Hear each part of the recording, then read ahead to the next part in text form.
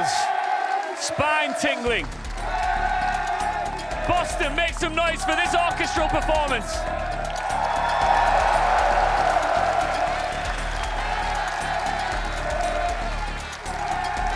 But now it's crunch time. To the right of me, Team BDS. To the left of me, Team FaZe Clan. KDS, come and join me. Licky Fat, come and join me.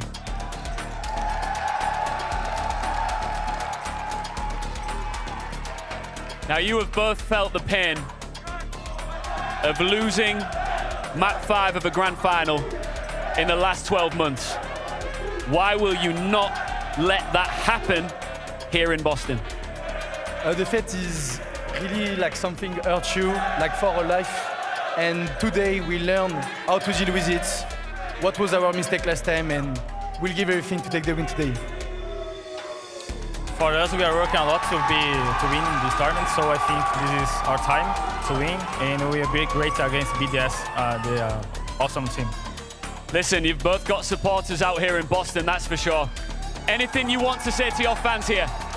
I love you guys, and we'll do everything today to win the hammer.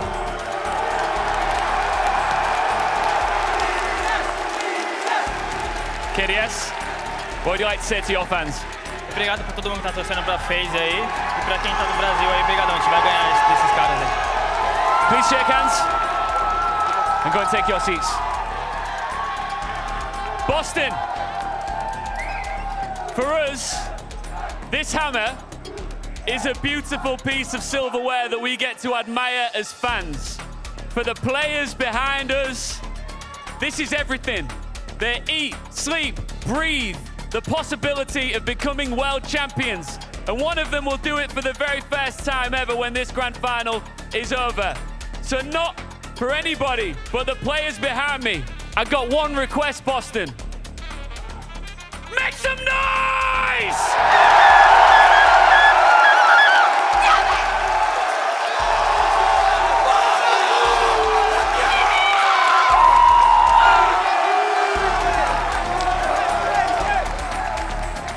All right, you know what? Just briefly, I need to check this out.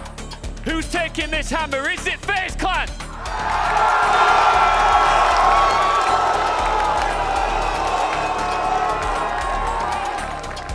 Or when it's all said and done, will it be Team BDS?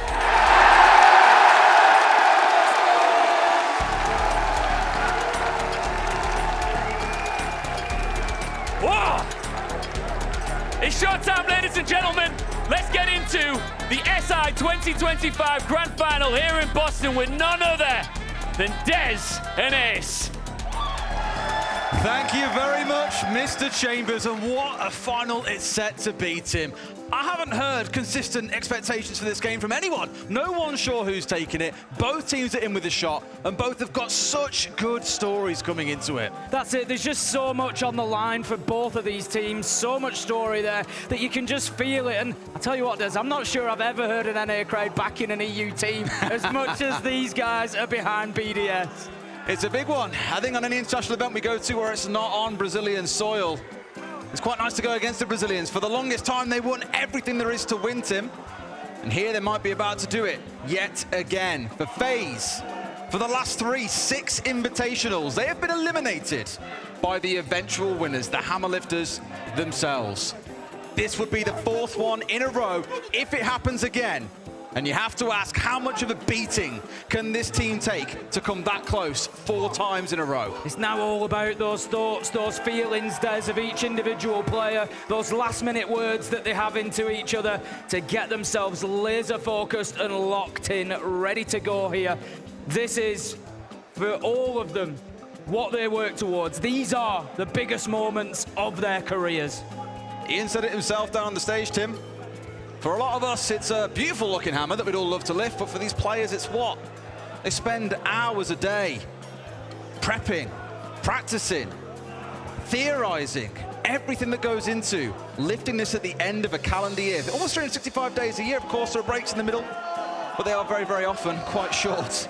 as they know that a day off is a day that their competition is getting one step ahead. And these two teams have both put themselves in a position to lift that hammer, to set history. For both of these organizations, it will be the first time they raise it at the end of today, Tim. Very different approaches from both of the teams. BDS, they're sat down, locked in, ready to go.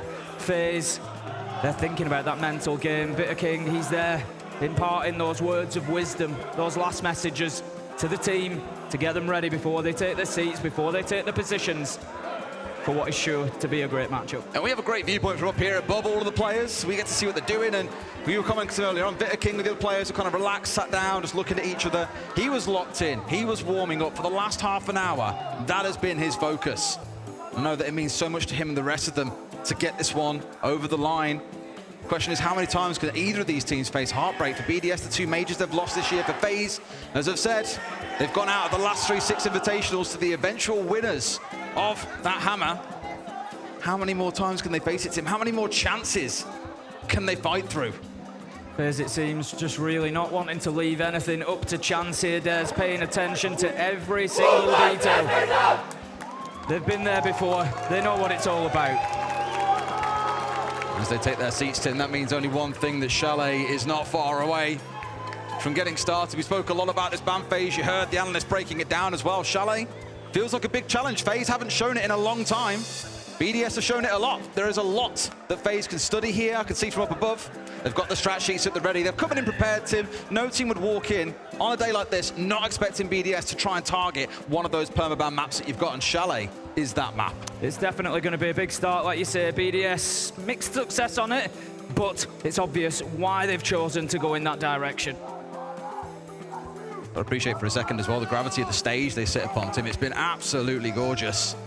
It truly has. Wonderful seeing everyone dressed up today as well. Fantastic. Even Josh and Alex earlier on with the panel dressed up to the heavens as well. It has been absolutely wonderful. But the day has to end with jubilation for one and tears for the other. And everyone's a bit split on which team that should be. I'd love to stand here, Tim, and say, yeah, for us as EU casters, we'd love to see BDS lift it, but we've also cast FaZe time and time again. For FaZe, a year spent dreaming of putting past ghosts to rest.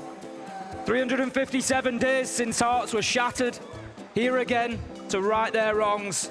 Never has a Brazilian team bested intercontinental opposition in a Six Invitational Grand Final. That is the mountain that they must climb today.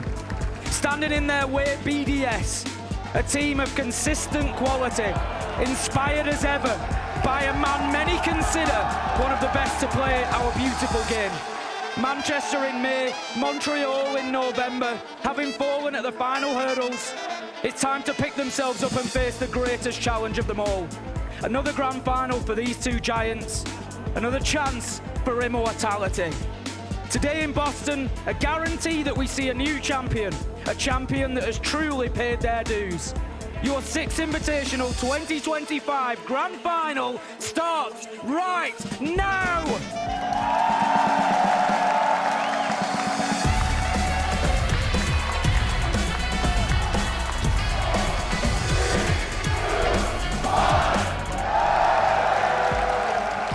Chalet is where our first battleground commences. The BDS, a map that we all know, they love, one that FaZe hate.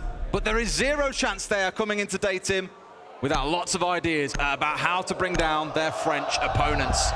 FaZe's first ban going to surprise no one. A target ban against Shaiko, the Deimos being taken away. Very rarely, Tim, did you get the chance to play this operator at this tournament. Teams fear him running around on Rainbow Six's greatest villain. And Monty going to follow through from the other side. No surprise, BDS often liking to ban away these shields, even though Brede has played all of them throughout this tournament. Well, we heard them speaking about the Monty on the analysis beforehand, saying how it could be a way for FaZe to create that space, to create that room that they need inside of the map. BDS, we know, will challenge them at every opportunity. So by taking away that shield, it maybe just gives BDS that chance to force FaZe's hand a little bit. But I think we're likely to see a bit of Blackbeard, a bit of Blitz coming in from FaZe instead. The Valkyrie surprising, not really anyone either, to be honest with you, Tim. It's another big one that's played a lot by the other side. The Mozzie may be coming in at least as a bit of a surprise, but as a remark, Tim, FaZe, they'll have done their homework. They'll know what it is they're facing off against. And what I find is a really interesting clash between these two teams is that FaZe, they're quite a slow team, quite a passive team over on the attacking side. On the defense, they're one of the first teams that you'll see falling away from a roam. And a map like Chalet, it demands roaming, it demands map control. That is where this war will be established. The BDS managed to catch out players on FaZe before they could slip back towards site, safely rejoining their comrades to stage a defense of the site itself. Or FaZe managed to shut down the French team before they get in. Round one is now underway. Starting things out down in that basement of Chalet. Tim, their run for the hammer begins right now. We are at the beginning of the most important game of the last competitive year of Siege, and what could turn out and will turn out to be one of the most competitive and most important games that these two teams will ever play in. One of them will walk away a champion, one of them will walk away heartbroken again. We've heard a lot of talk about Handy and how currently he stands as arguably the MVP of the tournament. Plus 50 KD, best out of anyone, highest rated in this final. Certainly can't turn away from him, but Cyber for me, Tim, he is that X factor for this roster. Running around with the boss G. Feels like it's been a bit of a troll throughout the tournament at points. Team's doing it when they know they're quite far ahead. Saw G2 quite enjoying it against Team Joel and coming to potentially start ruining their decision as they dropped a few rounds away. The Cyber is that X Factor has said, when he starts popping off, there is very little that any team can do to stop him. But you're against BDS. Don't think you're going to quite find the same freedom that he's experienced throughout the rest of the tournament. Cyber, of course, one of 2 players to go over 1,000 kills in Six Invitational history days. I believe he's at a point where he's actually surpassed 1,100 since he made that landmark 1,000th kill. Absolutely unreal performance. But that goes to show, to a degree, the extra Siege that FaZe have played here at that tournament, and that's something we need to keep in mind. Coming into this, they've played 319 rounds to BDS's 201. We can make arguments for that having an impact in both ways. Maybe FaZe come in hot, maybe they come in a little fatigued. They've shown a lot more for BDS to study. We'll see how it plays out. But right now, 1 minute 30. And FaZe, they're going to have to hold on here because BDS are already starting to pressure sides. Big focus on the trench side of things here too. Nothing on the main breach itself, so this means FaZe can move a lot of their players over. We have got players starting to stiff around above. It's Solotov to get the first kill of this grand final, though. Down goes KDS. And here's only the Azami being taken offline, but that means no more Keebers being pumped around here. Here's Cyber still trying to sniff at BDS. They've taken that as an invitation, Tim. Step inside the site. Yes, Bitter King's there with the trade, but BDS are into a 4 versus 2. That plant is going down, and there is nothing these two players can do to stop it, except maybe Tim make use of a hatch. But Amir will be a bit too late. It's a great shot to use this, but the diffuser is down, and it's a 1v3 that he will not be able to win. Breedo with the close, and BDS clinical in round 1. You start seeing the problem there with the Bosch D being brought along by Cyber. If you end up in a position where you're in a 1vx, the Bosch G is not the weapon that you want, realistically. You've got 2 shots before you're having to reload. The SMG can be tough to control. You're asking an awful lot, and Cyber's just found that out. And what FaZe need to be careful of here, Des, we've spoken about the fact that Chalet is a permaban for them. They don't like playing here. We know that. So they have to keep in touch, because otherwise this one could get away from them quickly. And the last thing you want in the Six Invitational Grand Final is to find yourself a map down. Might have no choice, Tim. Unsurprisingly, Tim, it's a very vocal, as you said, it's a very vocal crowd. I have never heard an NA crowd cheer so loudly for an EU team. I love it. It's great. Well, I guess when FaZe are the enemy that have taken down a few of your teams, you know, SSG falling by the wayside, Unwanted another, they become the enemy. At that point, the enemy of your enemy becomes your friend. Not too surprised to see the cheers starting to build up. Here we go for round 2, though. FaZe have really got to recompose themselves here, Tim. That didn't feel like a very successful round 1, as we saw. Down to a 4v2, then a 3 versus 1. It was decisive for BDS. Sure, FaZe got a couple of kills back in. We've got to see him change up the game plan. You'll be delighted here, Tim, that there is no Boss G on side, that we have seen individuals step away, what we often dub a very selfish operator. The Gadget not really serving the rest of the team, it's entirely for himself. His army does something a little bit different here, bring along those Keepers, the impacts of the rotation, and most importantly, a gun with more than 2 bullets in the barrel. BDS shaping up immediately to try and put some pressure onto Library. They've got that surrounded Breeder. Shaiko are in position there to start trying to push on in and make it tough for FaZe to keep hold of that side. But interestingly, Leakifact, he's on your opposite side and trying to deal with Master Bedroom. Along with users, just trying to apply a little bit of pressure out there. They recognise that Handy is out there on the defence, and that's going to be an area that they could do with control, and Solotov is also on that side of the map as well. First the pressure to start building. They've also got rid of the only air jab that managed to go through on the back of the doorway, so no real threat to FaZe here. Shaiko, a bit of a misplaced gadget early on, and a sting BDS. Now you aren't going to see the full effect of that operator raining into the round, but I wouldn't get too worried. They've still got two big operators in this round. The line out of Yuzus, whose gadget you hear ringing out, as well as the Capital. Breede fires, smokes in back pocket, lots of utility to offer, and KDS yet again has gone down early. It's just great patience from BDS. They are not in a rush for that first kill. They've got 8 drones, just taken down to 7, but 7 drones left at the minute-and-a-half mark is a lot, and they're using that intel. They're waiting for their opportunities. Leakifact goes in and takes down Souls. 5 versus 3 now, and already in round 2, BDS with a big advantage. Breede getting the diffuser down. Vitaking tries to fight back, but there's little that FaZe can do. Cyber's up far, being left in a 1v3 yet again. He is down to him and Vitaking, and this is one of the hardest sites to retake on, Tim. It's in full view of a double window going outside the map that you can rappel on, you can hide around the corner. All manner of things that you can do, and it's going to make it super tough for them to pull this off. They'll do the best, but there's a DMR waiting on the window as Shaiko steps across and find one more. BDS, it looks to me at least guaranteed to be up 2-0 here. Uses on that rappel mentioned, gets a kill, and BDS across these first 2 rounds are making it look easy. You and I spoke coming into this one, Des. We spoke about it last night, of course. We spoke about it before the game. We looked at Chalet, and we thought it could be a tough one for FaZe. Tá, é o seguinte, como é que eles estão jogando? Eles estão jogando de uma forma, tipo, mais lentinha e posturado, tipo, o sólido padrãozinho grosso, saca? Então vamos fazer, tipo, na garagem, vamos fazer aquelas pezinhas de recurso, onde o Adem segura a trincheira ali no vermelho. Tá. Pode ser? A gente fica lá e não vamos perder a posição, tá ligado? Então fica o cara... Mainly we keep the same plan, because like you said, they don't know how to play the map. So we just keep things simple, we do a more move. The only thing they can change, like you said, is spawn picks, because they didn't spawn pick, they just fake spawn pick. So this round, let's fuck them on the spawn pick. Listen. We need to check the setups. That's the most important one to see, because we get 2 rounds direct. If they do like a setup for direct, they can just go for full clear. That's what makes us different on Chalet. We can do every type of attack. Be careful about the Renate as well. Yeah, let's go, guys. Of course, love seeing all the players so involved in the conversation about what needs to change. On their side, it's more carry on as it is. What are we going to see from them in the next round? Are we going to see legit spawn peaks coming out? I do want to touch on one thing in the last round that I saw that was brilliant. This play here, Flash comes through. Either he stands in the room and is full white screened and is basically dead to rights, or he backs away and may well do so when he's full flash into the waiting arms of the player on the lobby stairs. I spoke a lot throughout this tournament about these cute little like 2v1 plays or the set piece plays that teams conjure up to punish players that are in difficult situations. BDS have shown in that last round, round 1, they have been switched on, they're playing as a team, and they're punishing FaZe when they're not in comfortable positions to deal with that amount of pressure. Beautiful stuff. For me, I think Leakifact's got it exactly right there. FaZe, they don't know how to play this map. We just keep doing the default. We make sure that we've got all boxes ticked, and we'll win the rounds. And we saw that at the end of the last round there. FaZe were just a little bit out of sync. When that diffuser's down, they've got the right idea. The keeper barricades, we can block off the window, we can start doing something, but the timing was just off.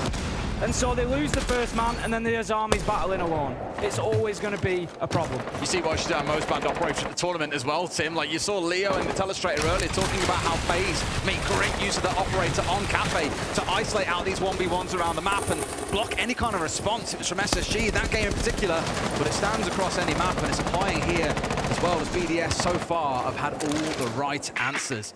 FaZe normally expect a team to bounce back after attack timeout, Tim.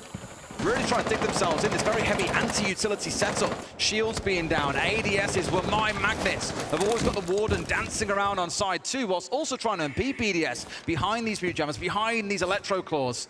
Something tells me, Tim, though, this French side are not going to be stopped. No, like I said, they just seem to be ticking every box at the minute. Solotov working across that top floor. They're attacking onto basement here, but of course with the Ram just wanting to open up the floor inside a fireplace. That has begun, and it makes it very difficult for FaZe to keep themselves locked in that position. Looking across the FaZe positions, they've got 3. One's actually, KDS has just gone back to site. They're all starting to just filter back now, and that should tell you the pressure that they're feeling from BDS. Solotop was speaking about this full clear, or the potential of it based on what the setup was going to be, and he's pretty spot on here. Full map clear from BDS, top down working through, and every single player of FaZe is now back on site. I spoke about this being the sort of thing you'd expect from FaZe. They wouldn't play aggressive out on the roam. It's not really their style. They'll drop away when pressure starts to build up, won't play their lives. They'll always find themselves back on site, unless they get punished by BDS around the map, which they're giving absolutely nothing. In steps the decoy of the Iana. Shycode is giving over a bit of info there. Was there a player in connector? How many players are inside of site? There's no one in connector, there's 2 in site, and now his team will know that information as well. Time is ticking for BDS here. 1 minute 5 left on the clock. They start to get that main breach open. Cyber now is in a critical position, just in behind those metal shelves. He's the one who can peek around that corner. He's going to look to be supported from Wine as well. So the push is going to come down from Shycode. Does he have an answer to Cyber in that position? It's a little head-to-head that we've got going on here. He wants to find that space. He wants to find that availability, that possibility to get in there. Users, he gets him the kill, and that might just start unlocking things for BDS. And Cyber steps across there away from the shells and just fully exposed himself to the breach. A massive risk he was going to take, but I think knowing he was tucked in there and there was no utility around him, remembering our ADSs and magnets were up towards trench side, they were always going to pay the price. Now, King has tried to get a bit of a flank going on, but BDS are no slouches, Tim. They're not going to fall for that. You can't just walk at them. KDS getting one back, but the trade is there yet again for BDS. Our best trading team at the tournament when it comes around to kills, and now getting the diffuser down. Had to peel off for a second. 2 left for FaZe. Can they play spoiler? No, they certainly cannot. A C4 though, no, it's shot out of the air. 3 ain't going to be able to stick this one and use his FaZe the kill that he needs. BDS survived the tack time out, Tim. They're up 3-0, and I don't think FaZe know how to put the brakes on this train. BDS just looked fantastic that round. In reality, Handy was a concern for me. I thought, you know, what's he going to do here? Is he going to be able to drop down and cut that out? But no, not at all. I hear Fresh has got a few words to say to us. Professor, what you got? We saw that BDS have picked into Chalet. It was a big risk for them because they could have gone to Bang, but so far it's working out. We heard Leakyfact talk in the timeout. These guys don't know how to play this map properly, and we're seeing that evolve. The big thing to note for BDS on the strategical front is they're playing for the path of least resistance. They're seeing that FaZe Clan are going out. They're extending across the map, big multi-layered extensions. They're going for the minimal amount of space possible and keeping it as simple as possible. So far it's working out perfectly for them because they're 3-0 up. It's hard to see a way back in, isn't it, Tim? For FaZe, they've had the tap timeout, a chance to make right the wrongs of those first couple of rounds, but it didn't build up for them, and this could be a bruising second quarter of the game. FaZe have tried that downstairs site twice. We're going to step away and try instead going in towards kitchen and dining here, Tim. Does still mean we're going to have to see some top floor control from FaZe. It also means BDS are going to have to challenge that. Because you can't really afford to defend the site itself, or it's not the most defendable. You've got 2 options, maybe 3. Extend out laterally and play the room surrounding the site itself, or you go above. In this case here, it's about going above. It's about taking that vertical control, ripping up those floorboards, calling in the maintenance man to fit some new ones afterwards, I'm sure, but making sure first and foremost that you get every kill or get that diffuser down. So for BDS, it's about top floor. Keep an eye on what happens up here, because knowing the amount of windows and the excellent set-piece plays that you can play around this top floor, you're going to see BDS excel when it comes to teamwork.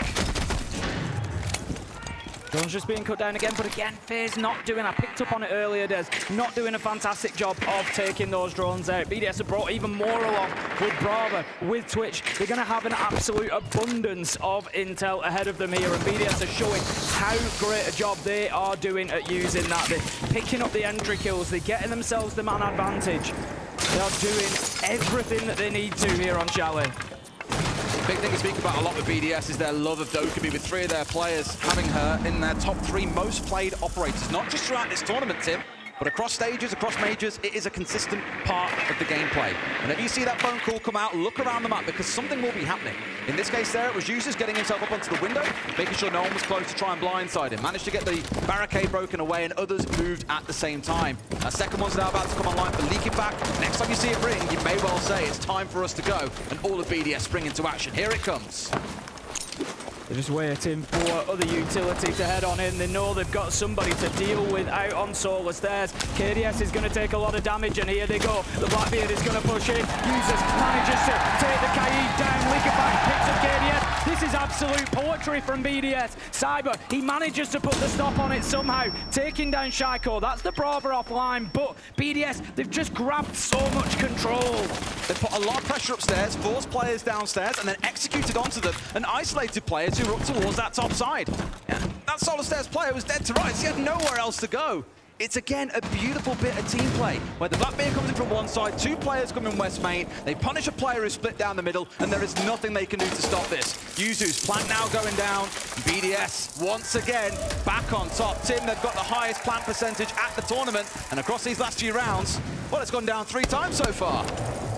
Which is even above their plant percentage, 31% coming in, so you'd expect, you know, maybe 2 out of 6 rounds, but no, they are just going for it every single time. FaZe just cannot stop them right now. The angles are being held. Users picks up Cyber, BD finds one as well, and BDS, Dez, they are absolutely flying. Well, if there's any future debate, Tim, about picking your best map or your opponent's permaban, I think it's pretty fair to say you should probably go and pick away the permaban. As it stands, FaZe, it just feels like they're there like punching dummies, Tim. And BDS are in the gym now, just getting to flex the muscles a little bit, beat down on some poor punching bag that can't fight back. And I imagine for FaZe there's an element of saying, look, we don't expect to win this first map. We expect it will go away to the other side, then the real series begins in their eyes. But for BDS, Tim, it's still a one-map advantage they'll have. It's all well, that's exactly it. It's all well and good thinking that. And yeah, you know, that's part of the advantage of coming in through the upper bracket, that you get that first map choice. But the reality is, this is going to have a big mental impact on FaZe. They come in here, like you say, it's not just about being one map down. It's the fact, look at the method by which they're going to be a map down. They're getting smashed right now, and that is not a good start for them when they've come in with the heartache that they had last year in this final. They've got to center themselves, they've got to steady themselves after this. And I tell you now, getting 4 or 5 rounds on this map would go a long way towards doing that, even if they then lose it. Tim, they've got 8 kills so far across 4 rounds. 2 kills per round is what they're averaging. In case you haven't been watching, that is just how dominant things have looked. And Tim, now they're spiking things up. You've got users coming along on the blitz here. Normally BDS is the go-to shield operator on this team. But you see a blitz on side. Well, he likes to run at people, Tim. He likes to blind them with those wonderful LED lights at the front side of his shield. And then 3 kills tend to follow. You see this operator picked. You know there's pretty breakneck execute coming in at some point for BDS for now. So you no need to rush. Get the drones in, get the information. Where are these players? And then look to punish them later. Again, something, it's just what BDS have done fantastically well is this. They've just waited patiently for the opportunities to be presented to them because they know that their chances will come. Last time around, it was about 1 minute 30 before they started pushing into the map on attacking this side. And they did it fantastically well. Users is going in on the Blackbeard. He's just going to rush on into site and start trying to pester, trying to pressure, and just use that blitz utility to just create space. Problem is, Tim, they haven't got the vertical here. This could sting them if they're not careful, but they've been forced back because of the pressure coming in from the rappel. BDS, again, they've got everything thought about. They've got the plant down, Tim. 4 out of 5 rounds, looking pretty good so far for being an objective-focused team, but they are down in numbers, and that is where the worry comes in. But like we said earlier, you've got that consideration as a player outside. BDS has got to do it against 4, Tim. He's still got fire in the back pocket. Can he hold on at this point? Keeper barrier is available. He gets one. The Cyber's there for the trade, and finally, FaZe will get themselves on the board. There was a second where I was a little bit worried for FaZe there. They all came flying round the corner together, and I thought, don't stack up, he might just get 2 or 3 at once. Like you say, I think FaZe were always going to lock that out. They had the Azame, keep a barricade potential onto the window. There was all sorts of things that they could do to make things difficult for BDS there. So BDS losing their first round. FaZe holding on. The question is, does that create a foundation for them? Is it something that they can build upon? Because the problem that they've got is this isn't going to get any easier, Des. When they move on to the attack, it doesn't get any easier. If you're not comfortable on a map, if you're not prepared for that map, if you don't like playing there, the attack is almost certainly going to be more difficult. Key thing here, if you look at the outlines at the top of your screen, there were a lot of players from FaZe still on the vertical. And where I'll give full props to BDS is they've read. There's no one on site, guys. As long as we watch Hatch, as long as we watch Library, this is ours. We can get a plant down here. It was more how everything started to crumble beyond that point when players were vaulting over that lobby balcony, pushing back into ground that BDS had taken and squashing them back in towards site, picking up kills as they went. It was a really good response from FaZe, Tim, but it is the first time we've said that across 5 rounds, and I fear a lot of the damage has already been done. BDS will probably walk away from a 4-2 half, very happy. It could yet still go on to be 5-1. I do want to see them, though, make sure they're controlling verticals. That was what stung them in that previous round. They can get a 5-1 here, but it does require going back to what worked in those first few rounds. Well, FaZe know a little something about 7-1 scorelines in the first map of a Six Invitational Grand Final, Des, because that's what happened last time out. Except it was them. It was them. It was FaZe who were able to hit a 7-1 against W7M in that first map. It wasn't enough to grab them the title, so I'm sure that even if this goes, as it looks like it will, towards BDS, in such a fashion, FaZe will know that the turnaround is possible.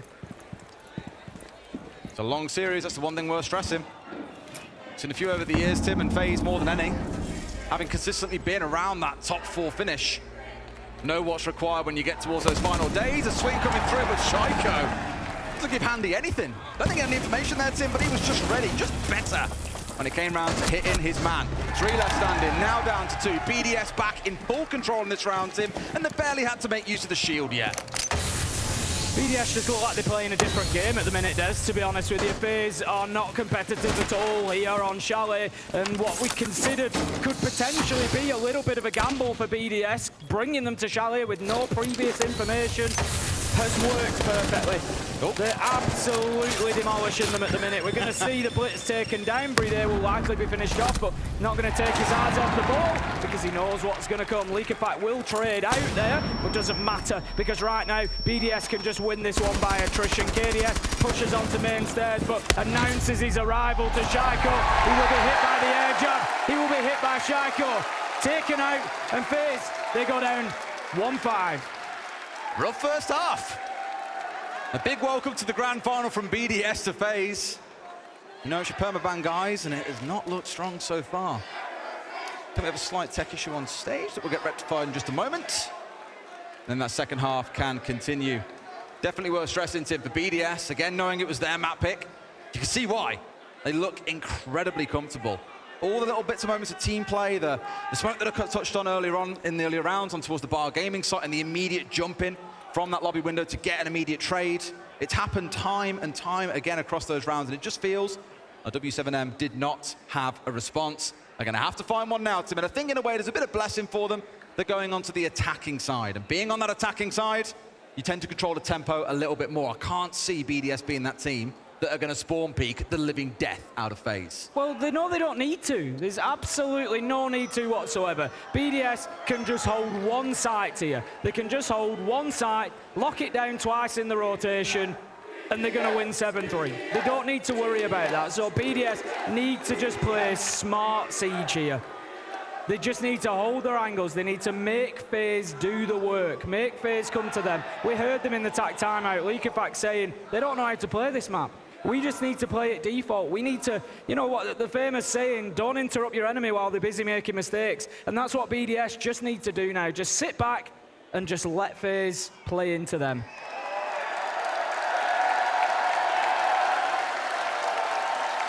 Heart and Cole realising he's got his time up on the screen. It's been a great run for a few N18s, it's worth stressing. I'm sure a lot of people here would have absolutely loved to see Unwanted in the final.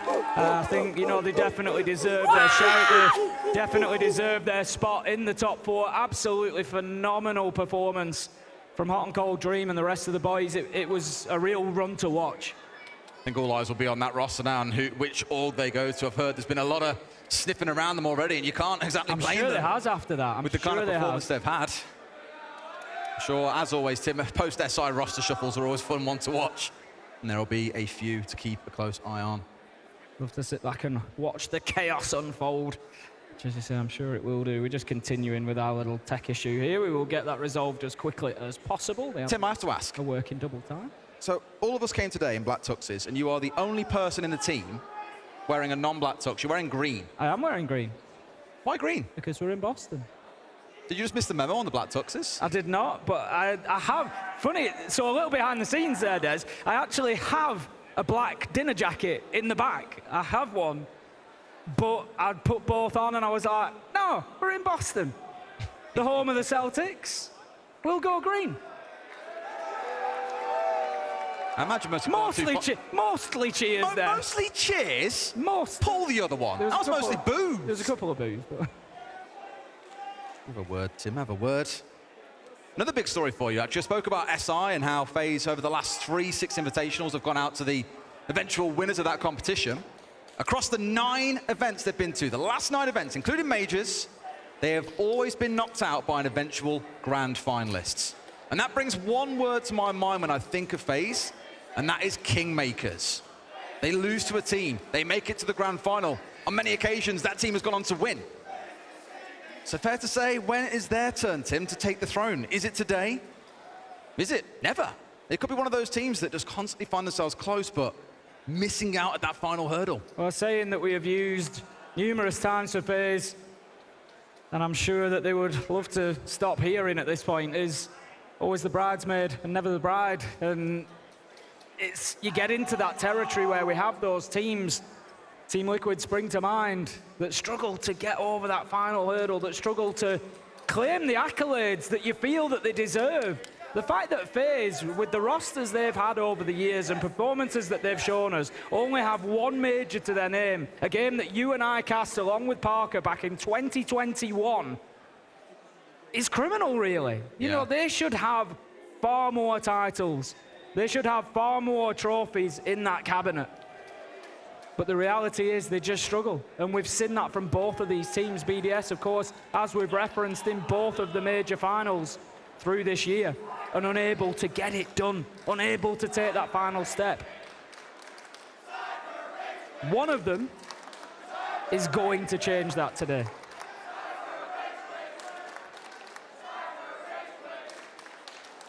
Cyber Rage Quit is the champ. I'll tell you what, guys, I'll give it to you. That's a far more creative chant than most other things we've heard on North American soil historically.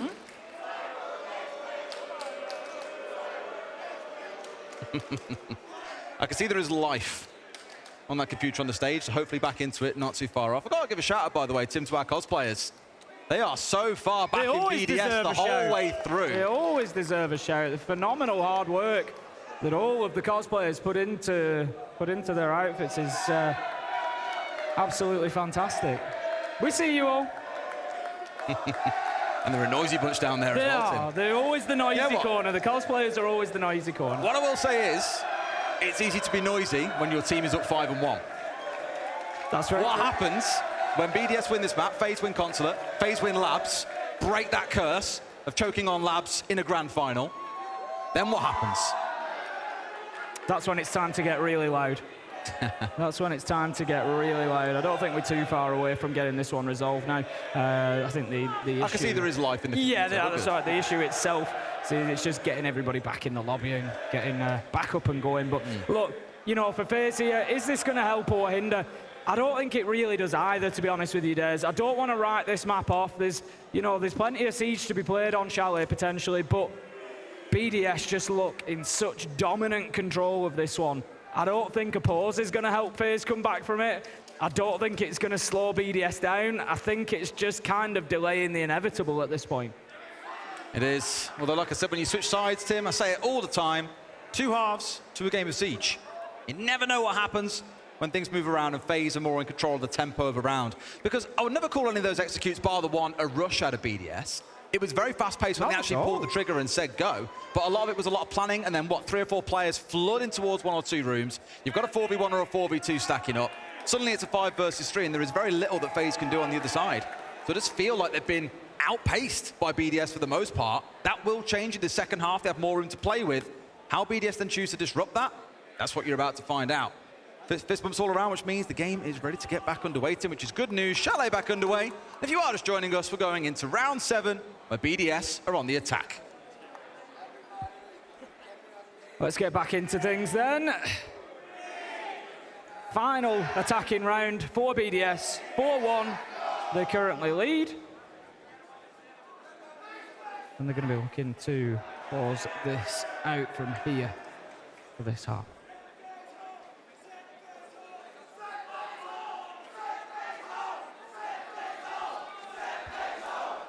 Little update for you, just so you guys are aware. Dreams on the screen.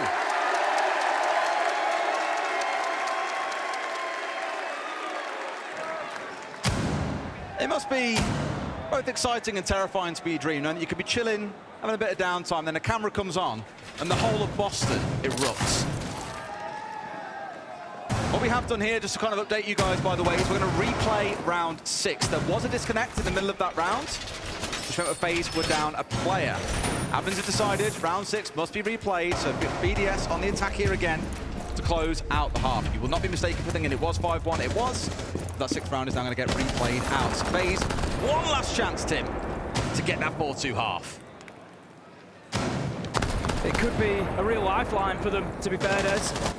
These things happen, and they just need to knuckle down here and try and get what they can out of it. BDS, of course, looking to just repeat that same situation. They're going to be pretty confident that they can do that, given everything that they've been able to accomplish so far here on Chalet. They're looking to get themselves straight into Library again. They just don't really give FaZe any breathing space inside of the map here. FaZe have got themselves set up. They've got a presence out in Piano. They've got somebody over towards sort of Fireplace side. They're trying to hold the entire map, but BDS just always seem to have a contact point close to them.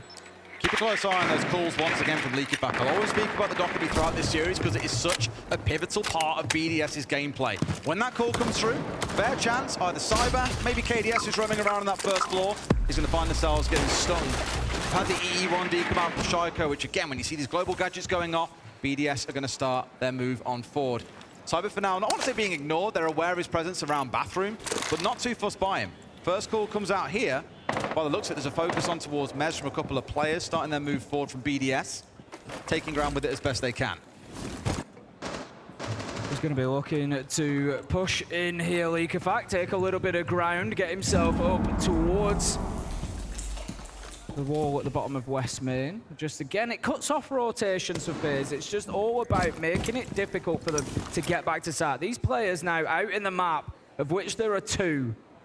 Vitaking and Cyber, they've got to make a decision here. It's going to be tough for them to get back. They either kind of go back immediately, push down blue where there's a little bit of space, or alternatively, they play their life. Vitaking, he takes the second decision. He's going to play his life down there, and he manages to find one. KDS picks up LeakyFact as he tries to push in from that rear side. 4 versus 3 at FaZe. They're looking a little bit more comfortable in this round 6 defense.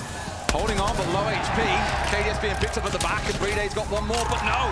Kill comes back the other way, 2 across the FaZe, a 3 versus 1. They might be throwing a bit of a lifeline here by the looks of it, Tim. They could get those 2 rounds they were seeking before we had that tech pause come on through. Yuzu's, can he save it? It's a lot of work to do to him. In fact, it's going to require an ace in the round, and it's simply not going to happen. Cyber's going to lock it down from above. FaZe doing a good job there just to recognise where the strengths were, where they could hold on from. And as soon as it got to that 3v1, we're just going to disappear from sight. We're not going to give him his fights. We're going to force him to come and find us and then use that vertical that's been opened up against him and close it down. And FaZe, they get themselves into a much better position. 2-4.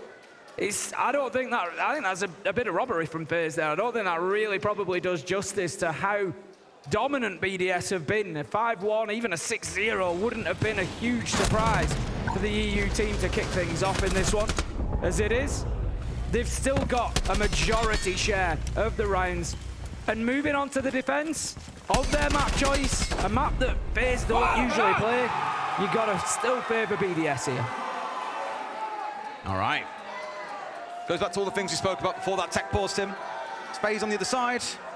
What's up, brother? I've been told to say, Tim. The big one for me is a BDS going on to that defensive piece. Again, it's FaZe who now start to control the pace. They're the ones who get a bit more breathing room, a bit more time to think in these rounds. Let's wait for BDS to spring it back on them, though. Come out with the aggression.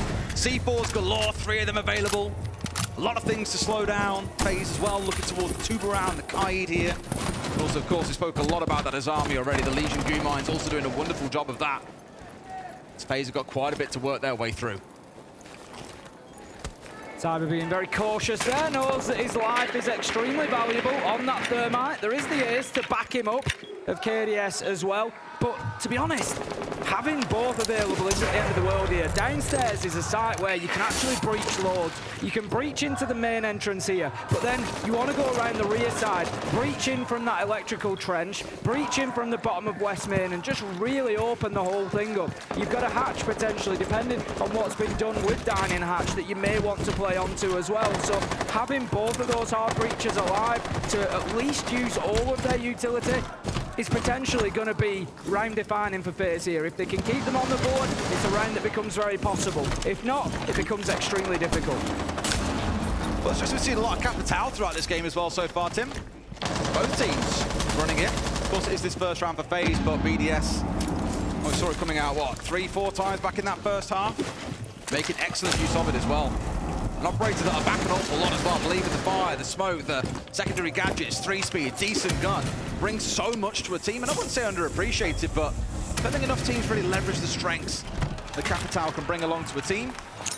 Keep an eye on handy and where those gadgets start going. For now, at least, it's the nade being rolled in by the Blackbeard to help try and clear away this wall thing, get it open. And sure enough, Tim, they've done that. But I mentioned it to Barao. They're just going to slow things down. BDS, I think, really reading into the fact that FaZe are a slow team, Tim, and they can punish them here by running that clock lower and lower. It's inevitable that the wall is going to be breached. BDS know that. But like you say, it's about forcing FaZe to rush. And look at the setup that BDS have got here. It's great. Playing in behind those keeper barricades at Pillar makes it really difficult. The breach at the bottom of West Main means that the Azabi is pretty much locked in there, but KDS, he's given himself away there. He's got aggressive onto blue, but BDS, they've took their eye off the ball there. Cyber manages to come down main and get himself a double.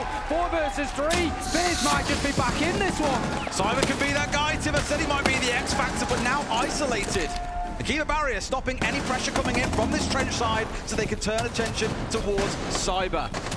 Shaiko's back over his dead body here, crawling back in towards site 2. Look at the health bars on this side of FaZe, and look at the fact that Leakifact has got an impact in back pocket. They could get a down or even a kill off the back of this. Not as worried, Tim. The FaZe are now running out of time. Shaiko finding one more, Brede the other. KDS with it all to do against 3 very healthy Frenchmen, and nothing is going to get that round over the line. BDS up to 5 and 2.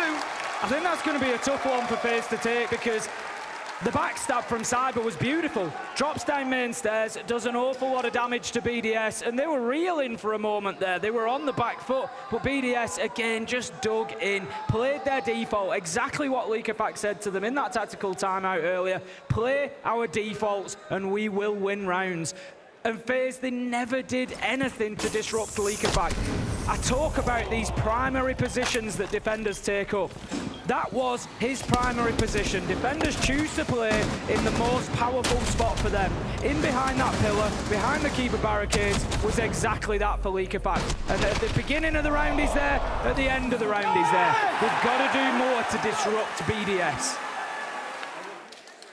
I'll give Jesse J. Chick a shout out for this one, Tim. But handy, yeah, you've basically got it spot on, guys. Given he got the award earlier on, Tim, so far he's 0 and 7 on this map. Just when they needed him most, he vanished. Needs to find his mojo once again, else he might yet face heartbreak the same way that he did in Sao Paulo last year. It was a touching moment, you know, Nade carrying him around the stage, parading him as a champion. This time with Fury out of the way, you'd surely be thinking FaZe and everyone else from Brazil backs them to get it done this time. Handy to finally lift the hammer. So far, it's not looking too good. Here we go, though. Round 8 underway. FaZe not changing away all that much. Double globals coming along with the Dokkaebi and the Lion. We saw this out of BDS quite a few times. Really helps exert pressure, and it's when those calls come out or when the E1D scan comes through that you'll see players on FaZe start to move forward. They use the intel that comes out of those gadgets to make things that little bit easier. Cyber's starting to warm up, though, to his 5 and 1 since we had our tech wars a couple of rounds ago. Leaking back on the Fenrir, the first to fall. It's a great pickup for FaZe to kick things off, but the ones that they're really looking for here are Shaiko, Usus, and Solotov. They're the ones playing in what we call that holy trinity. Mezzanine, Library, Top Blue, 3 of them working together, just trying to prevent anybody pushing in. They're all there to support each other, to keep that crucial verticality above the site. And right now, FaZe have not been able to disrupt them. This is the risk, because FaZe, I mentioned earlier on, are a slow team. Chalet as a map is a pretty quick map. You don't really feel you get starved for time all that often on here unless you really are struggling to get step one done as part of your execute or your setup. But FaZe have got to do a full map clear. They started up towards Solar side, have moved their way down. They've got Handy starting to poke his nose in as well from below. So there is a bit of pressure starting to build up. But as you mentioned, these BDS players that are sat around these key power positions on this top floor are so far unmoved and relatively unbothered. King on the Blackbeard's going to be the one trying to make his march on through towards jungle. He's the one going to start applying pressure and hopefully making plays off the back of this utility coming in. They've caught out Shiko here, Tim. BDS gets one back, but KDS will not be stopped. The second in the round. Yeah, they've broken down that top floor hold that I spoke about, and FaZe should now be able to increase the pace here. They know that the last one is locked inside, and they're able to go in and find that final kill. And FaZe are getting themselves at least something here on Chalet to hold on to, a little bit of hope for the Brazilians. Starting to cook a little bit, Tim. Still 2 rounds behind. This one's a big round. You and I speak about round 9 an awful lot during our games. Because if BDS win this one, they're up 6-3. You've got the home straight is there for you. Win one more round, you can afford to do something a little bit crazy, a little bit cheesy, and catch the other side off guard and get things closed out. If FaZe win it, they're only 1 round behind. They're back in striking distance. This one is the big one. The mental and, of course, the scoreline at the top of your screen. It does feel, though, Tim, as we said, 2 halves to a game of Siege. FaZe looking much better on the attack. To see the flood on into sight at the end there. Handy picking up the last. You did pick up on his current stats within the game, Des. That's going to do something for him, at least get things moving with a couple of kills. And like I say, maybe that's the catalyst that FaZe are going to need, not only to get themselves back into this half, but back into this match. 5-3 then, BDS, as they will continue on their rotation. A failure to hold on to gaming will see them move across to dining and kitchen. Sure, keep them rotating through their sites and see what you can stack up. I think Kitchen and Dining is one of those sites we looked at. It had some crazy stats, right? The most defender-sided on the map, if not in the game. I forget what the strange one was we were looking at. I'll have to dig it up and have a look at it for our next map. When we get into a break, dig up some more numbers for you guys on how different maps play out throughout this series. That reminder that there are 5 maps for us to work through. You can see them all at the top right corner of your screen, who has picked what and where will be heading at what stage in this series. This first one being picked away by BDS, and FaZe not having a chance to ban it away. You can kind of see why that was a painful move for BDS to inflict on FaZe in that first half, though they are now starting to cook things back in once again. Seen quite a rise of Finker as well, Tim, it's worth stressing. BDS have played him quite a lot, Shiko on it quite a few times throughout the competition. FaZe following the same, but with Souls being the one playing it, even though he doesn't really play the hard support role directly anymore, he's not the one going in and getting the diffuser down. Still more playing towards the back line of his team, so I expect a more supportive Finker coming out in this round from him. See if FaZe can get themselves another entry. They were able to pick up Leak Effect to open things up in the last round, and then that man advantage really did pay dividends for them. This time it feels like they're just struggling a little bit more to find the space that they need, all still outside of the map mostly. It's going to be Souls looking to get aggressive here and start pushing forward to join Cyber. The pressure starting to mount here on BDS. Souls, Handy, they pick up one apiece. Solitov digs his heels in with a trade, but it's not going to be enough as FaZe continue to just wash over BDS right now. 4 versus 1 in a matter of heartbeats. BDS nearly all wiped out. You're seeing exactly the same strengths coming out of FaZe that you saw from BDS in that first half. A 3-2-1, you saw your man. A 3-2-1 countdown, the shredded numbers, almost gets away with it, but Handy with the close. Let's finish up that point, Tim. FaZe there, so beautifully played. Piano window, bathroom window, double rappel, pushing in from Ivy. Absolutely wonderful stuff, and BDS did not stand a chance, cannot land a shot. Attack timeout. This is exactly what we need, guys. More traps. And we have to play maybe more aggro at the early and fall back together, but we have to take 1 or 2 kills before to fall back, guys.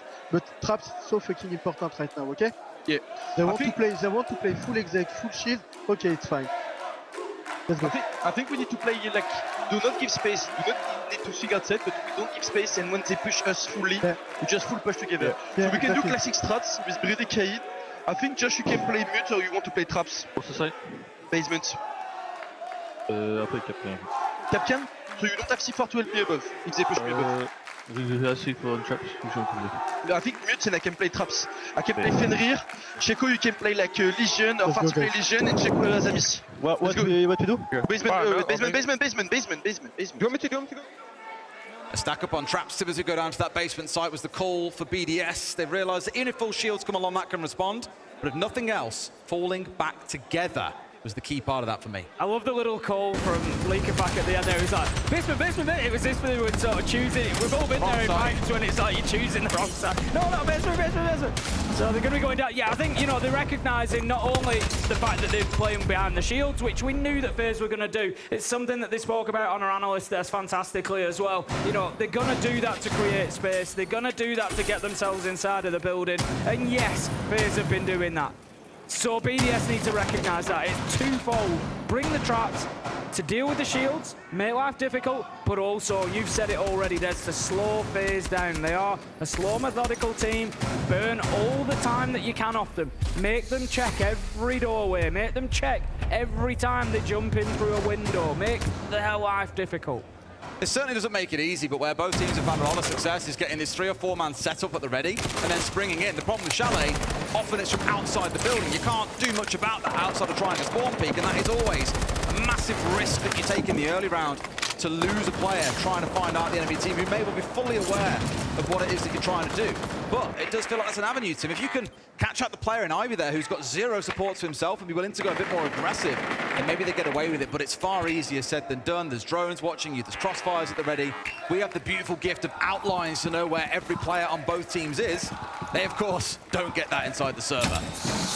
Shaco's currently trying to hold on to Mezzanine. He's being supported there from Blue Stairs by Solotov as well, so these two going to have to really work together. Leakerback manages to pick up one item Piano, and that is a huge start. The book is gone, removes some of that verticality. They do still have Andy on the ramp, but KDS will be taken out now. No more EE1D scans. Andy does manage to pick up Leakerback, but the damage is done. It's 4 versus 3 to BDS. One more round puts them on that all-important map point, and look at this.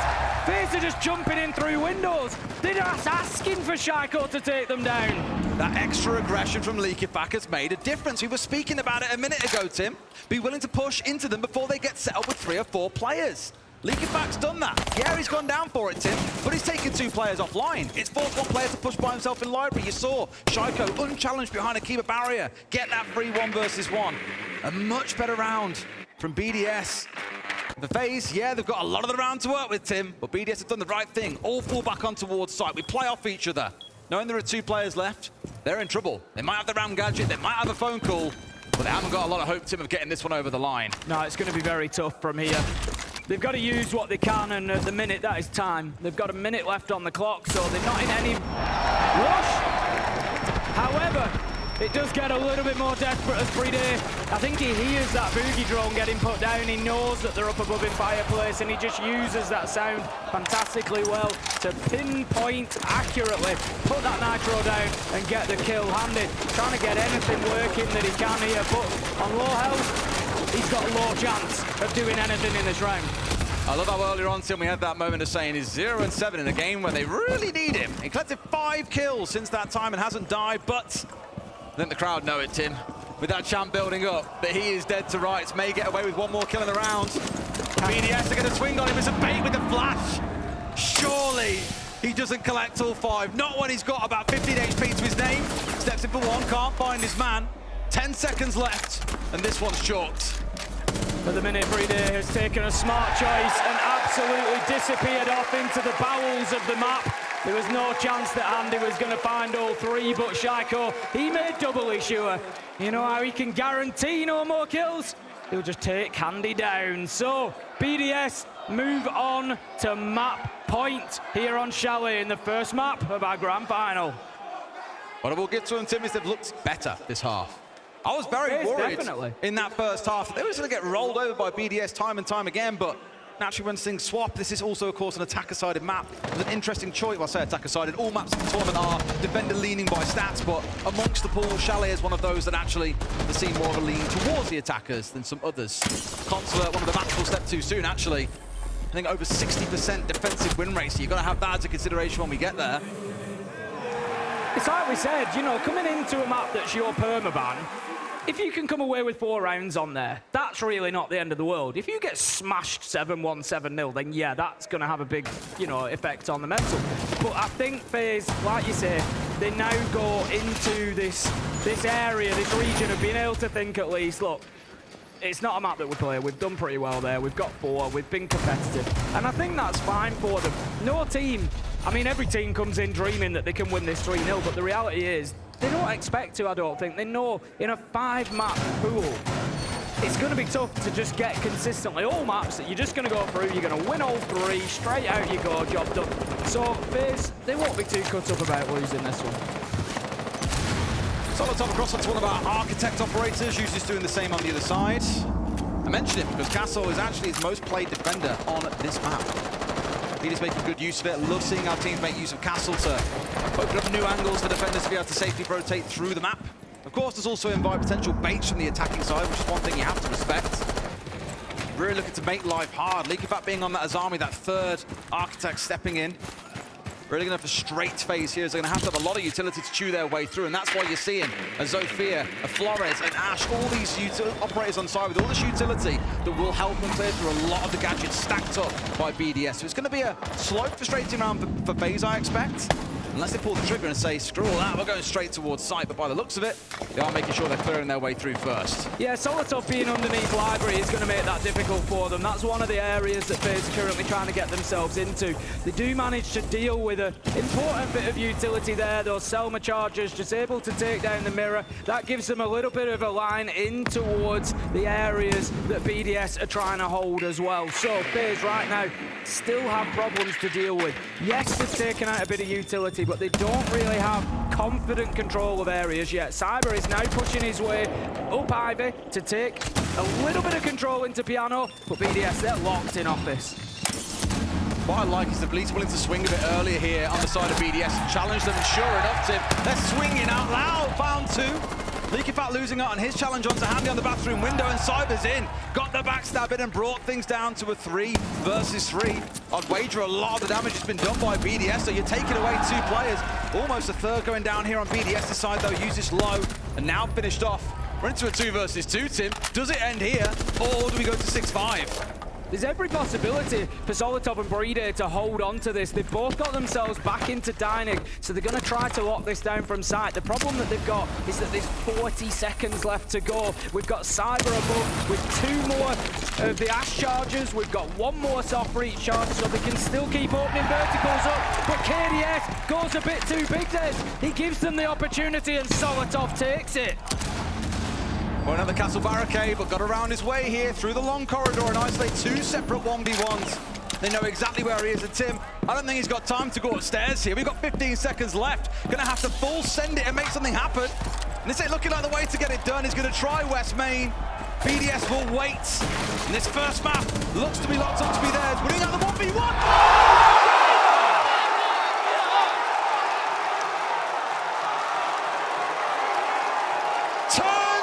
To a monster and sends it to 6-5. Just what it looked like. BDS had Chalet wrapped up. I would back Brede and Solotov in that position every day of the week to lock that out. 2v1. There is no other way to put that than a big mistake for I don't BDS. know why you swing as the first player. There's no reason to swing him there. You want your KD, sure. You've left your teammate in a 1 versus 1. One of them should have just disappeared as soon as they know that he's coming from West Main. Here, look, this is what I don't get. Like, I don't understand the swing, because now you're leaving your teammate in a 1 versus 1. He's having to try and guarantee a trade by taking shots in the same direction, which gives the info to Cyber. They make that 1v2 so easy for him. However, he's the one hitting the shots, Tim. Cole Palmer on the stage. I don't quite know how I worked that into his name. Cyber Palmer doesn't quite have the same ring to it. Not quite. I don't know how BDS have given that round up. Chalet, the reality of it is, Des, it could be big because Chalet should be over. There's one thing we've got to stress here, Tim, that we almost forgot to mention. How could you and I forget this? There's this little thing on every map today. A little matter. Called Unlimited Overtime. This could yet prove to be a long series if we can't find teams decisively closing out their maps. And BDS like that may have just opened that door for FaZe to step inside out of the cold outdoors of Boston, get themselves nice and warmed up for what could be a very exciting 3 or more rounds in overtime. Users getting handy off, though, is a great start to it. That's the response that they needed, because BDS know that Chalet should be over. They should be in a break by now, getting ready for that second map, but they're not. Souls manages to take down Solotov in the basement. 4 versus 4 as FaZe keep fighting. I can't stress how much of a mental win this could be for FaZe if they can get themselves into overtime, given the situation. But Shaco, he says no. Straight out of the window, he knows Mr. King's on drones and takes him down. What was I saying about BDS earlier, Tim? I said they're not really a jump-out team. Shaco proves me completely wrong. Uses that drone as the guide that it's time for him to go aggressive. And you can be sure FaZe are not going to make that mistake again, but it could be the mistake that cost them Chalet. They battled it back and brought it right down to the wire. 100 seconds still to play for this 3-man unit to bring down the 4 on BDS's side. We're going to see exactly. FaZe need to take their time here. There's absolutely no rush. They need to play off each other. 3 versus 4, so it's essential that they are getting kills without losing bodies here. They need to get themselves back into that man advantage. Here comes the drop down the hatch, and Cyber manages to take down Shaiko. That's what FaZe needed. You've now got a minute 10, and you're 3 versus 3. Diffuser is in hand. You can start really working from here. Cyber is flying. 10 and 4 since that rehost. Had a few kills prior to it too. Imagine it's about 15 kills at this point.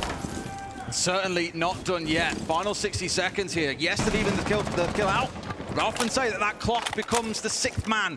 In this case, the 4th man for either of these squads, but more towards the defenders. FaZe the ones who are going to have to move with some pace here. Almost sees the head, but no, can't quite control the recoil on that F2. Misses out on what could have been a freebie and takes a lot of damage for his troubles. BDS is just working his way around now, looking for the kill, but it's going to be Cyber to pick up users. 3 versus 2. Cyber wants his moment today. You can just feel it in the air. He's standing tall and having absolutely none of it from BDS, looking to push us to those few extra rounds. Or what could be a lot of extra rounds. They really want a half-wall plan, but I was going to say they need to kill Leakyback, and now that's done. Souls can step in, but Brede is underneath him. He's got a C4 available. He knows where the plant's going down. Is he finding his man? Yes, he is. 5 seconds to play here, Tim. They've got to try again. They'll go for the same spot, and Brede is trying his round up. If he gets this right, the shot through the soft wall, it could be huge, but no! FaZe send us to overtime. What a turnaround from the Brazilian side we are witnessing here on Chalet, and this could be catastrophic for BDS, Des, when we look at the longevity of the team within the final. They've come in here with the map pick, having won through that upper bracket. They've taken Chalet, the permaban of FaZe. They've been in a commanding lead, absolutely dominating FaZe throughout this map, until now. If FaZe take Chalet away, BDS are in a real hole. I don't want to attribute all of this to mess-ups by BDS, Tim. But it feels that they've been 2 or 3 rounds this half. They should have been off Chalet. Where they could have been off Chalet. And they couldn't quite make it happen. That is criminal. Beautiful bit of team play again, because we had one player, I think it was KDS, was stepping out on towards the main breach, going for a swing onto the player at the exact same time that Cyber came in from the office doorway. Good 2v1, but Brede, who was sat back inside the master, was the one who dipped away, was scared of losing his head to Cyber. Cyber took that massive gamble to swing in, knowing that Brede could pop up at any time and remove him, but is rewarded with a kill, and his team have got things to OT. Oh, I love it, Tim. The storylines start to write themselves after a while. Oh, no. Oh, boy. Do they know? They look like they know. No, they don't know, Tim. Chico's gone. The counter, spawn peak, aggression, whatever you want to call it, has rewarded them with a kill onto the Capitão. FaZe are running rampant right now, Des. They are running all over BDS. Nothing that the EU side can do to slow this down. What I love from FaZe is that is such a good read on how this map has played out. Both teams have struggled to defend. They've sat back. They've let the other team jump on them in 4v2s and 4v1s and punish them time and time again. The way to respond to that, as we spoke about earlier, is to get aggressive. There is nothing more aggressive than spawn peeking someone. Shaco's offline, the Capitão gone, tons of utility removed. could not ask for more. It's a FaZe fan or a FaZe player. Solosov getting KDS from underneath, but there's a trade there immediately, giving them nothing. And who else? Cyber, there for his team once again. As a reminder for everybody, in Unlimited Overtime, we're looking for 2 clear rounds. That is the key. So FaZe need to get 2 rounds without response as the BDS. If either team are going to take Chalet to kick things off. If you count it, by the way, Cyber's on 16 kills so far. It's a big ask to go on and break a kill record in a best of 5, but if he carries on playing like this, then we do see all 5 maps. You just never know. Every possibility, that much is for sure. Right now, FaZe are looking pretty comfortable. They are dug in, inside of sight, and they're just going to be holding their positions. They're inviting BDS to do the work now, and BDS, they've got to find some answers. They've got 6 drones, they've got the utility that they need. They have to stay patient here. 1 minute 15, there is no rush. They're going to be sending in the Retero drones from Leakerfact to try and soften things up a bit, but the really important thing is the next kill. It desperately needs to go BDS's way if they're going to turn this round over. Need that Fenrir there as a bit of a bait. Yes, now screaming out Leakerfact though. He's just a little bit better, Tim. In that gunfight, down goes the King. Found another as well. What looked to be a round slipping away from them, and now wrenched back from FaZe despite the start, despite losing Shaiko. The rest of the boys have pulled something together. But Cyber, he's still standing, Tim. He's been a monster on this map so far. Gonna see his man here going aggressive. Oh, but looks away at the wrong time. Bride makes amends for last round. Flash coming in deep. It's like an exact reverse of our last round, Tim. Souls is the one left scrambling. Plant going down, and Leakerfact's got his number. BDS up to map points. BDS showing some great resolve there to get that round done. They were a man down. The clock was ticking. They were coming in towards that final minute, and then Leakerfact took a big swing. We've seen him do it so many times for BDS, where he just drags them back into a round, stepped across that piano window, and it was a beautiful shot, and he hit it to perfection. And then his teammates responded, and that's what's important here. They all responded, and they closed out that round in solid fashion. And right now, FaZe, they find themselves on the ropes once again. I just love the irony of seeing that round play out exactly how the prior one did that saw us go to OT. A single player sat inside a master against 3 players, planting on half wall. Beautiful stuff. BDS gets to kind of take a bit of revenge there for the previous, but now they're on the defense, Tim, and we know how defense has gone so far. It has not been pretty. FaZe here, looking to take a big bite out of BDS and send us on to round 15. BDS did win their defensive basement back in round 7. They were able to get it done. Again, remember in the round, it wasn't a terrible round for FaZe. They were able to pressure BDS. If you remember, it was the one where Cyber dropped down main stairs, went in, got the double kill, and BDS did take their eye off the ball a little bit. The one thing that I commented for FaZe that could be the difference maker here is that they failed to disrupt what BDS wanted to do. Leakerfact was able to just sit behind Pillar for the whole round, able to play that primary position. FaZe, they have the Shield of Blackbeard on side, they've got the Capitao, they've got the Maverick, they've got everything they need to be able to disrupt BDS and prevent them playing those power positions. Now, we've seen a few Swiss cheese moments at this tournament so far, Tim, not always to the greatest effect. In fact, it was Bride. When he faced up against SSG, I believe it was, he managed to get a swing round on Labs despite Fultz being sat on the main breach down in basement of Labs. Spray down Benja before he could get away with the diffuser going down. Similar attempts here, of course. FaZe, I can't imagine in a grand final want to let that one go away from them. KDS already being threatened from above, but 2 players below knew what was going on. And that's the entry they need. Leakerfact off the board. 5v4 for FaZe on the attacking side. And they're really going to start bearing down on BDS. Yeah, the loss of the Fenrir will mean that any FNATs that are activated will be locked in. They're not going to be changed now. But other than that, not necessarily at the end of the world for BDS. If they had to lose anybody, losing the IGL, let's Leakerfact concentrate. Let's him take in all those different viewpoints here and try to build that picture of exactly what FaZe are doing. BDS are already under a little bit of pressure here. They've got the verticals just being worked above them slightly. They've got FaZe now relocating, looking to pressure from multiple sides. BDS trying to hold on. Bride is going to take a little bit of damage there. And here's a big kill from Cyber. Once again, managing to take down users. 5 versus 3. He is unstoppable, this map. If FaZe walk away the winner, Tim, I'd say he was the difference, because BDS, don't really have that player right now. BDS playing great, sure, but he's not the one who can make big entries for this team. He's a much more defensively minded player. I say that. Steps out, proves me wrong. Handy deleted, and it's the Capital that's taken offline. A second follows as Souls also falls down. FaZe feel like they've stalled out a little bit. They were riding some real momentum in this round. They were pushing and taking space and finding kills. They know that there's one inside of blue. BDS don't need to get overly aggressive, but will, and KDS punishes it. Here comes the push onto Pillar. This is the kill. This will determine the outcome of the round. But no, it's that man again who determines it. Cyber with a double to close it out and keep Chalet going. Wow. This is the challenge we find now, Tim. I know both teams had that 4-2 half. My main worry is that attackers looked real hot on this map so far, as you'd expect on Chalet. And FaZe, for all we spoke about, there was a massive talk before the game. Yesterday on social media, I was going off about it as well. What would be that first map? Would we see BDS back their own pool and say, right, we're going to bank, we know we can beat you there, we've already done it once over the last 6 months, why can't we do it again? Or would they pick away that permaban? The worry being, you back to pick away a team's permaban, you have no idea what they play, because they always ban it. And that's absolutely the reason why they're losing this map, but FaZe are showing. Not exactly slouched on this map, Tim.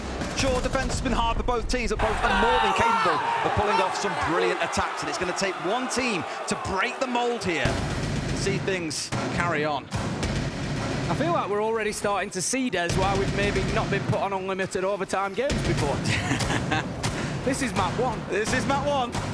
I know Medic somewhere is sat there just sighing, because whenever it's a he's working in one of the rotation of our 3 observers for this grand final. It just feels like a bit of a classic, doesn't it? But it has to follow us around like a bad smell at points, but it does lead to a very riveting final. Let's see how things go in round 15. BDS should expect to win this one on the attack, but nothing is guaranteed. It's going to be all about that top floor for FaZe here. They need to hold on to master bedroom and office. The site itself is dining and kitchen, but it's about not allowing that vertical advantage to go over to BDS. The drone just spotting out KDS on the Azami there. I'm going to be looking for the same things from BDS here. When they've got that intel, how well are they using it? That's something they were doing fantastically at the beginning of the game. It feels like it's dropped off a little bit, and FaZe have been allowed to play their game a bit more. That clear barrier, clutch. What I was going to say is what I want to see from FaZe this round is what they did last time they were on the defense. Get aggressive earlier in the round. Take a player away from BDS. Both teams have got to show that on the defense, I think, Tim. They've got to be willing to get aggressive. And here they've got that kill, Leaky back offline. They wrap this one up, Tim. They go on the attack inside. The pressure's all on BDS. That back and forth match of tennis is all we're going to see until someone could break open that curse. Yeah, the B's going in there just to try and dislodge KDS, but he will not be moved here, and he's just insistent on staying in that position, and that's why. Because he manages to pick up Shaiko. Solotov did find Cyber along the way, taking down that talisman. It might be enough for BDS here, 3 versus 3. For now, Tim, don't forget, there's still half a round to play. Diffuser is down outside trophy window because they don't want to see it drop to this place they can't recover it. Looking for the verticals potentially as well, knowing this player above. Feel like dropping away that diffuser is a bit of a mistake here because they could maybe get inside the site. As long as they've got users on the windows, they can stop that happening. One of the problems for BDS at the minute is there's 2 players still outside of the map. You've got Solotov just trying to get something going inside of there on his own, but otherwise it's a bit of a rotate, a relocation here from BDS. We see Brede back onto the windows. It just seems like they're questioning their positions a little bit. They have. They've moved the Blackbeard away from the window to now be the one to execute because he's a shield. Why wouldn't you? And it's going well for them so far. Solotov finding the one. Shots coming back from below. And FaZe have got to do all they can to deny from above here. But I don't know how easy it's going to be when you've got a shield looking in for a plant. Users just tickling the diffuser there, just giving that hint, giving that audio cue that maybe he's going to go for it. Oh, but how have they allowed KDS onto the flank here? He takes down the Blackbeard. Can he find another? Unbelievable stuff from the Brazilian. It's all up to FaZe now to just hold on to this round as Users is taken down. Brede's been here before. He got it this time. He's not going to blow it. He carries on. And I don't think they realise there is still more to play. This map's not over yet, boys. Lock in. FaZe They thought it was done. They thought they'd lost. The headsets were off. They were ready to walk away. They're like, God, it's been a whole year? Whoa, we almost forgot. And now they know, Tim, that the advantage sits with BDS. They're up 8-7, but I'll come back to what I've said a few times, Tim. BDS are on the defense. I want to see them go aggressive here. Take the gamble. That is horrific. Oh my God. Wow. Got to see him go aggressive on the defense. Be willing to get up in FaZe's face. Sport peek him if you've got to. They've done it to you. Exact it back on the other side. Otherwise, they'll have FaZe battle back in on this attack. We're back to square one. I feel like there's a point where every time BDS have the advantage on defense, it's a huge risk for FaZe. And I feel like it's a matter of time until BDS lock it out. So if FaZe want to take Chalet here, they need to start winning some of those defenses themselves to try and swing the momentum here. There's a potential for them to win the attack here, go to 8 apiece, and then that's the defense that they need to be locking down, because every time BDS get the defense, like I say, it just feels like it's a matter of time until they come away with this. Their map choice, they were ready to play here, and I'd always put the advantage with the defender in that situation. Boston, are we back in Cyber and the rest of FaZe to win this round to bring it up to 8-8? Or are we back in BDS to get it over the line?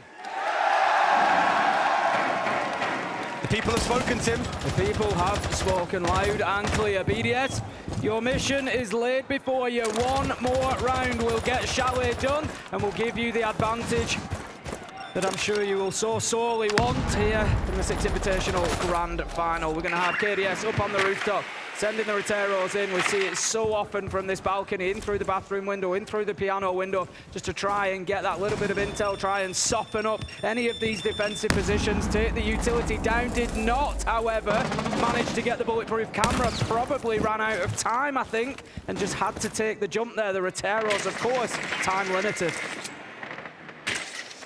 10 start, I was going to say no one's gone down yet. I said earlier, Tim, I want to see aggression. I want to see Breeday or the rest of BDS getting the entry. They've done just that. We were praising Cyber earlier, but Breeday is absolutely flying. Looking in for a second. Solotov's somewhat exposed here. This ain't the site, let's not forget. FaZe will crush him, so he's going to have to make something happen soon here before it becomes more than one player trying to challenge him. Yeah, he's going to have to kill his way out of here, realistically. He knows where the challenge is coming from, but given that he's down to 1:10, it's not the end of the world here. He's wasted almost 2 minutes. If you look at the first 2/3 of this game, the round went with the entry kill almost every time. It's only been lately that they've been overturned, so BDS sit with a good advantage here. Solotov does get taken down eventually, but it's 2 minutes into the rounders. They don't know that he's down either. He's still wasting time out here. And look at this, a potential rat play inside of Solar at the same time. They're about to give a freebie away here. Tim uses his tucked in. They've got no idea. And by hook and by crook, BDS might get a couple of easy kills in the round. And here we go, sure enough. It's a freebie onto the ace. A second flies through. BDS are breaking the deadlock here. It's a 4 versus 2. It certainly looks like it's going in the EU team's favour as Breeday manages to find another Nitro kill. KDS, who can find it for a second, but no more as BDS, after a little bit of a wait, they manage to lock down Chalet and go 1-0 up here in the Six Invitational Grand Final. There'll be a lot of sweaty foreheads being patted with towels in a minute, Tim. That should not have gone as close as it did. It was a gamble by BDS that almost didn't pay off. But after 16 rounds, they got the job done. Breeday and Cyber having an absolutely nuclear map. But from that, we'll go to a break. When we come back, our analysts will break it down.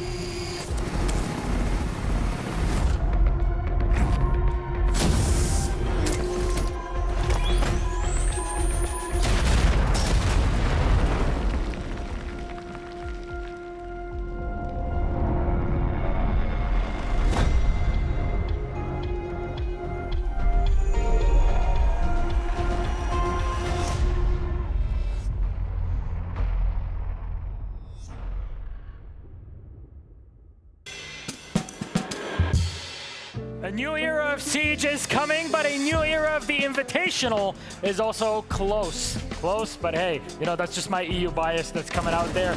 BDS take map number 1 from FaZe. That was Chalet. Their pick, the advantage that they get going into this final from the upper bracket. But my God, was it a back and forth to the point where FaZe forgot that this can go to multiple rounds of overtime. Of course, I mean, thankfully FaZe was able to bring it back, especially once they went down 4-1. It looked like all faith could have been lost, but FaZe brought it back. And obviously, the reason why BDS picked Chalet was not because it was one of BDS's strongest maps, but because it's one of FaZe's worst maps, and FaZe showed up. I really identified this game as 3 different phases, no pun intended. The first one was BDS dominating, and FaZe trying to recognize that they can build up their confidence. The second phase, after an amazing retake, was FaZe realizing, hey, we can keep up with these guys. We just need to not get in our own head. And the third phase was FaZe locking in strategically and being able to bring rounds back and focus on the in-round 1-by-1, not overthinking, not getting in their own head. That's not what we saw at last SI. I'm thrilled that we're seeing their mental game so elevated in this first game, first map. Yeah, again, the mental resilience here, we're questioning on both teams. When you're in this moment, you're in the grand final, what's that going to look like each map? And we saw both teams in moments where you could easily get lost up. That clutch that Cyber had realistically that should have went to BDS. They could have closed it out here a lot sooner. But again, that resilience, that mental fortitude from Cyber alone. I mean, look at his statistics to do that clutch, to bring it back, coming back from a 4-1. Unfortunately, they don't get it done here 7-9. But still, this is a very close matchup. I mean, especially going into the next map, it's not going to be one of FaZe's worst maps. So that was the hardest part for FaZe, and they did a damn good job. And Cyber, I mean, we've been talking about him the whole event, and what a time to come alive, obviously, on the main stage for that hammer. Hopefully he can change the tide for map 2. Beauty of it is you cannot count anybody out in a grand final such as this one. I don't think you can really expect maps to just be a complete washout because you got so deep into it. However, gentlemen, we're talking about the macro, about what happened overall, but Leo is standing by to talk details. Are all yours. Absolutely. I'm actually going to talk about how BDS was consistent in attack to find shortcuts. And why is Liquefact the best IGL this season? Well, we're going to take an example here. When on round 2, KDS is reinforcing that library wall, we're on our buy bomb site, and he's going to do something, and that's how we knew FaZe fucked up, because they're going to go and reinforce library hatch on bar. And that will be a huge issue, because then it makes the direct side very, very, very strong. Now, if you look upstairs here, Piano, they're extending with the castle, with the Azami, the line of sight, double reinforcement. What do we notice from BDS instantly? This is an extended room. Let's remove Thatcher, let's remove Ibana. We're gonna go Lion, we're gonna go Capitao, we're gonna go Twitch. We're actually gonna go direct. And that's gonna make the library hatch reinforcement a big issue for these guys, because this makes the planting very safe on the site. Now, what do you need to do? First, you need to remove the main anchor. And how do you do that? You remove his solo wall here. So you're gonna witness Liquefact and Ride doubling up basement, EMP, mini EMP, ace charge, and they can breach charge that. Now Liquefact is covered by solo tough outside main, and they're actually watching here to see an anchor moving. But one thing will be important. Shaiko is still upstairs, and something will happen. Usually when you pick Shaiko, you have some trouble shooting back, and it's exactly what will happen for KDS, who gets killed. Now, I want you to pay attention to this beautiful flash, who makes the anchor move straight into the line of sight of Liquefact, punished instantly, the direct tech is going well, Brede can proceed with the plant, and now, because the hatch is reinforced, it's that much stronger for Shaiko, who only has to watch the door, and only has to watch here, the close angle. It's very safe for him. At the same time, Solo Tough, here, from main, is still watching the backstab, Liquefact is downstairs, and most importantly, Yuzus is also watching the top, and can punish anyone retaking the vert. Good luck winning that. He cannot even see Yuzus. That's Yuzus holding the top for you. And now, the rest of the team is protecting the diffuser. Perfectly played from BDS. Recognizing what's the weak point. The hatch is reinforced. Let's just hit direct. Perfect execution. BDS takes map 1. It was very close. Consulate is coming after a short break.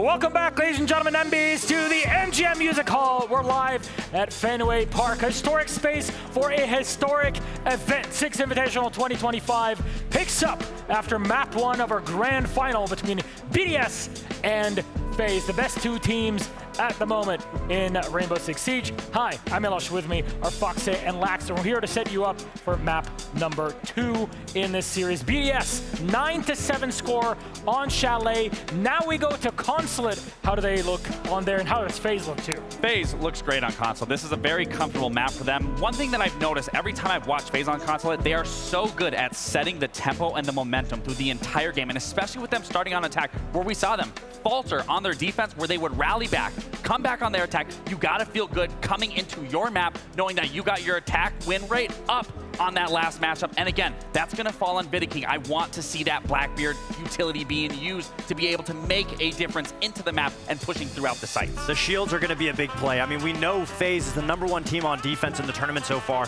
Their attack is what needs to stick. Consulate's a great map because they're very systematic, and Consulate is such a big map. You need to make sure you're keeping track of the time. You need to make sure you're isolating each room individually, and it's gonna be very difficult for BDS because obviously this is one of BDS's worst maps, so it's the reverse from Chalet being picked out, and FaZe did so well on that map. And so this is going to be a great test for BDS to see if they can keep up on FaZe's map pick. Gentlemen, there's a lot to clear, and looking at the macro here, it seems like this might be an influential map, and how the rest of the series goes, how are we expecting it to see? You know, I love that you talk about slowing them down. That's exactly what BDS needs to do here on the defenses. They need to be slowing down FaZe at every little entry point into that map and slowly keep playing a FaZe game. The first game is going to be at the FaZe in the beginning, then the second part, then the execution of them coming onto site. They need to slow down FaZe. Are we tying it 1-1? Yes. I believe FaZe with how well they showed up on Chalet. I think Consulate's going to go their way. Boston, are we tying it 1-1? Are BDS taking it 2-0? You got your answer. Get ready, your casters are set. Ace Nets, take it away. Thank you very much, Milosh. First time getting said that during this final, Tim. Feels pretty good. I heard what the crowd said. I want a 1-1. Otherwise, you're on that path towards that 3-0. No one wants to see a 3-0 series. They want it to stay close. And for FaZe now, you're away from dangerous territory. You're away from your permaban. You're onto your map pick. I'm in agreement about FaZe there. I think they've played really well on Chalet. They've taken it much further than we might have expected. And also, let's not forget about that BDS error that allowed them to do that. That may well just play on the minds of BDS a little bit. And I think we're going to see a very strong FaZe coming into map 2. I forget who said it on social media, and if so, I apologize for stealing your words, but they were essentially saying, if FaZe can get that close on a permaban, then you worry for BDS going into the rest of the series. Now, Consulate's one of those maps that, when I was looking at all the map pools yesterday for these two teams, understanding what they pick, what they ban, when they pick it, when they ban it, their wins, their losses, everything to do with that on it. Oh no, it's the death stare again. Not again. We had this yesterday, Tim. Cyber intimidated. Oh, you broke it this time. You didn't break FaZe yesterday. Maybe he's not quite got it in today, Tim. But no, one of those maps that I look at, yes, it's a good map for FaZe, but BDS aren't exactly slouches on it either. So I think overall, you may be surprised how close this one runs as well. It's definitely not going to be a total rollover by BDS there, with FaZe taking a win. May yet see another overtime, Tim. Wouldn't surprise me. What's another unlimited OT going to do, hey? Why not? It then becomes a real battle of endurance, of course, the longer the series wears on. Both teams experience the best-of-5 grand finals. BDS already losing 2 this year. FaZe, they were there this exact spot last year against Furia across the arena in a much, well, what can I say, crazy home ground of Brazil for them. This time round, hopefully a little bit more prepared and know what it takes to get it over the line. But both teams have said that. This is what we've heard from them in interviews. Here we go, though. Consulate for map 2 and a 50-50 split. Quite a lean one way earlier on. I believe it was BDS were quite stacked to win. People not so convinced anymore, Tim. Here we go, though. Consulate's ready. Boston, let's load in.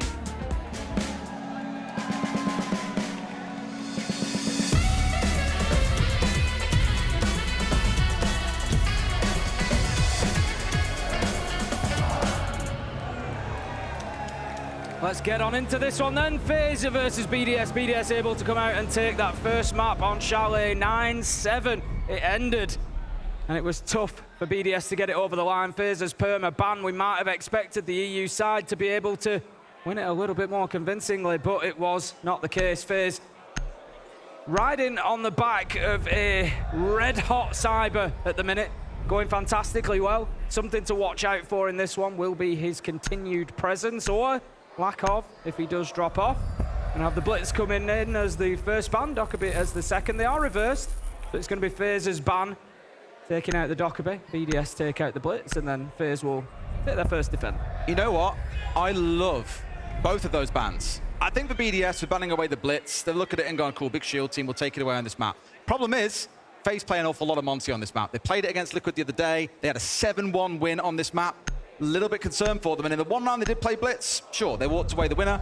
I think there's a little bit of concern coming back the other way. Whereas you flip things around and look at the Dockerby ban, I've said for, I can't even think how long now, Tim. I wish teams would ban Dockerby against BDS. I've said it to the death. 3 of their players have this operator in their top 3 most played operators. All of their attacks tend to center around Dockerby calls and little plays based on when all that information is being fed across.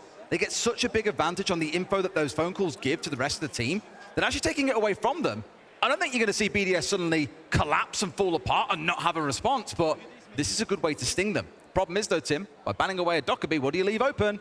A Deimos for Shaiko. So we'll see that when it comes around. So with that, of course, will be taking place in the second half.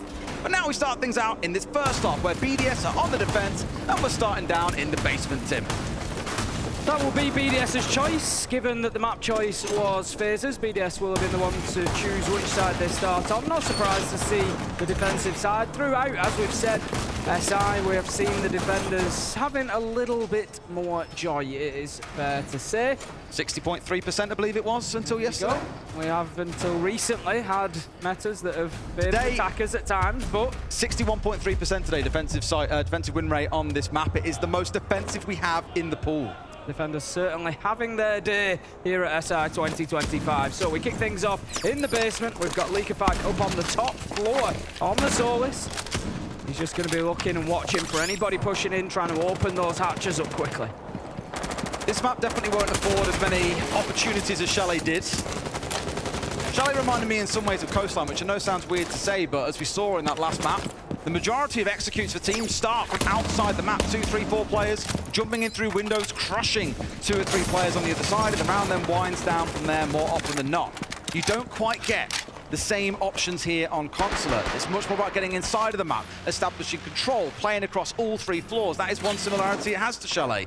It's about the vertical destruction, but there is a lot of bottlenecks, a lot of single doorways, a lot of rooms that you can hide inside of, so the attackers are certainly not going to have as easy a time. And of course, we've seen that. This could be a freebie. Freeday not even aware that Cyber was at the front door, not respecting the angle and paying the price. Those sort of kills, by the way, are where you look at a team and how often they play a map. If you play it to death, very good chance you're aware of all those kind of angles. Freeday's just been really caught out there, and it's, I don't want to say he doesn't know the map. Clearly he does extremely well, but not well enough to not avoid being the entry death. No, it really does nothing to give that faith in BDS that they're able to turn something out on Consulate against FaZe here. Like we said, FaZe, towards the end of Chalet especially, really did look like the better side overall, winning fight after fight. Leakerfight just wanting to get aggressive, checking there's no claymores there before he does. Solotov will take down Cyber. The Ash, not the end of the world to lose, but Cyber himself getting kill after kill in the previous map will be a big hit for FaZe. I do love how the respect has been shown by FaZe here with the Jackal on side. Being willing to track down those potential roamers. We know that Leakerfight been causing a spot of bother. They get a sniff of those feet and they'll be after him. Saying that, Handy's already found him out of it early on. Looking good. We get towards that spot now as those numbers dwindle for BDS, where the Jackal tracks become even more powerful. Yuzu's getting rid of the Jackal though. No tracks on side.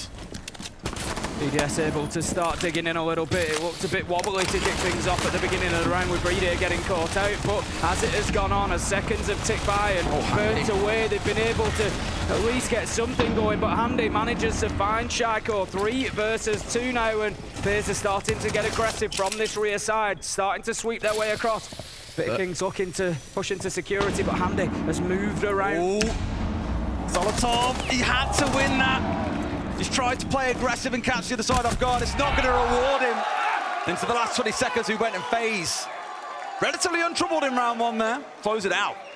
Yeah, I think that was what shows us there that Chalet, FaZe were uncomfortable. Here on Consulate, no. You don't have that grace if you're BDS. FaZe there had a little bit of a setback in the middle of the round. but they worked around it brilliantly. And that push at the end with Handy just deciding, I'm going to rotate back through archives. We need a little bit more width on this push before they went into security corridor. Fantastic stuff from them. If you look at their attacking success on this map, although they haven't really attacked it a whole ton, generally it hovers around that 50% mark, Tim. There are no slouches at attacking on Consulate. And we spoke about that defensive nature of the map, the most defender-sided one that we have in the pool. You'd never guess it based on that first round. You can understand why they picked it away, looking that hot at the start. I'll remind you what I said back on Chalet, though. 2 halves to a game of Siege. BDS themselves could be fantastic on the attack. We'll find out when we get there in that second half, because again, I mentioned it, without the Dockerby on side, will they be punished? Not having that operator that they lean on so much. This next round, Tim, they're looking super dug in as well. A Smoke and a Chanka on side. Whenever we see Chanka, we get a little bit, I don't want to say nervous about it or a bit worried, but we see it used mainly on the bank basement. Doesn't really deny away a large area of the map, mainly down to the fact that those fire canisters that come out are quite small. You can't afford to run over them as an attacker if you want to. They have to be expertly placed. So we'll see what Brine can do in this position. Dug inside the meeting, offering it off towards the B site. Very fair to say, Tim, they're expecting a window execute on this site. Yeah, and I think it's about the best place to play the Tachanka for denial, really. The problem that we see with the Tachanka, as you say, is that accuracy issue. Getting them into the right place, getting those bouncers working in your favour. When we see it on basement of Bank, for example, it's not always that successful at stopping a plant going down. But here, you're talking about a very small space. If FaZe were to try and plant in behind that half wall, it's super easy for the Tachanka to land that Shimika launcher in the right place and to make it a nightmare to put that diffuser down. As it is, FaZe not quite stacking up for that push yet. They're in no rush, Tim. They've got a shield on side. That Monty that I mentioned back on that last map. Said that with the blitz being banned away, I would expect to see FaZe running this quite a lot, and sure enough, Imagine King will be at the front of their push. Top Yellow going to be their focus, currently being stalled out by these smoke canisters as they come on through. Flashes being wasted here because they can't easily push their way in without taking a ton of damage on the way through. Eyes on Souls, naturally, on the glass. A couple of smokes in his back pocket. When they come out, you know what happens. Enemy players start getting illuminated yellow. Makes it far easier to kill them when they can't see you back through the smoke. Solotov's in a tough spot there. He's going to find himself being pressured from bathroom window, but also Top Yellow. He's a real linchpin of this defense, needs to hold on. This is the thing that's stopping the tide of FaZe just washing over BDS from Top Yellow right now. In behind that shield, users manages to find Handy. That is one taken down for BDS, at least 5 versus 4. King, he's tried to push forward, but he's taken half of his health in damage and needs to be careful with that shield. A double comes in for BDS, and it's 4 versus 2. They are holding on. This is looking like a perfectly counter prep round, and we'll talk more about it when it's over, Tim, but it's looking like FaZe are going to fall apart here. So much focus on those yellow stairs, and they've been completely torn apart. Cyber with it all to do against 4 on the side of BDS, and they are giving nothing over. I said it back on that last map, Tim, with it being Chalet as well, that FaZe will come in with a lot of counter prep on BDS. Well, here, BDS has read perfectly into how they attack this top floor and it's designed a perfect counter response. You saw the Shumikas coming out, we saw the smokes, all the flashes were being expended, trying to push the way through, but they simply could not break open BDS. FaZe countered by the French side. Things are up at 1-on-1. What a support for Breeder. I mean, he's flying. He's got 18 kills on the last map. Had a great game, a great tournament, and a great career, to be fair to Breeder. He's been around for a good long while inside of Siege now, and he continually delivers. I often say this, there's nobody I would like more in those 1vx situations. He really is up there at the very top tier of support players. It's hard to put up there because on the other side, Tim, is Souls. And we spoke about Souls to the death over the years. We'll never forget that 1v1 that he won against Rin in Oregon top floor, round 15, map 3, to make it to the grand final of the Sweden Major, which of course they went on to win. You almost look it down and say that his 1v1 in that game, that clutch, was what led to them winning that trophy the very next day. This is the beauty of the best of 5, Tim. So many maps to think about, so much analysis that backroom staff can do. I'm sure BDS have been very busy poring over VODs of FaZe on many of these maps. That last round was a perfect response. They'll keep on cooking that. In this round, heavy anti-intel setup. Mute, Mozzie, Solis. Trying to keep information away from FaZe, which means they'll try and trip them up. They'll be using C4s. They've got 3 of them in back pocket. Anyways, they can catch FaZe out. For them, will be a great start. But if they use all 3 C4s, or FaZe are about to execute with at least 30 seconds left, it'll feel like the strat has somewhat failed. Gonna double down on the shields here, so keep an eye on Cyber and Vitaking and exactly where they're pushing and what ground they're able to take, what success they can find. Handy will take down Leaky5, but not before Solotov finds Souls, 4 versus 4, as we have a little trade going back and forward between the 2 teams. I can't wait to see how he gets that knife kill. I'm really curious to see how on earth the Sledge just got close enough to be able to knife someone. We'll see it on the replay at the end of the round. For now, at least, it's in a 4 versus 4, though. For FaZe, losing the Ash, not exactly the end of the world. I think if nothing else, keeping that Blackbeard up is going to be so crucial for them. Cyber the one who should be commanding that front line, moving on forward, creating space for his team. But also like the response for KDS being on the Bravo. We spoke about this heavy intel setup, denying things away from the other side. Here we go. Oh. I did wonder what happened. It was a great response. Fair play. Timing, perfect. I think that's what's called falling into your lap, that one. Quite literally. Quite literally. As a... one of those where it'd be a panic knife from me with that. Just like absolute like terror, just hitting every button on like my keyboard. Hit die, and you turn around and be like, I meant to do that. Yeah, it's nice and cool. KDS just going to be working, trying to get himself inside of the closet. Finds one, knows there's a second, but Shaiko able to swing back across and pick up the kill, 3 versus 3. Tell you what, Solotov's going to feel sold out by Shaiko a little bit there. Shaiko was the intended target, is dipped away. Let Solotov take the gunfight, then swung out and secured the trade. Say the BDS are good at it, but maybe not quite in that intended fashion. A C4 over the top, finding no one. FaZe have been whittled down to 3 players, but they've equally managed to get 2 on the side of BDS. All things being equal, Tim, said if that utility was dealt with and FaZe had a good amount of time to execute, they won't be too nervous, but there is still a C4 in Yuzis' hands. If he connects this right, it's round over. Could be a big moment that they're waiting for. Handy manages to pick up Shaiko, 3 versus 2 as FaZe start to get moving here. They've got themselves into positions. It's really about that next kill. They need to pick up BDS or Yuzis to give them the opportunity to put this diffuser down. It's all going to be about Yuzis underneath. He's just having a look around that hatch. The Nitro is going to go out. Oh, he finds his man. No! No! Viking manages to evade the Nitro from below. And now we'll start putting the plant down. Yuzis should have a shotgun here, though, to be able to try and challenge him still, but nothing's going to happen. Swing comes in, and Yuzis finds 1. 2 more to go. Sees his man, doesn't hit any shots, down to a single digit of HP. Vitaking with the close, FaZe up 2-1. Right idea from BDS, but FaZe persevered. And I think that's what FaZe are going to do throughout this map. They're going to grind BDS down. They're going to just battle it out in that final 20, 30 seconds every time and somehow manage to get the round over the line. We've got an early timeout coming in here, Tim. But Let's take a listen. You have to focus more on your play style, on your things you want to do, sorry. Because you are too focused on what the others do, but the way you have to play is to disturb them. You see what I mean? Yeah, but to be honest, they just focus on me this round. Sledge B basement, Blackbird push me, I couldn't do anything. They just instantly focus on me. Okay, so what we can do then? Because every time we took the first kill. It goes fine, so the first round, what happened is Brady got surprised by the Taylor's rockets and died by main door. Yeah. Second round, I got fully push on my side, Sledge basement, Blackbird push me, 1 visa. So we just don't play like, we play close to each other and we try to not die at the start. Okay, it's fine. This is what I said before the game, so it's fine. Play more close to each other, it's fine. Let's go. Okay. K2 Barrow strat, remember.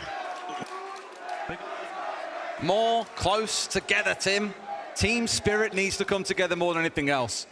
And the thing is, that is the exact antithesis of what we saw as the response on Chalet. The early round aggression was what was rewarding both teams, disrupting the attack. On this map, try and do the same. FaZe have just got a bit more room to play with and are not letting BDS get away with the same antics that worked back on that snowy first map. Been great stuff from FaZe so far. Hopefully BDS find a response.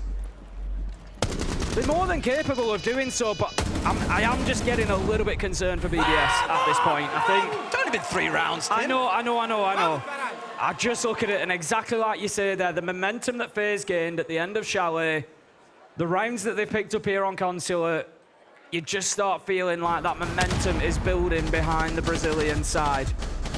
They've been here, they've done this many, many times over, whether it be in the Invitational Grand Final or whether it be in major Grand Finals. FaZe know what it's all about. BDS have only got one of them over the line back in Sweden 2022, of course. FaZe are starting to look comfortable. They are. Still early doors though. Still plenty of time to change things around here. Very common you see attack time after 3 rounds. That ended that first quarter, as I call it. Commonly because you see the same 3-site rotation in rounds 4 to 6. If you are new to Siege, first off, welcome. Second, once you win a site, you can't play it for under 2 rounds. You win the first round, can't play it again to round 4. And that's why you can divide the game up into quarters if you want to.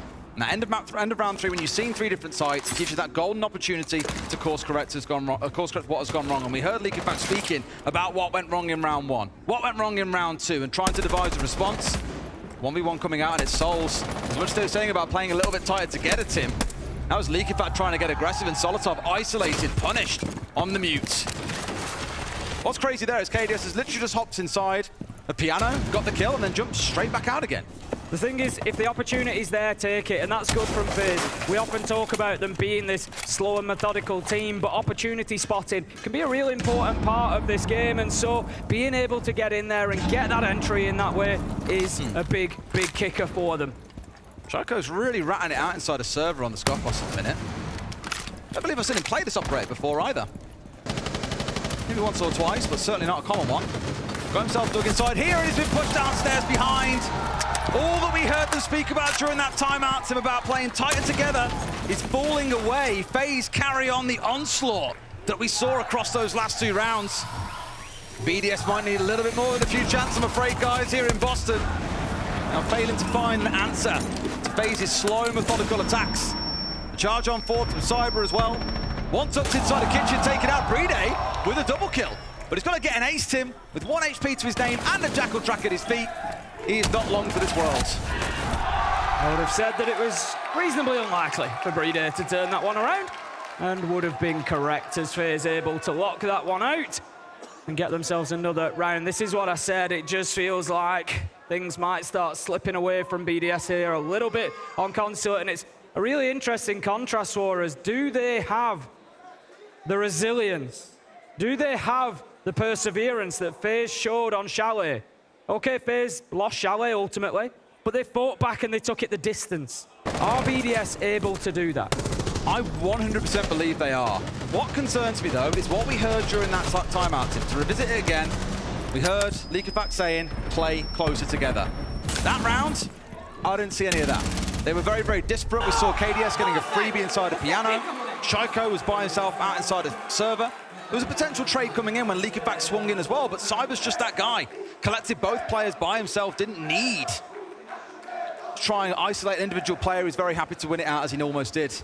And I'm just concerned that for BDS, they spoke about things, they've set out a plan, and haven't devised the right response, didn't play it out properly, and they're paying the price for it. Quick pause coming in here to get ourselves back into the game. For BDS, Tim, I imagine it feels like a little bit of a lifeline to just collect their thoughts about what's been going wrong across these last few rounds. Thoughts are the big thing for BDS, as we know. We've seen them in multiple finals this year. We've seen them unable to get it over the line, and those are the questions then that you've got to ask. We know that they are more than capable of winning these games, but the question is, are they able to stand up to the mental challenge as well? And that's what FaZe need to do. They need to continue piling that pressure onto them. Right now, you're a map down. All FaZe can think about is Consulate. Get that one done, and we basically move into a best-of-3. And that's where we can start really applying some pressure to BDS. How will BDS react if they go 2-1 down on maps, for example? I think part of their challenge has been across the last 2 rounds. We've seen a 3K from Handy and a 3K from Cyber. Not only are FaZe looking good with their aggression,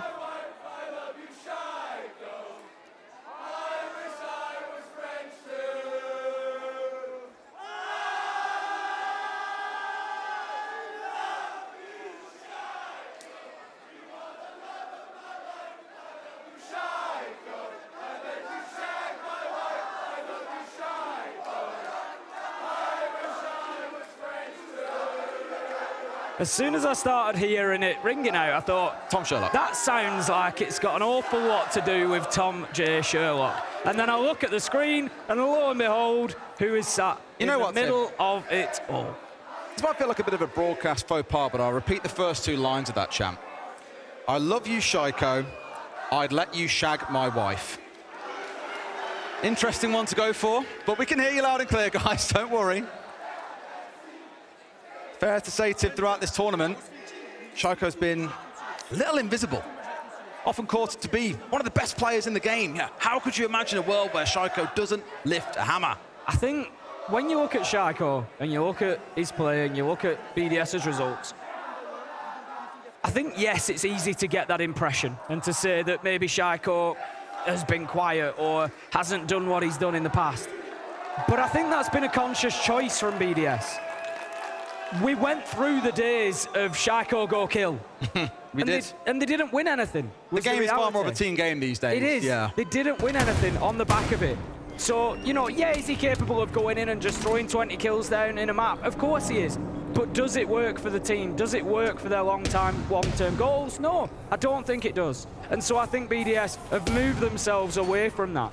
They've purposefully tried to create more of a team. They've brought in Solotov users. They've got this big, you know, front line of people all able to make those contributions.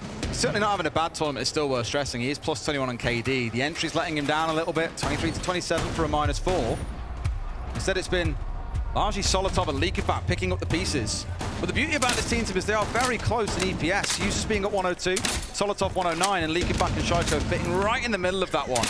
It is a rounded team game. However, doesn't mean toffee if you can't get it done in the grand final. Got to do it now as we move into round 5. FaZe kicking things off, and I'm looking straight away, Tim, in towards that Ying, in towards that Grim, in towards that Blackbeard. That is a very scary execute-focused composition. Yeah, it certainly screams window plant. You're just going to be dumping all that utility in to prevent the swing onto half wall, prevent people being able to see. You send the Blackbeard in, you try and get that plant going down. Users will be a key operator in all of this, given that he's on the Warden. Of course, going to have the ability to stand up to that Ying, to those flashes. For the time being, FaZe have actually rotated away from the potential of that window. They've gone over to the admin side and they're getting themselves on into the map, so it could well just be a plant on meeting door. Key one to know is there are no smokes available to this team. There's a lot of flashes, and of course the Candela's coming out. Users and I guess really the rest of the team won't have too much bother stepping out and making a challenge once those flashes expire. So for the most part, FaZe only get 1 or 2 bites at the cherry here to make and execute work when they make their decision. Last time round, they were perfectly countered by BDS at top yellow. No end of flashes came raining in, it felt like, as Amonte tried to march on forward. Early skirmishing as well, BDS trying to keep them at bay, which ain't too bad. Cyber dancing around, he's got to land that perfect headshot to stop him. C4 at the ready, but no, not quite being ripped just yet. Solotov falling. Cyber carries on his domination in this series. That Blackbeard really starting to cause a headache. Handy doing some great work underneath with the skeleton key as well. I don't think they're aware of users here. He's going to work his way up onto the flank, and Leakyfat and Breeder managed to find 2. That, if anything, is just going to take FaZe's eye further off the ball as Handy goes down. BDS, well, they've just got right on top of them here, and FaZe, they folded like a house of cards. It's all up to KDS. He gets 1. But his solo health now, it's surely unlikely that he finds another 2. Just on virtue of this being a bit of a intel bash for him. Into the Pokeball you go, my son. Shaiko finding a good few in the round. BDS get the second. Worth stressing, Tim, they really need to find a 3rd defensive round. We spoke about the stats on this map already. FaZe are the ones in a commanding position. 3-2 on the attacking half. BDS need this one, otherwise it is a tall hill to climb. Absolutely. As we've said, you know, the defenders on the whole have had the better side of the tournament, but on this map in particular, they've had the best of it all. It is BDS's best opportunity to get rounds away from FaZe. FaZe moving on to the second half with 4 rounds on the attack. We'll be more than happy. We'll be very confident, I'm sure, that they can get it locked down from there. And at the minute, BDS have been able to find some answers, but it feels like FaZe are the better team inside of console. For now. For now. For now.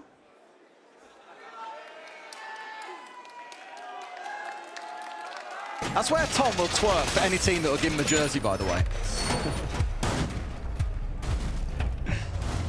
Oh, the main instigator of our chance never fails to entertain. Here we go then, last round of the half. Now FaZe cooking something. We spoke about this during groups, Tim. You get excited when you see an Amaro. You're like, oh, flying up through a hatch, or oh, flying in through a window 5 seconds into the round, but very rarely do you see it used that way. In fact, a few teams run this operator purely for the gun. Having the flashes on side never a bad thing, of course. Fantastic gadgets as a team when you want to push your way through, make use of that secondary utility to overwhelm a defensive position. Start the march on forward. It's still demanding that at least Bude in this round, it was used previously, is on that Warden, ready to deal with it. Keep an eye out because Cyber could yet cause a little bit of bother on that Amaro. Again, the high fantasy, you see it fire through a hatch or in through a window. Doesn't mean it never happens, but it is rare. As we'd expect for this site, we've got 4 players from BDS still up on that top floor. Just looking to hold on to the verticals for as long as possible, prevent that advantage going over to the side of FaZe. It's been quite a reserved start so far from the Brazilian side here in round 6. They haven't got anybody inside of the map yet. As I say, that Cyber is the only one there, just trying to push forward, just trying to aggress on towards site. Solitov, he manages to pick up KDS though. Those are Rotero drones lost as well. A double kill comes in from FaZe though, as they start to fight back. There's... Oh, Users is huge here. 2 kills on that top floor. FaZe can't be letting that happen.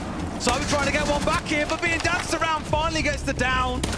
Uses his round ends, but for Cyber, he's got a 1v2 to win, Tim, and it is not looking likely. Does not have the vertical. Ceiling open up above him. He's in danger, and look at that. I love this. BDS, learning from past mistakes of leaving 1v1s against Cyber, and now joining up together. He has a choice. With 70 seconds on the clock, he can go and challenge them both. Problem is, Tim, I think the Fuser is down upstairs as well. So it's a good read from BDS to know what's going to happen. I'm seeing it used to go through a hatch, but not for an execute. Maybe not, again, the high fantasy we were looking for. Seen him on that default cam. They know exactly where he's coming from. They'll be in a spot of bother. Yeah, it's surely a matter of time until BDS close this one out. You would expect, although in a 2v1, we did expect Cyber to lose previously, but he managed to win. Shaiko, however, this time, rights the wrongs, makes sure that's not going to be the case, and takes him down. Yeah, much better play overall from BDS. We heard the speaking about playing together, and they've saved 2 rounds from that half. Not forgetting they were down 3-1 at one point. It's up to 3-3. And now FaZe go on the defense. I spoke about it quite a bit in the build-up to this game, social media, previous broadcasts. FaZe as a defending team. I did wonder what we're going to hear there as a follow-up to that chant. For FaZe, they like to play it on their own, but they will fall away quite quickly. They don't see the need to aggressively hold ground, and it was a real stark contrast to what we saw out of SSG when they were playing. They'd play their lives on their own. They'd be really aggressive and find the first kill, want to play for a second, not fall back to site for anything. They were happy losing their lives around the map, hoping they'd waste time and get kills. But for FaZe, they are the exact opposite. They like to fall back. They play more defensively. So BDS here, it depends how fast can they act. Can they catch these roamers on a more complicated map? Chalet, it was very easy to spring in from the outside windows and cause trouble. On Consulate, it ain't so easy when there's still a lot more map to work through. Into the second half we go then, round 7.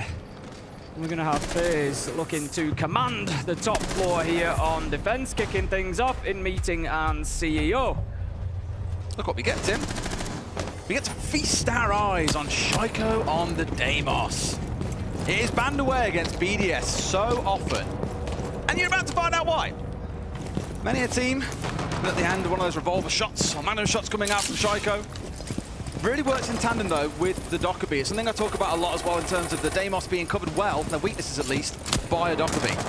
When we first saw the trailer come out for Deimos, they spoke about it. Way you counter a Deimos, you can only trap one person. Use that person as bait, and you can punish the Deimos trying to hunt him down. A Dokkaebi helps you avoid that. It gives the call, it gives information around that player, so you aren't walking into a trap, and it makes it far easier to pinch onto an individual player. But with that Dokkaebi banned away by FaZe, this could hurt BDS if they're not careful. Liquefact just creeping inside of the map on the book here. Potentially just going to use that vertical up above, get the skeleton key out, and just move players. If you're playing a book from underneath, that's generally what you're looking to do. You're wanting to move those defenders around, take the floor from underneath their feet, make it difficult for them to stay in that same position. It's going to open things up for the potential of a window plant here. If Liquefact can find these kills, he knows that the challenge will come from the hatch. He sees the man, it's all too easy for Liquefact as he goes looking for a second. FaZe have to know that this is how BDS would approach this round, but there's no one trying to challenge on towards Leak, in fact. I think, in fact, we might have KDS maybe thinking about it. Holding on towards Spiral, hasn't dropped away instead because there's pressure being exerted there by Solotov. Watching the window, BDS once again have got all bases considered. And here comes that burst track. It Souls down to half HP. And now, with a Deimos on his tail. This is where Shako needs to put the operator to use, but can't. As Handy manages to find the kill. 4 versus 3. Sorry, 4 versus 4. But the Deimos off the board is going to be a big loss. Shako 4-1 so far. He's been having a great conceal at BDS. They're going to have to work this out without him. And KDS manages to take down Solotov. It's a couple of kills there. Solotov knew that he was going to be in the area, didn't know that he'd be sat on the angle waiting for him at that time. Would expect a swing to come through instead once he started battering on that Kiba barrier. KDS a little bit ahead of the mark there. Picking up a freebie. Tried to make a plan happen here. Immediately forced straight back out of that window. Souls falls. Bride, though, the trade is secured by Handy. FaZe keeping BDS at bay here. They've got to figure something out. Leaky Fat below on the buck. Yuzu's on that window. And there's still a smoke to go. This is the problem with only 20 seconds left to go now. Where do BDS go? They're going to have to rotate around. They're going to try to join Leaker back on yellow, but time is of the essence, and it makes it all too easy for FaZe to just swing around the corner and get those last 2 kills. Deleted them in the same way BDS did to them in that first half. Almost forgot about KDS on that window, Tim. And he comes back to bite them. Imagine now at this point, they're scrambling for ideas. We had that early tap timeout. There's nothing available for them in this half for BDS. Start to feel a bit nervous that if they can't find the answer, if Leakifat can't rally the troops, we've already seen that tap timeout discussion not really having an impact on the next round.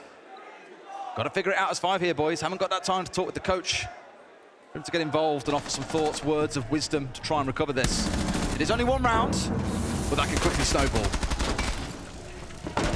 It was a shame for BDS as well. They did a lot right. They got that entry kill. They gave themselves the advantage. It was just that requirement for the late round rotate. When you're having to rotate and change where your push is coming from with 10 seconds left to go, you're asking for a problem. Because the team you're against are just going to start being able to get aggressive and take those swings. And that's exactly what FaZe did. Perfectly timed and closed out the round. So we move into round 8. It's going to be a basement defense this time. I'm keen to see how much into the map FaZe play here. I imagine probably not too much, Tim. Obviously got to be concerned of the fact that there's the Monty on side again. Saw it in the previous round, stacked up with the Deimos, but as we were speaking about that Dockerby ban, how it might impact BDS, we saw Shiko with the track onto the mute, chase after him from top yellow, and immediately from bathroom, Handy was there to swing and get a freebie. Because they had no knowledge that Handy was dug inside of that room. Really starving information away with things like the mute and the Mozzie. Both teams have done it a hell of a lot on this map today. Some work to be done for BDS, maybe even starting to work their way in through the basement here to kick things off. Shiko trying to free Bride up to start that one, but can't quite fully open the wall up. They have to call for some help to get that one done. Oh, look who's close, Vidaking. Did ask how far they play at the map, Tim. So far, the answer is quite far. Just going to be looking to get aggressive onto secret wall there, knowing that the Monty may well try to push. Going to be trying to hold that shield at bay. BDS need to be aware of this handoff. We will take the view. Looking in towards there. Bride gets safely into the stairs and can start moving down. So that's BDS now taking a little bit of space there inside of the map. They're going to find that first challenge though. Cyber takes down Solotov. They tried to get a set piece play onto it. The track coming out at the same time. Shiko on the window. Pressure coming in, starting to build from below, but it's like a stalemate in chest him. They can't make him move from the position. And he can't exactly jump onto them right here either. He has to wait. But it's already brought down 1. He's done what he needs to. Half the round has gone. He's got rid of Solotov.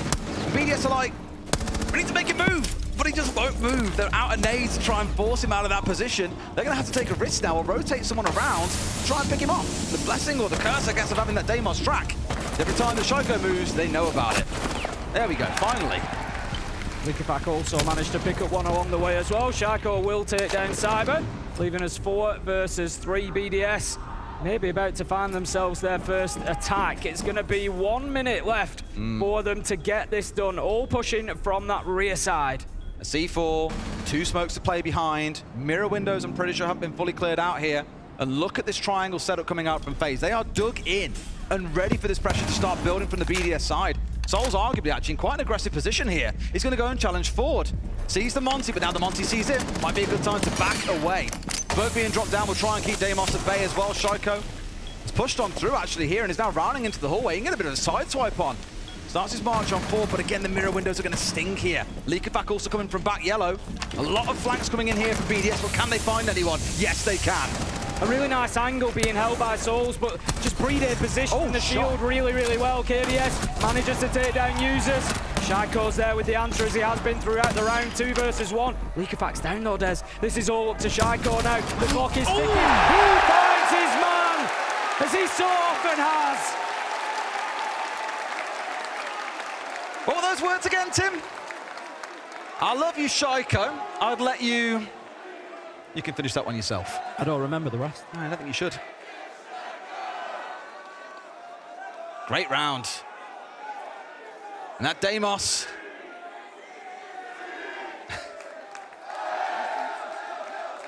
Having a lot of fun, at least. I think letting that Deimos go through, I don't want to say it's fully a mistake because, again, the Dokkaebi is such a key part of BDS's attacks. But Shaiko is showing Tim why it is always banned against him. I'm looking at the stats loosely yesterday. He's played this operator 3 times more than any other attacker, so even with the ban rate against him, he will play Deimos any chance he gets. Doesn't matter on the site, doesn't matter on the map, he'll play it. And my God, does he make it look easy.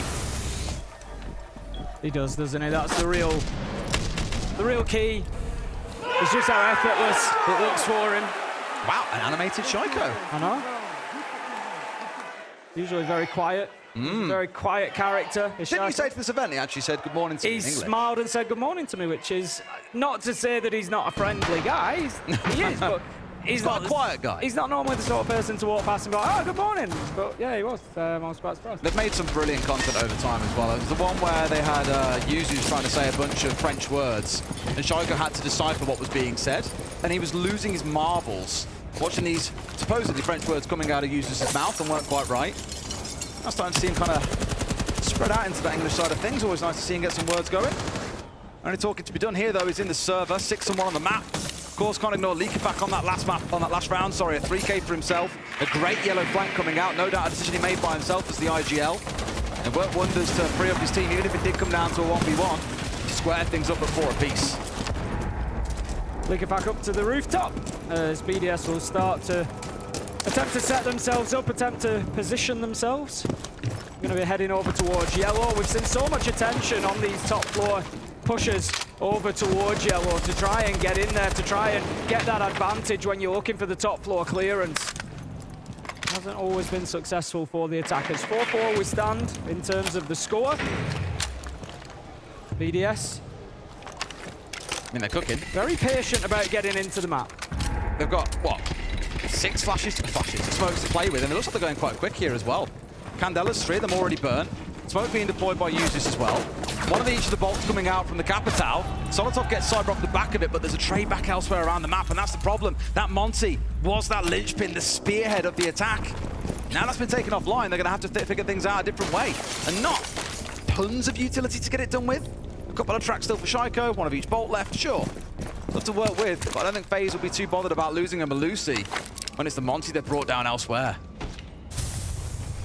Shaiko once again just going to be switching over to that Vendetta. We can hear the Candelas going in, which would usually suggest that there's going to be a little push from the attackers coming along with it, but as it is, just taking out utility, continuing to take down Frostmats, creating that space. Leakerback working in, he might just have the opportunity, he might have the space. In lobby. Just not sure about what's going up above him, and they take too long, and Vitaking punishes them. Thought he saw the player's legs, and sure enough, he knows someone's dropped off there. Solotov hanging on this front door, needs to get rid of Vitaking, or they can't plant inside that corner spot in sight. Diffuser is down, that needs to be recovered, but they've got to push him. A 2v1 coming in, and sure enough, get what they need. The Firebolt, at least squeezing Vitaking a bit there. They bring it down to a 3v3. If BDS can get this round over the line, it's absolutely huge for them, gives them the advantage on Consulate, and they're staring down the barrel of a 2-0, but right now KDS and Andy, they've got something to say about it. Shaiko walks on in, trying to get something, can only find one. 9 seconds left to go, and surely FaZe just wait this out, Des. One on Spiral here, he knows he's dead to rights. We'll try and challenge onto this, but I don't think he gets away with it. No, he does not. Playing it the right way there, FaZe, and letting the clock become the 6th man. And see them back in the lead once more, 5-4. And what I'll say, Tim, when they won that last round BDS back in round 8, it did come down to a 1v1. It did come down to a 3K from Leaky Fact. Now that things have settled a bit more, just feel like FaZe are in control of the second half. It feels like the game is just really bouncing back and forward here between FaZe and BDS. We keep making arguments for why one is on top, why one might just find that advantage.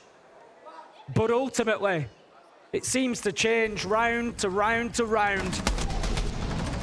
Because we're seeing two of the absolute greats of Siege at the moment going head to head. And it's a real treat. This is the game, a bit of a read here, FaZe. They've got BDS figured out. It is FaZe's favorite map. It's very high up for BDS as well, which is why I was somewhat surprised when it was the second pick in this series, knowing that BDS also like it. Did lose it to Unwanted about a week ago. It was a close game, 7-5. They did lose it regardless. FaZe having some game tape, felt very confident going here. And you're seeing why as this one builds on. Back towards an Architect comp as well as that double drone Denial, the Mute and the Mozzie coming out. Castle and Rocktown at the same time. Spoke a bit about Solitov, that being his favorite operator back on Chalet. Obviously on console it's a different story. Andy's the one rocking on that. The player that we spoke about in Spades, Tim, has had a wonderful tournament so far. Won an award earlier today for his performance too. I think even being on a UMP, he'll still manage to find himself involved in this round in some way, shape or form. Yeah. One thing I normally love about FaZe, this game, it's a bit different here because Souls isn't up there, but you look across their kill feed normally, or across the scoreboard on FaZe, every player is balanced around the same sort of mark. It feels like a real team game. We saw it yesterday in both of their series. Yeah, Cyber had a fantastic first map that is putting quite far ahead of everyone in the lobby when it comes around to kills overall. But it just feels like a team game with them every single time. There's no one player that they rely on to drag things over the line. Occasionally, yeah, Cyber has said will be that guy, but it's not like they depend on it. Drone just getting caught out in the mute jammer. They're going to remove a little bit of intel, but Solitov finding out everything that he needed to know in order to be confident in opening up the cubby. That's going to give the angle in towards site at least. Cuts off some of those rotations. Will tie up one of the FaZe players inside of there as well. Need to be cautious, of course. But nobody's just wandering on in, so Vitaking, for the time being, will be tasked with keeping an eye on that door. Make sure that nobody gets in from BDS and causes a threat. I think FaZe have read quite well here into what BDS want to do. Not only have you got that cubby you've got to fight over, there's also a castle barricade on the single door inside the cubby itself. You've had Leakerback coming below on the blitz and start opening up the floor.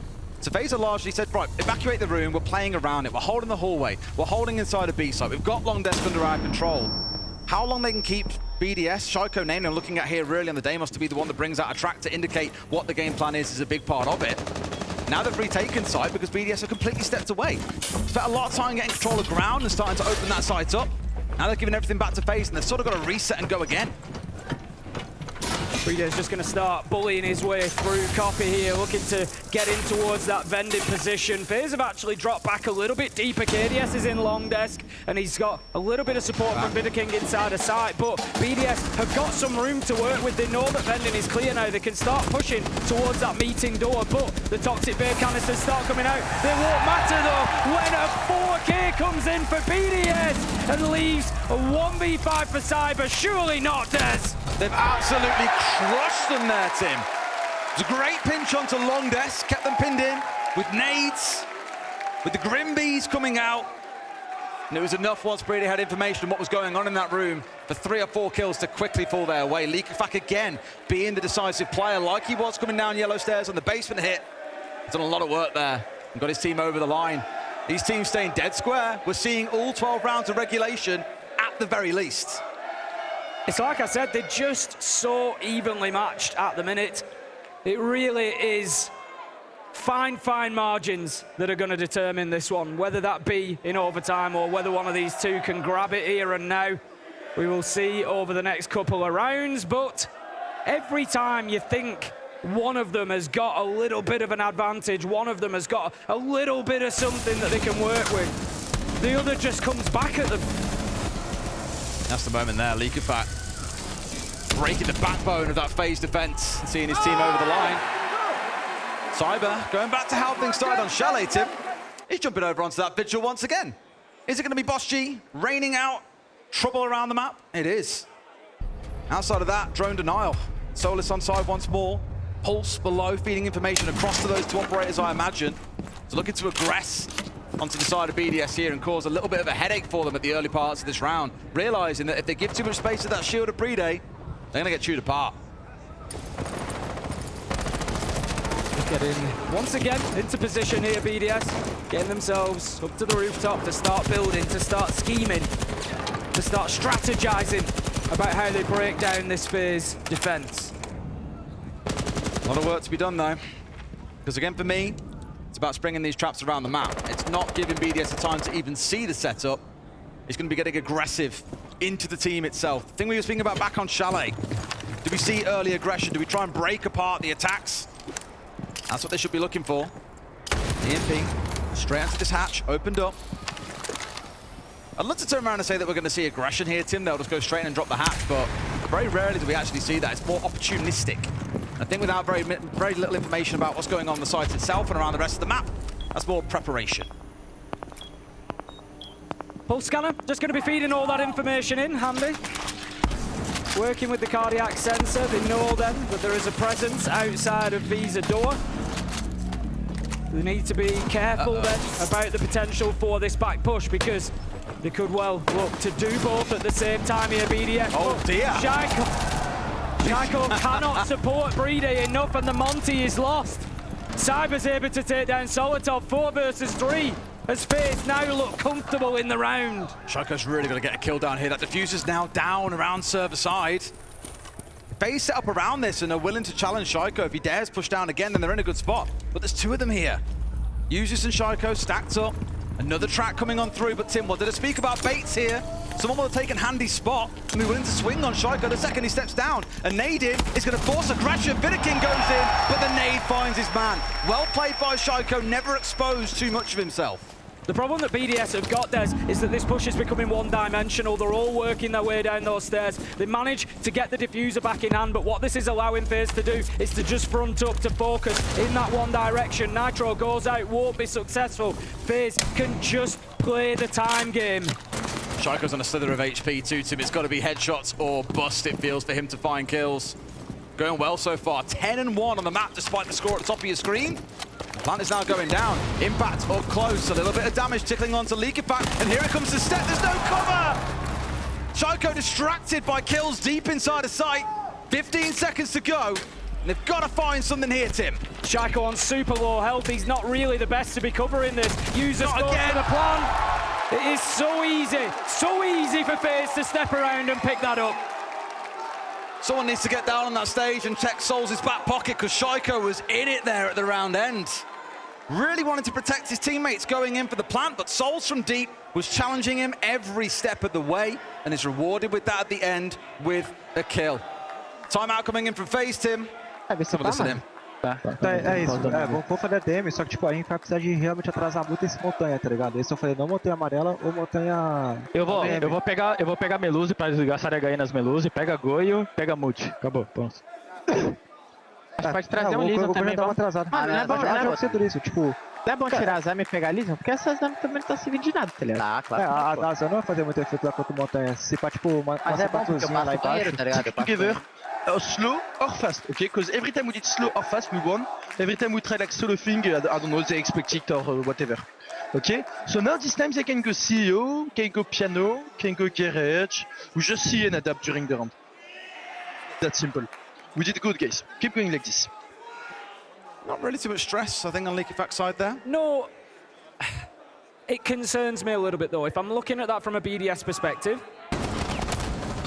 it feels a little bit like, let's just see what's in front of us. Like, this is my point. And I know it's difficult sometimes, you know, if you don't know exactly which site you're going to be pushing onto. I'd just like to see maybe a little bit more focus there. This is what we're going to do. This is what's going to work. Rather than, let's see the setup and then we'll kind of work it from there. Right. That's fine. And sometimes you've got to do that. I think it could be tough, though. The key thing that he said about that, because he's saying, like, we could go to any site here, so it doesn't really matter, like, what we talk about on a specific site. We don't know where they're going yet. We'll figure that out. The key thing came before that when we first jumped into the TAC timeout. And he was speaking about when we go slow, they've just figured us out every time. When we go slow and then go fast, they find success. That's what worked for them back on Chalet in that first half. They can spend 2 minutes droning if they want, but the willingness to then send 4 players at once, jump in, execute 2 players where they stand and get the map control they need, that was where BDS found success. So I'm not surprised at all to hear that that's a focus for them in the round. Problem is, Tim, last time we had attack timeout, we heard what they were saying. That next round, we didn't see them play tighter together. So I'm a little bit concerned they might just fall short here and give FaZe a 7-5. FaZe back to a 50-50 site. Up on the top floor, we saw them win it back in round 7. They were unsuccessful in round 10. If they don't get it locked down here, we will, of course, be going into another unlimited overtime. BDS are setting up pretty much the same as they did last time they attacked this, which is understandable, given that they won last time around. Solotov immediately making it a priority to open up that cubby wall. The rest of BDS are looking to get themselves inside of admin, in behind Bride, who will then try to push forward on the Monty. That's what they did last time. That's what worked. They got themselves into bending corridor. They were able to get onto meeting door. They were able to pressure FaZe inside a site. Double track for the attack. The Jackal and the Deimos coming along as a pairing. Main nervousness for Meetim. That Monty, it slows things down. I get it. Shields are really strong. Why not play around them? Completely get it. But you've had a chat as a team about wanting to go faster later in the round. You can start off slow, but they're really going to have to move forward as a team, which means not losing players too early in this round. They're trying to massage these FaZe players back in towards site. Trying to squeeze them in so they've got more of the map to set up around. Make it more like Chalet, where they have all the control, where it's on them, where the engagement takes place and when it happens. FaZe for now just delaying them out. Already half the round is gone. Solotov's just trying to get a peek in through that connector window, see if he can get anything going. Users is going to take a ton of damage along the way. They don't want to lose the Capitary. That will be a big part of any potential execution. Bride looking to get aggressive and push forward, but he's going to be forced back. KDS manages to pick up Users. 5 versus 4. Bride has taken damage from the Toxic Babe canister. 55 seconds left to go, and I'm just not sure if BDS have got what they need for this round. Well, they've got Souls Tim, which is one thing they need. KDS is stepping up big when needed. Leaky back falling. It's not looking so good for them now. He started out with a little flurry of movement. That pace that we heard BDS speaking about, the Leaky back demanded of his team, has fallen away. KDS into another, and it's all down to Solotov and Bride. Oh, Andy hits one hell of a shot. Bride gets one, but it's a Monty in a 1 versus 3. He's given nothing. FaZe bounce back in map 2. They're securing themselves consulate, locking things up at 1-1. It felt like they were in control. BDS made a good fight of it. Been very even maps so far for both of these two. The FaZe fans definitely enjoying that one. Our next up, Tim, is Labs. Going to be a really interesting map. We know that FaZe have been a bit cursed on that map. It feels historically, most definitely at SI last year. But until then, we've got a quick break, and then our analysts will break down map 2. See you in a few.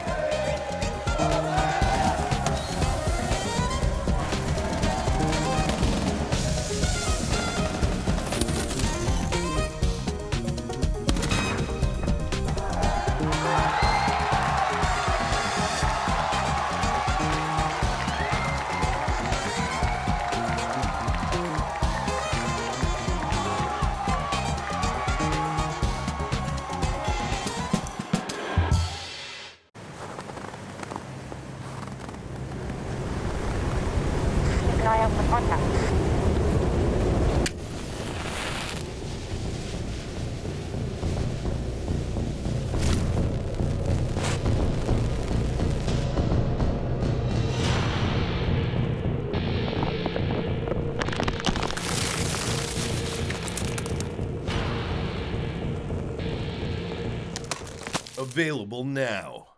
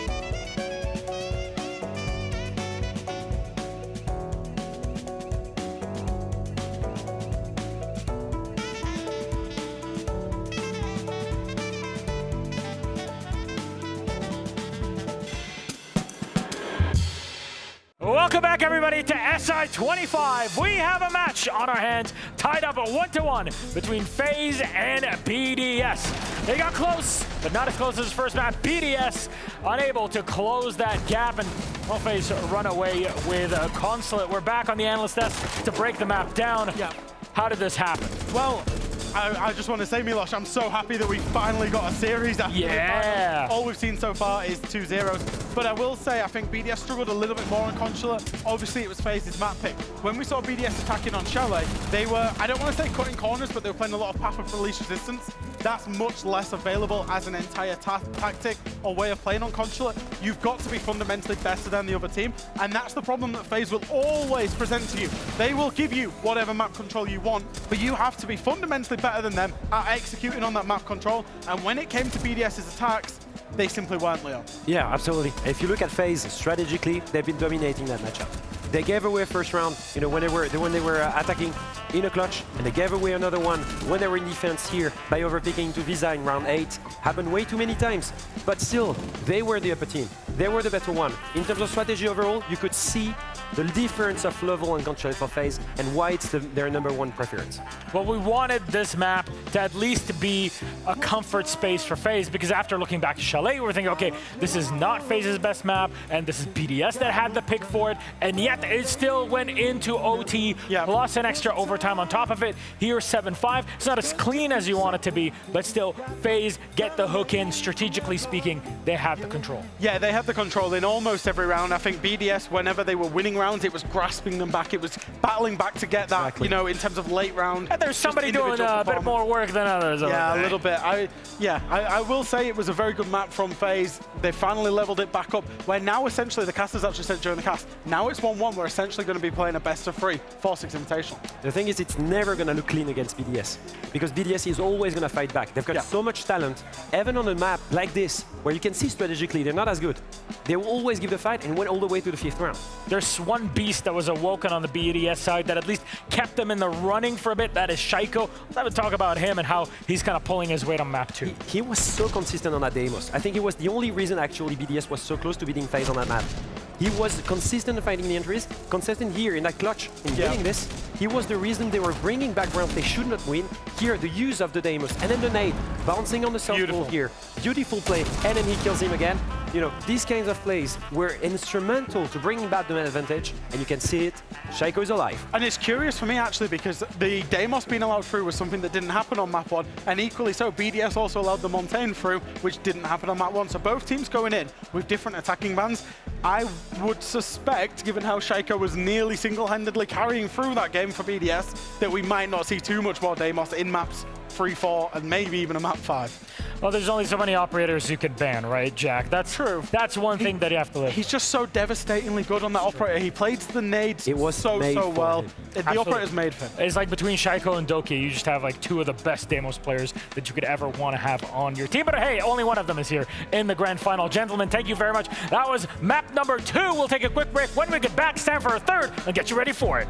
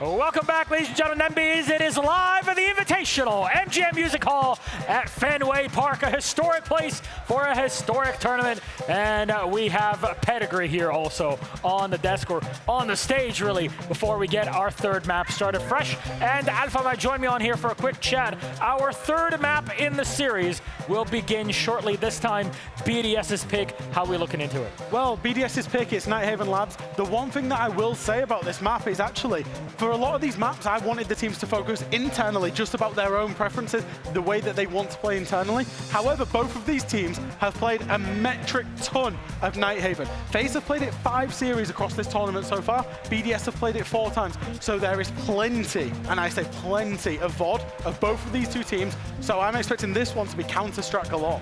They know it by heart, and they've been dominant on it. The last time these guys played, if you look at FaZe, they beat Liquid 7-3. You look at BDS, they beat Space Station 7-1 on this map. And they're good teams, both of them. Amazing teams on these maps. Amazing teams. So we're in for a really good matchup. Well, the question will be now, who takes it? Because now we're all tied up. It's down to a best of 3, right? Yeah, it's absolutely a best of 3. Obviously, BDS have picked this map for a reason. It's their second pick in the best of 5. So you would expect that they are the ones to come out and take it. However, that last map for me was a bit too convincing from FaZe with the amount of rounds they controlled. I feel like their control was actually stronger than I expected it to be. They have amazing individuals in full confidence, Shaiko. So I'm expecting the BDS guys to take it. All right, Boston, it's time to get our third map started. Get your heads together. Back to our casters. Ace and Dez, take it away. Thank you very much, Milos. Yes, Tim, we've now finally got a series in our hands. 1v1 so far. Labs, as the desk have just said, actually quite a balanced map between these two teams. This is where one team has that chance to be a map away from lifting that hammer. Yeah, this is it. This is where a different element starts playing in now. We speak about grand finals, grand final performances, and now it's about getting it over the line, Des. Now it's about being able to find that mental resolve to push on, knowing that the win or loss has a big, big impact. Well, here we go, Boston. Labs is ready. Let's load in for map number 3.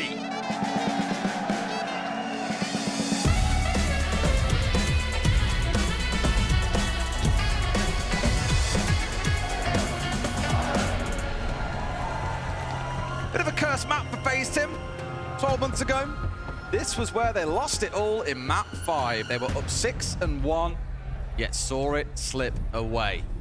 Last time both of these two teams played this map, they took 5 defensive rounds. The attack is where FaZe struggled. BDS, they took 2 in a row and beat out Space Station here 7-1. So, if you're looking towards someone to come out on top, you'd say BDS. They even picked the map. There's a reason for that. But FaZe are not going to be slouches. This will be another close map. It takes some real nerve to come back here, like you said, Des. You know, this is where it all happened 12 months ago. And FaZe now not as reliant on it this time. It's not the decider this time around, but still needing to come here and get something. We're going to see the bans continuing through. We've got Demos, Ace, Valkyrie, and Kaid. So nothing too wild there. One of the hard breaches taken down. What it is going to do, Des, what it is going to do is it's going to create, I think, a lot of shield play. It will. The last time, again, both teams played in this map, double shield ban came through from both themselves and, of course, the other team. Looking at that Ace, it was a bit of an interesting one. A lot of teams play Ace. I believe he's one of our most played attackers at the tournament because he's so versatile. He's really good as just like a solo operator. Until Buck's recent changes, I'd have said those two were probably, you know, right up there as the best 2 solo attackers. But Ace definitely maintains his position. He has, and I'm looking more towards the stats around exactly what it is that FaZe Clan play on this map in particular. Ace, a big pick for both KDS and Souls, their most played operator on this map. I mean, the BDS are willing to let the Monty through, the Blitz through for FaZe if they want it in that second half.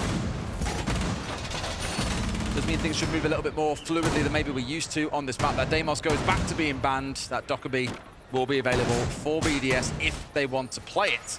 For now, not even going to go anywhere near it, though. Tim, double hard breach coming on through. Got ourselves that Monty being locked in by Leakifat rather than Brede, which is an interesting change away. Shaiko's on the Twitch, normally an operator reserve for Solotov. Shaiko normally being the Flores player, so both of them changing roles in this round. KDS, as you can see the silhouette just ahead of us there, putting the mirror window on the IT wall. So again, just playing in towards that Ace ban, potentially thinking about making it more difficult for something like a Thermite to be able to walk up to that wall and just put an exothermic on there. A little bit of caution being applied by Shaiko on the Twitch there. Always got to be careful when you approach those stairs. The old Nitro out of Electrical is one of the oldest in the book. Has he missed? He's missed it. He's missed it. There we go. That was a big moment. If that goes wrong, Shaiko's going to be really kicking himself. Always a consideration, you can use things like the Havana to get rid of it at the same time, though you will probably need to clear out any jammers on the other side. In fact, if there are no jammers, Tim, that wouldn't have been a worry. So yes, it's nice to save those extra few seconds, but there are always options available for BDS to get rid of that mirror window regardless. Where they're focusing now is Catwalk, and in this area of the map, it's a big point of entry for the attackers. That plus IT coming together, where you saw the mirror window deployed down early on. You need that control. It stops the rotations coming in from downstairs from any defenders that are roaming. It stops people stepping across and towards IT. The challenge that you have as the attacker is getting into sights from IT and from Catwalk is very bottlenecky. It's a single doorway or it's a single rotation that's opened up often by the defenders. So you don't give yourself much to work with, which is why you need a backstab then coming in from Aqua or pressure coming in from electrical side at the same time. I think BDS have got to decide what they want their attack to be here, because right now everyone's very heavily focused on that south side. No backstab coming through. Cyber making a decision there not to go with another impact trick onto... Oh no, he has done. That's what I was waiting to see would happen, because he's got a Monty to deal with, and those impact nades can be fantastic for doing so. Not going to be able to do that now, and looking across the lineup, the utility that's left, they're really reliant on that KDS Nitro potentially to be able to deal with that shield if it starts pushing in, but Souls, he's going to find the opener, taking down Solitov. Great read, and now there's a second one approaching at the same time. I was about to say you've got a shield here. Saw Unwanted with some brilliant shield play between Spirits and Gaveni in this exact position previously. BDS probably got to channel that in at Unwanted here and do a little bit of work. Of course, there's all the info coming in from Leakyfact, but they need guns in behind him, Tim, to capitalize on the info that he's providing. But now BDS is looking a little bit stuck, I'm afraid, and I'm worried for them. FaZe, watching that clock run down, it becomes the sixth man. Yeah, I'm just looking at Brede. He's on the catwalk door and he's got the diffuser in hand. I'm wondering, how does he get in? Where is the space for him to be able to put that diffuser down? Vatican goes down, but KDS does manage to pick up Shaiko. 25 seconds left to go, and Leakyfact, he gets moving with the Monty dares. They got the 3v3, but they need to do something else here, Tim. They're so bottlenecked in, like I said. And Leakyfact, sure enough, is going out aggressive here on towards Aqua. Cyber's up in his face as well. Got to be careful about this, Ella. A 3 versus 2. He's now backing himself away. Diffuser is with Brede coming in on catwalk side. KDS now gone, and it's on to what they can do. Cyber's got to step across. It's all about this 1 versus 1. He wins it out. Brede's going for the plant, and Cyber's got 3. Shutting BDS down just when it looked like they were on the path to victory. Cyber is just better today. Or in more northern terms that you normally use, Tim, he's different gravy. He is indeed different gravy today. That much is for sure. He wants to lift that hammer. Having got his 1000th kill here at SI 2025, he wants to go all the way this time, Des. And he is just absolutely gripping a hold of this with both hands tighter. And I've maybe ever seen a player try to grab a hold of a match. He is just dominating right now. Oh, horrid, because in a way he should have no right killing Usus there. Usus clearly afraid that he had 2 angles that Cyber could step out front to challenge the Monty plan, which would sure enough win the round, so he had to make the challenge. Cyber has had a few rounds today so far where BDS, it feels, should come out on top, and they haven't been able to do so. FaZe taking round 1, and if you are keeping count, that's Cyber up to 33 kills in this series. Be more records that he's looking for before things are done here. Get into round 2. Going to be down to the basement for FaZe. No major surprises. I expect them to see basement, and then probably storage will be their next site, should they follow their rotation. Saying that, we've seen FaZe play in control storage and do quite a little bit of damage playing on the control side of things. KDS, remember, tucked in behind the bomb chassis? Yeah. Pretty magical 2K that he walked away with, but do agree with you, I don't expect we'll see much kitchen play. When it has come out, it's been chaotic at best. Maybe you want to throw us a little bit of a curveball if it comes round to it. I think for BDS, though, if this keeps on going against them, they find themselves losing this round, maybe the next, you'll see that early tack timeout coming in again, because things will just keep on working against them unless they can get their mojo together. Cyber and Handy are currently up on the top floor and are going to need to be dealt with by BDS because Cyber's playing on the catwalk, so he's got that view down into warehouse. It's going to prevent BDS from being able to open that warehouse hatch and get the view down into Animus. They have managed to breach the double wall, so that's a little bit of progress for them at least, but they have to prevent anybody pushing into them in storage because they need storage control in order to be able to move in through that breach. What to do? Looking in towards those mirror windows again that Shaika nearly missed out clearing away last time around. And Dockerby, glad to see it back in the lineup. Don't want to call them dependent on that operator, but it does feel like it a lot of the time. First call coming out.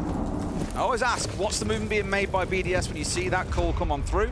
A lot of it. You've got users and Solotov in towards bottom aqua here. You've got a bit of an exo push coming in from Leaky back at the same time. So BDS have made good use of that call to get a lot of players inside the map. Start getting set up for an execute. Solotov deleted the second round in a row. No second call from Dockerby. The problem for BDS is whilst they have got a lot of players inside of the map, they haven't got any control for it. Look at where they're being hurt from. I said this at the beginning of the round, they need to clear out catwalk, they need to clear out top floor, otherwise they will be punished from warehouse, and that's exactly where they've been punished from. 5 versus 2 now, BDS just completely failing to take any sort of map control. FaZe have played in their original positions pretty much throughout, and they have punished them. FaZe take round 2. But for a second, Shaiko was going to find his man there. I'll come back to what Leo spoke about. Very start of this series. And Azami making use of it to isolate out gunfights, not give a chance for a trade to come through. And BDS have relied on trades a lot throughout this tournament. There's a stat I reeled out earlier on, about 2 or 3 days ago. As a team, they have the highest trade percentage. About 22% that number sat around. Better than any other team at the tournament. Those keepers are definitely doing a bit of work to frustrate them here and deny that possibility. 2 rounds going against them. See one more, I would expect that attack timeout to come in. Yeah, BDS can't allow this to continue for too much longer because, like I said, coming in, Des, I'm sort of keeping in the back of my mind that mental resilience, that thought about the rest of this game and how it goes. FaZe are a great clubhouse team. We would expect them to go there and against most teams to be winning that map. If BDS don't pick up labs here, that is what they face. Going to clubhouse not only to try and beat FaZe there, but to try and rescue the entire tournament there. Yeah. And that is a huge ask. So for me, BDS, you can't let this start to spiral. You gotta dig deep and you gotta dig quick. You gotta start finding those rounds. On the attack, they need at least 2. At least 2. We were speaking to Xenox about it downstairs, and I was generally in agreement with him that if FaZe get this map, I think they win club, and that's it, 3-1 to FaZe. If BDS win here, it will require all 5 maps to crown our new world champion. Of course, we'll see how they can do. Work to be done by both sides still. It's still very early on in the map overall, and I'll say it again. 2 hours to a game of Siege, and that's maybe not quite the way to do it. Solotov for the 3rd round in a row here. Picked off very early on, and an easy and free kill, to be honest. It was, and they're starting to hand these opportunities to FaZe now, and it feels like BDS are maybe just getting in their own heads a little bit. I said it in the last round, they didn't, yes, they got inside of the map, but no, they didn't take any control. They didn't win any fights, they didn't gain any ground. And this time they send Solotov blindly in through a window and get punished for it. And that's the tip of the spear. If you've got a blitz on side, you are looking to push in behind them. There'll always be that big question as well for BDS. You've lost 2 major finals this year. It's a stinger. It's a different lineup now, of course, compared to last year with Usis and Solotov joined the team just a year ago. But they know that pain of losing in grand finals, like both teams do. But the BDS, as they start to build in the mental, do they start to crumble? Because yet again, they are falling apart at the seams. FaZe looking to go at 3-0 here in a flawless round to close out this first quarter. And I'm pretty sure, guarantee, that we step into attack timeout for BDS. Almost certainly. BDS would have needed a 1v5 ace clutch to close that one out. And if anything, Des, the problem for BDS here is that the rounds are getting worse and worse. Here we go then, attack timeout. Let's see what's going on in the BDS camp. Push together, okay? Or if we're gonna do that thing with people, we're gonna used to it. We continue. We continue. No, we can't.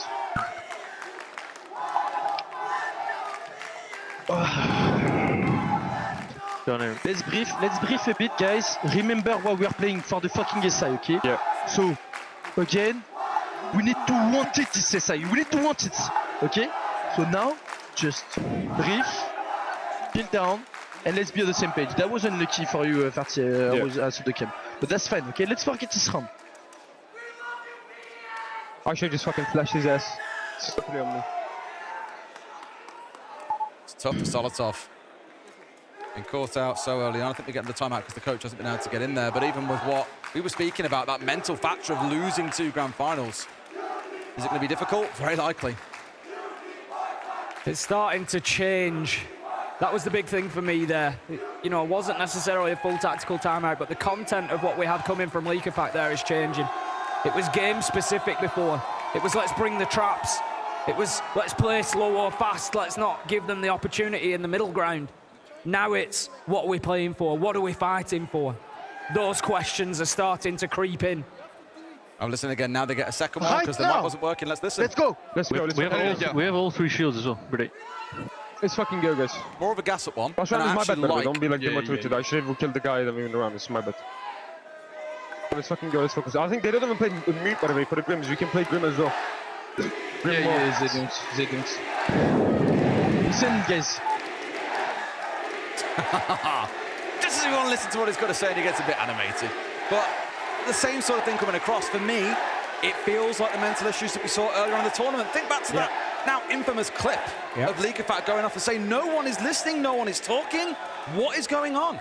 And this has always been a concern about the BDS side, is there are a lot of quiet members. Brede, great actor, but a very quiet guy. Yuzus, the same. Shaiko, a man of very few words. Solotov and Leak Effect, the only ones I've really seen speaking so far during these timeouts, and it makes me worry that when heads start to dip a bit, when things get hard and they stop communicating, rounds will keep on slipping away, and that has been a BDS curse for as long as I can remember. And that's why I mention it. That's why I say that content shift of those discussions away from such specific details to this is SI, come on. It just starts to maybe give us a little bit of insight. But look, there is a lot of Siege left to be played here yet. BDS will have plenty of opportunities. This is their map pick. They won't have wanted to start on the attack. FaZe have chosen the defense to start on.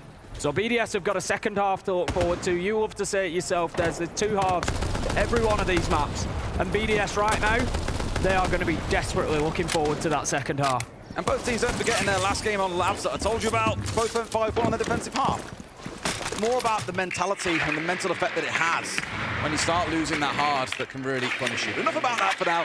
Let's focus on the game and see if they can bounce back. FaZe, very impressive, very resolute in their defenses. They've given very little room to BDS. We're dealing with shields. We've had Cyber pop off and get a 1v3.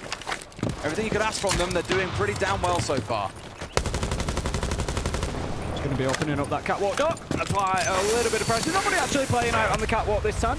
We would quite often see the Azami there, but they are not going to be in that position, playing instead behind the A-bomb chassis. This is getting more aggressive, and this is, I think, what BDS need, is to come in and get a couple of confidence kills. And that's exactly what they do. A double for Users, one for Brede. KDS finds one back, but it's likely to be meaningless. As Leak Effect finds 2. And the tactical timeout does its job, Des. The key thing for me that BDS showed there, Tim, they've said it themselves a lot throughout the series. Slow, then fast. It wasn't really like slow to begin with, but it was the setup work, it was the droning, it was removing of utility. And then when they say go, they go. They don't hang on, they don't play slow, they don't doubt themselves. They hit the trigger, put the pedal to the metal, and away they go. Really good round from them. FaZe will respond. They will find an answer. They will battle back in. For now, that starts down in the basement. I've got no doubt we'll see some roaming looking at this lineup, Tim. They've played a lot of Ella, it's worth stressing too, because it helps them deal with those shields. Just in case Brede does go across towards the Blitz or towards the Monty, having that on side helps a lot. For those of you at home, we've got 2 huge camps of supporters here. We've got, on the left side, as we look at it, we've got all the FaZe fans in one big group together with all the flags out. And then on the other side, of the complete opposite side of the floor, the complete opposite side of the stage, we've got all the BDS fans. And there's a real bit of back and forth between the 2. What about those in the middle, Tim? Maybe they don't mind who wins. Maybe the neutral does. Although I think most of the neutrals here have been back in BDS, so. Look, BDS could not have got a better timed round. Nope. Tactical timeout. They come out. Not only did they get the round, but they get it convincingly. That's the confidence boost that they needed right there. I said at the beginning, 2 attacking rounds is enough for them. They need at least 2 here on Labs, and then they can get onto the defense. So whilst it's been a very, very tough first 3 rounds that seem to be spiraling away from them, BDS have an opportunity to grab a hold of this and rein it back in. Where I start feeling a little bit nervous though is I look back at Consulate and how they would stall out on the attack sometimes. I was about to say this is one of those rounds because we've got to attack the basement. We're starting off on the top floor. A minute's gone down. We've only just started to push forward, but Cyber overexposed himself and paid the price for it. I don't blame FaZe. They're trying to get up in the grills, up in the face of FaZe and keep them on edge at all times. Both teams really going at it, and so far, last round, this round, BDS are battling back. Yeah, I mean, they obviously just needed reminding that they were outsiders. This ain't a scrim. Maybe it's a little final. Maybe it just slipped their mind that they were on stage. SI, but one way or another, they've certainly woken up. 2 entries in a row, and they can look to build on that as well. Bride is a little bit low health on the Monty, which is not the end of the world, but something they need to be cautious of. KDS is going to take down Solotov. Shaiko drops as well. KDS has slipped the net. How have they let this happen again? Too many mistakes creeping in for BDS, Des. They had these roamers red pinged earlier on. They knew there were 2 playing up on this first floor. Now they've got a bit of team play going in. A good flash coming over from the Buck, and that led to that kill. So a good moment. It's balanced things back out at 3 apiece. We've only got 60 seconds to play, though. And they do need to deal with Souls. He's still up above. I've spoken about mistakes. The question is, are they aware of his position? I don't think they were, as User strays around the corner, and he's going to be picked up by Souls. 3 versus 2 for FaZe now, 45 seconds, a low health Monty. It's not looking good for BDS. It'd be a risk, but you can't afford to chase Souls around the map here. I've just hit sight. Force a 2 versus 2. Don't give him a chance to get back and join his team, or you'll be in a spot of bother. Vitter King chucked in on the bomb chassis as well, not a real common spot. Leakerback almost being getted down from above by him, but gets away. Both now not looking too healthy, and for FaZe, with only 25 seconds to go, feels like they should be able to hold on. Who is going to be BDS's Cyber? Who goes big when they need him? It's not going to be Leakerback, and it's probably not going to be Bride on the Monty. You can see now Vitter King's just looking to get aggressive. Doesn't need to, as it's going to be handy picking up that final kill for FaZe, who are able to just prevent BDS building any momentum on the back of a great round 4. They lock out round 5. FaZe continue to keep themselves in the driving seat. There's one more defense for them, and then we start asking some really big questions of BDS. And knowing that club is map 4 is what's got us all a bit nervous. Solotov, honestly, is a player I've got to look at, though. Whether or not it's a blind trust and a blind trust for a call coming from his team. He's died in the first 3 entries in the first 3 rounds. Over the last couple, has gone in as second entry. In the previous round, his team steamrolled, so didn't have to worry. But in that round just then, got picked up completely for free. This should not be happening. It's really painful. When we know that they like playing things like the Docker Beers, Ramar before, it wasn't in this round, but it does let BDS make a lot of allowances that normally they would get away with. Here, though, FaZe are punishing them every step of the way. See there what it means to the fans. Top floor. They've been here before. They want a different outcome. Top floor, as you say, will be the final spot for FaZe. And they've brought along the clash. Again, curious. I didn't see it during the setup of the round, but curious to know if that was hidden away, because if BDS haven't realized it's on side, they could struggle here. They've got things like the nano EMPs that you can toss at the clash, takes off that shot for a short amount of time. There's no real gadgets, though, that... No direct counter. That's it, and that's where I worry. They're going to have to get some really good crossfires on the go here and punish him. We've seen teams do it several times. One player being that backstab that completely upsets the apple cart. Got to look for it in the round, but otherwise, Tim, I like what BDS have got. They have got a good lineup for this one. It's concerned that FaZe have equally got a very good response in theirs. Just going to be opening up to the side of that mirror window to prevent any mirror tricking. Taking out the Excaros pellets. Cyber's going to be looking just as he throws the impact nade a little bit too deep there. Going to lose his mirror window as well, so that's going to force the Ella back into sight. And it just starts to give a little bit of space for BDS to work into. They've shown this catwalk and IT focus execute twice, which is why BDS is now dancing around IT on the clash, looking to frustrate them a little bit, to keep them outside the map. What I really want to see from BDS is to do something a little bit different here, and by the looks of it, they have got 3 or 4 players starting to stack up on this meeting side of things. Brede, Leakerpack, also got 1 or 2 hanging out below. So somewhat telegraph where they're coming from, of course, to us, not to FaZe, who don't have a 100% idea on that. Still 2 players hanging around IT and Catwalk as well, but it could be bait at this point, Tim. Nitro goes out, will be unsuccessful. Continue challenging onto Connector. They've got to know about Cyber this time, surely. BDS, they've walked into blind traps a couple of times, and I think this time they will get away without that being the case. But again, BDS just feel like they're circling here, Des, without too much real purpose just yet. Let's see if the Candelas can give them that. One goes in to Electrical, the next goes into Pillar. But there still isn't much movement from BDS on the back of it. What have you got for those Candelas, Des? Well, they've managed to get Solotov inside of Electrical, which is 1 step, but guess who he's faced off against? There's a clash in his face. That's not going to make life easy. Yuzi's going down. They try and get the backstab in here, but there's the flank on the other side. KDS has been sat in this spot, Tim, nearly all round long again. Misdroned, paying the price. FaZe with a 5-1 half. History is repeating itself. FaZe were just on a different level there, in reality. BDS, as I said, just didn't really seem to have too much of an idea where to go. 2 Candelas go in just to get them Electrical, but then they get hit on either side of that and lose bodies.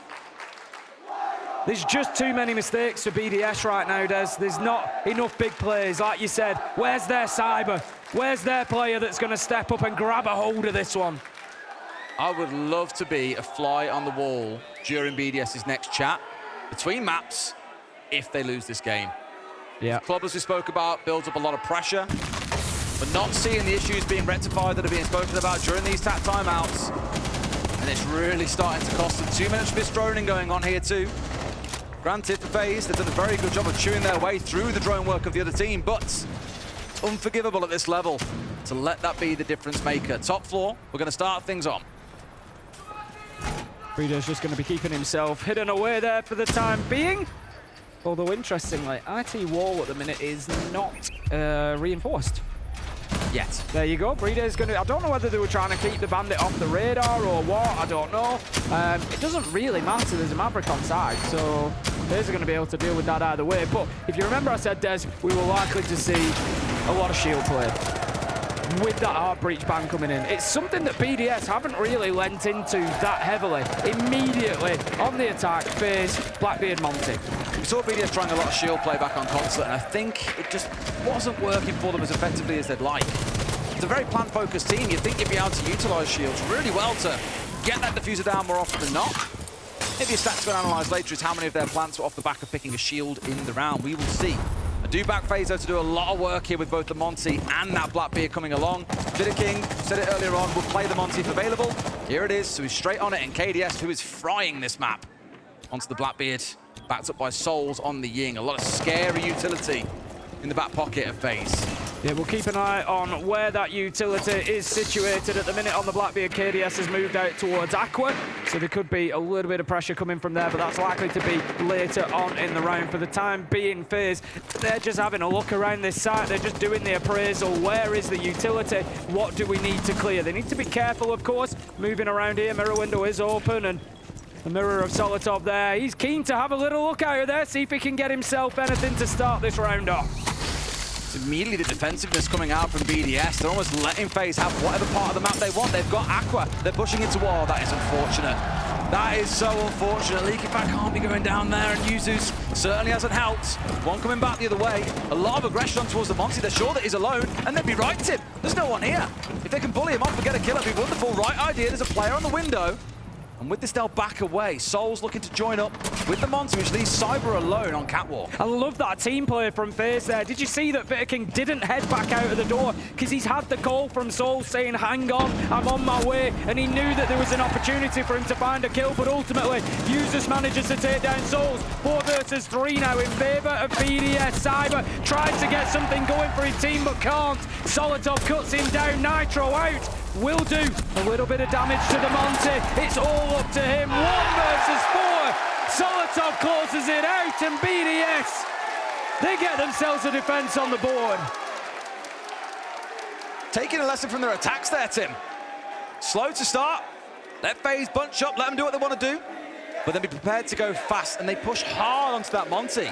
That breaks apart the 2 or 3 players that were sat on catwalk, and it all begins to collapse for FaZe from there.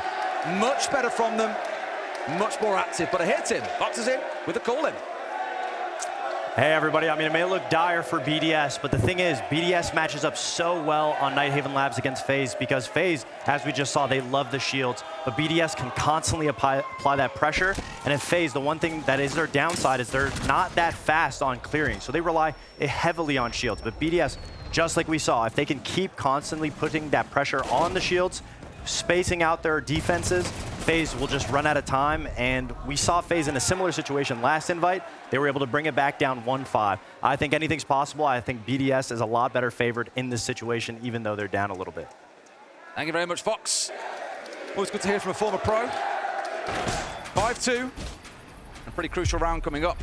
FaZe win this one, Tim. Massive advantage. 4 rounds on their side. There's a lot to ask for BDS to claw that one back. Into the base up we go. Good defense on the top floor, and we spoke on the desk before the series, Tim, about the sends and presence of that across the competition so far. The team making excellent use. You know, the change to be able to raise and lower that light wall, the water no longer really being effective against it, can really enable some cheeky plants to go down, and that's probably what FaZe are looking for here.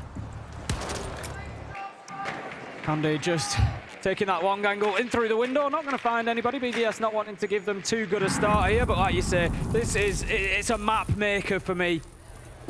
If FaZe are able to pick this round up, it really does just catapult them towards getting the win done. 6-2, you would have to say that surely it's too much for BDS. 3rd-rated defensive team overall at this tournament coming into today, but they're just not playing like it today. There's Cyber takes down Brede, that's the mute gone, and that is some map control at least for FaZe gained, and they can now start pushing on. And the C4 taken offline at the same time. Problem is, we've heard them speak about it a lot in tap timeouts. Play together. Brede's completely isolated there. Cyber, all the more happy to take the kill. Oh! Solotop spinning it back. Gets a second as well. That's what you want to see. Souls is there for the trade. Again, FaZe with 3 players in close proximity, able to secure it out. But that's 2 players dead on the side of FaZe, Tim. A lot of the strength of this attack now diminished. We lost the book as well. That's going to be potentially a really big impact for BDS, taking away that verticality. FaZe going to have to find another way, possibly. Going to have to look at a lateral push. Going to have to move down and find some kills, but keeping it at 3-3, they've kept themselves in it, the Brazilians. They always seem to have some answers, Des. It's the light walls for me, Tim. That can do some serious work. They've got 4 of them available.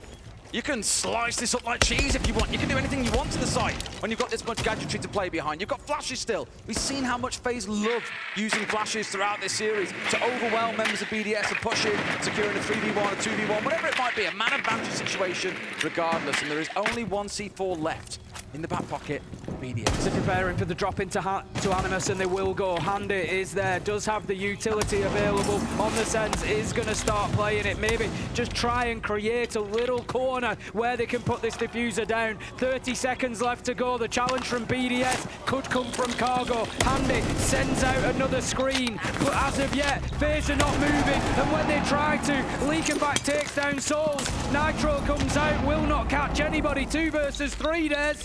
They tried to bait out with 2 light screens, but found nothing. BDS showing a lot of patience here. That Legion steps out, Leakenback can find a freebie. Andy waiting for him, another screen coming out, off towards his right. A great 2v1 coming out. And another one over the line, BDS. Starting to catch up in this game of cat and mouse. I've spoken about BDS mistakes. I've picked up on those moments where they've misdroned, where they've pushed in, where they've lost bodies. But it's fair to say, Des, that they're having some magical moments as well. That was a great round from BDS. They just need to find that form a little bit more consistently, and then they will make a real matchup of this. Small mistake though, I mentioned Brede at the start. That's the one that you can do without losing super early on, especially when there's a C4 for plant denial in back pocket. This is a big round, not just because it's round 9 like we spoke about on the last map, Tim, where FaZe either have a 3-round lead and they can play around with that to get it over the line, or BDS come within striking distance for FaZe by just 1 round.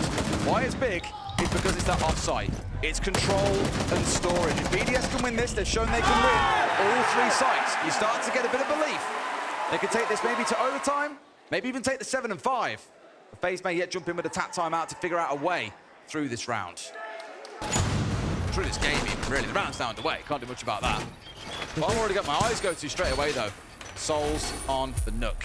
Potential backstab could be enormous. We've seen them try on the top floor attack before to have a backstab attempt coming in. It was a Monty didn't really have the impact they needed, but it shows they're willing to have this 2 or 3 point push.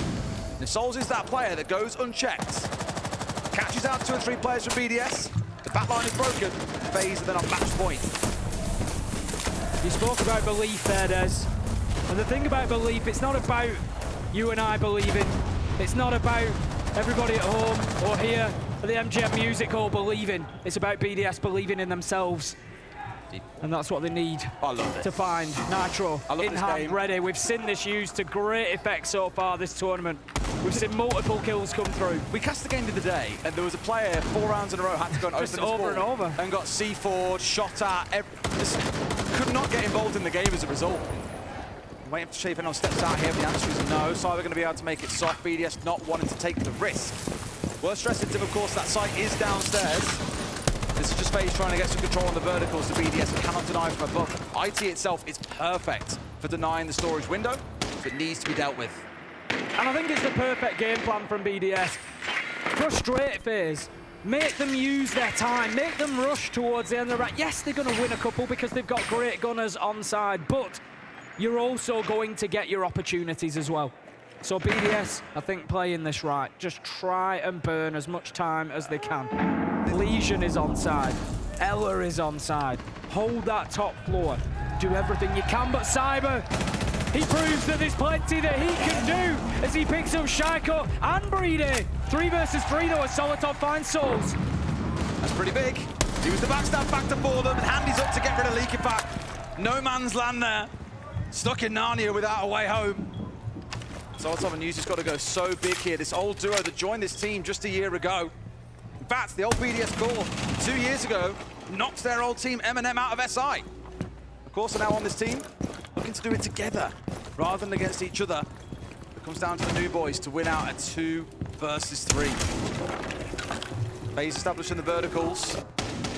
That's what they wanted, was IT to make this plan safe. Users has got to go huge here, but the book, like an angel of death, awaits above as he slipped the net. Users has got 1, almost got 2, but it's a triple coming out for Cyber, and he makes it a 4.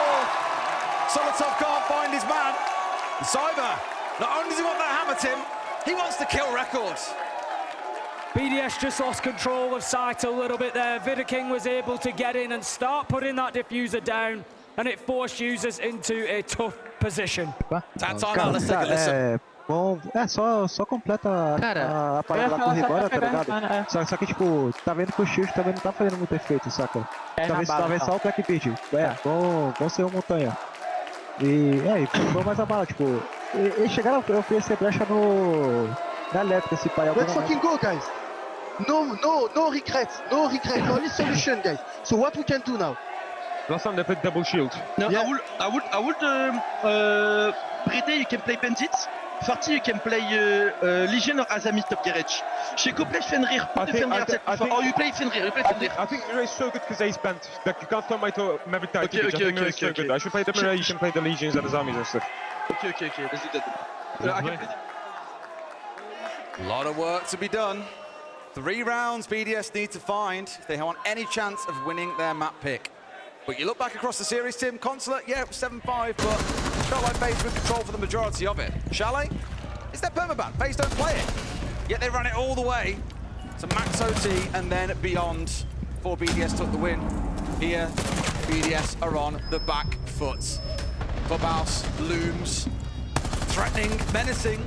FaZe's map pick could be where it ends. It could be that 3-1 to FaZe unless BDS can find a way back in here and now. A test of mental fortitude coming up for FaZe here, Des. They've been here before. They've been on 6 rounds on Night Haven Labs and it hasn't gone their way.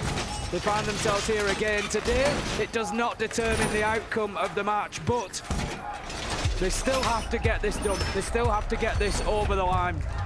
I mentioned the offside, Tim, as well. Control storage is what I was worried about. Might have got the other two, but now you've got to win all three. No mistakes allowed. I imagine you'll see relatively safe comps coming out of them. Trap operators, things like the Elo we spoke about, the goo mines of the Legion. In case there are a lot of shields being brought along. And here's just the one, the monster's been dropped away. Bit of King taking that away from KDS as KDS hops onto the Capitao instead. It just starts to feel a little bit reactionary for me from BDS. Rather than playing their game, it's kind of like they're trying to play it into FaZe's game. And I think there's a fine line and sometimes that will work, but right now, I feel like that's just giving FaZe a little bit too much space, a little bit too much leeway to do what they want to do, to get themselves into those positions where they're finding kills. And a reminder again for FaZe, last 3 Six Invitationals they've lost to the eventual champions, been sent home by those before them, kingmakers in their own right. But yet to wear the crown, it could just be one round and a map away from finally getting it. And where Cyber has been that guy for them so far, Likafak finds a response. It's a huge pickup for BDS. It's exactly what they needed to kick things off in this round. Now King just looking to get himself onto the catwalk. We have an FNAT just triggered as well, just making the progress difficult, impeding FaZe here. They are going to take out the mirror window, but Friede, he manages to get a much bigger prize, taking down King. Down the right beard.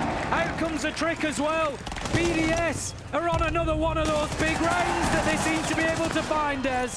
I really want to be super excited about how well they're playing this round, Tim, but you're expected to win this top floor, even the basement. It's that offside that I'm already thinking about in round 12 that has me a little bit nervous. Zero chance you get away from 3 players swinging you at once. And honestly, Tim, it's that entry where I think things are settled a little bit. You get rid of Cyber early on. A lot of the gun power for FaZe, is taken offline. But it's a big if. We've seen what he's done so many times. Still a lot of belief here that BDS can get this done too, unsurprisingly. Every single round that the EU team are able to win, the place erupts and the noise seems to get louder and louder. And then the Brazilians have their say, of course. But right now, for BDS, it's about consistency, Des. It's about consistency, it's about getting in. And yeah, last round was a fantastic round. It was a great performance from them. But they need that round after round after round now. There's no excuses, there's no mistakes. There's no more opportunities for bad round, good round, bad round, good round. It's got to be solid, it's got to be consistent. And they've got to get it over the line. It's kind of funny, Tim. I think back to the longest series ever played in competitive Siege. A place called Berlin. Do you remember who cast that one, Ben? I can't remember, actually. You have to remind me in a minute. FaZe were involved in that series. It was grueling, it was the whole way through, and honestly, the crowd wasn't that different. We had a small group of FaZe supporters doing the ole, ole, ole. I'm pretty sure some of the crowd were probably the same people. During the dip of that, where the whole ole, ole, ole thing was, the response was, "You're shit, you're shit." I want to hear that from you guys in the audience, if you really think BDS can still do that. It's my God, do they need it. 2 rounds to go. This one, I'd expect them to win. It is that basement site. They were very comfortable there last time. FaZe would shoot up and spat out by the time they were even seeing the basement of Nighthaven Labs. Now, offside is where I'll start to worry, but BDS making that occasional mistake that is costing them big time. Can't help but feel a little bit nervous. I like this, by the way. Probably get Souls lying down here and seeing with the Oster Shield what's going on. Look at it, lovely. I like that. So they can't shoot back. No, there's a couple of combinations of this. In this case, it's using the Oster. Sometimes you'll put a smoke there and you'll have a glass stood inside the smoke and you just peek through immediately. But I really like this little variation of it by getting the Oster in there behind the Talon shield. A nice attempt. Didn't pay any dividends for FaZe. Wasn't far behind Shaiko, but he's just being very cautious now. He knows that wall is starting to look like Swiss cheese. Turns out he's not a big fan. C4 takes out the drone. Worth. Not finding any players. Half the round elapsed at this point. FaZe still trying to figure out their way through. For now, Animus is the main focus point for them. Got to start thinking about if they want to get that main breach opened up, they can get more vertical control, because Solotov right now is happily sat inside storage for no bother. Likafak I mentioned Cyber was a problem, Tim. Started to get in this round. I think they know that there's one inside of there. Cyber's looking for the challenge. The interesting thing from FaZe here is they don't have a huge amount of vertical options. Very little, in fact. So it's not really too critical that they get in here. They need to find the kills more than anything to stop the vertical being used against them. BDS is there on the cover. Manages to take down Cyber. 4 versus 4 now. 55 seconds left to go. And FaZe, they are stalling out, Des. I feel they haven't brought the tools that they needed for this attack. I think Vidiking's made a small mistake there. He stayed sat on the window rather than bolting in as Cyber pushed in towards Warehouse. A rare bit of miscommunication.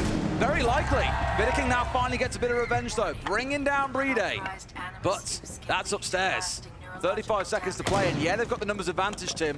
But I always say that clock becomes the 6th man as we get down to it, and FaZe could find themselves being forced to make errors. Solotov's just going to work his way back down here. Could have something to say, and will, as he takes down Handy. Vidiking does manage to get one in the mix. Users onto Souls, 2 versus 2, and it's looking difficult for FaZe with 10 seconds left to go. This is where they have to take the risk. For the risks, they start to pay off. Solotov, 1v1, 4 seconds.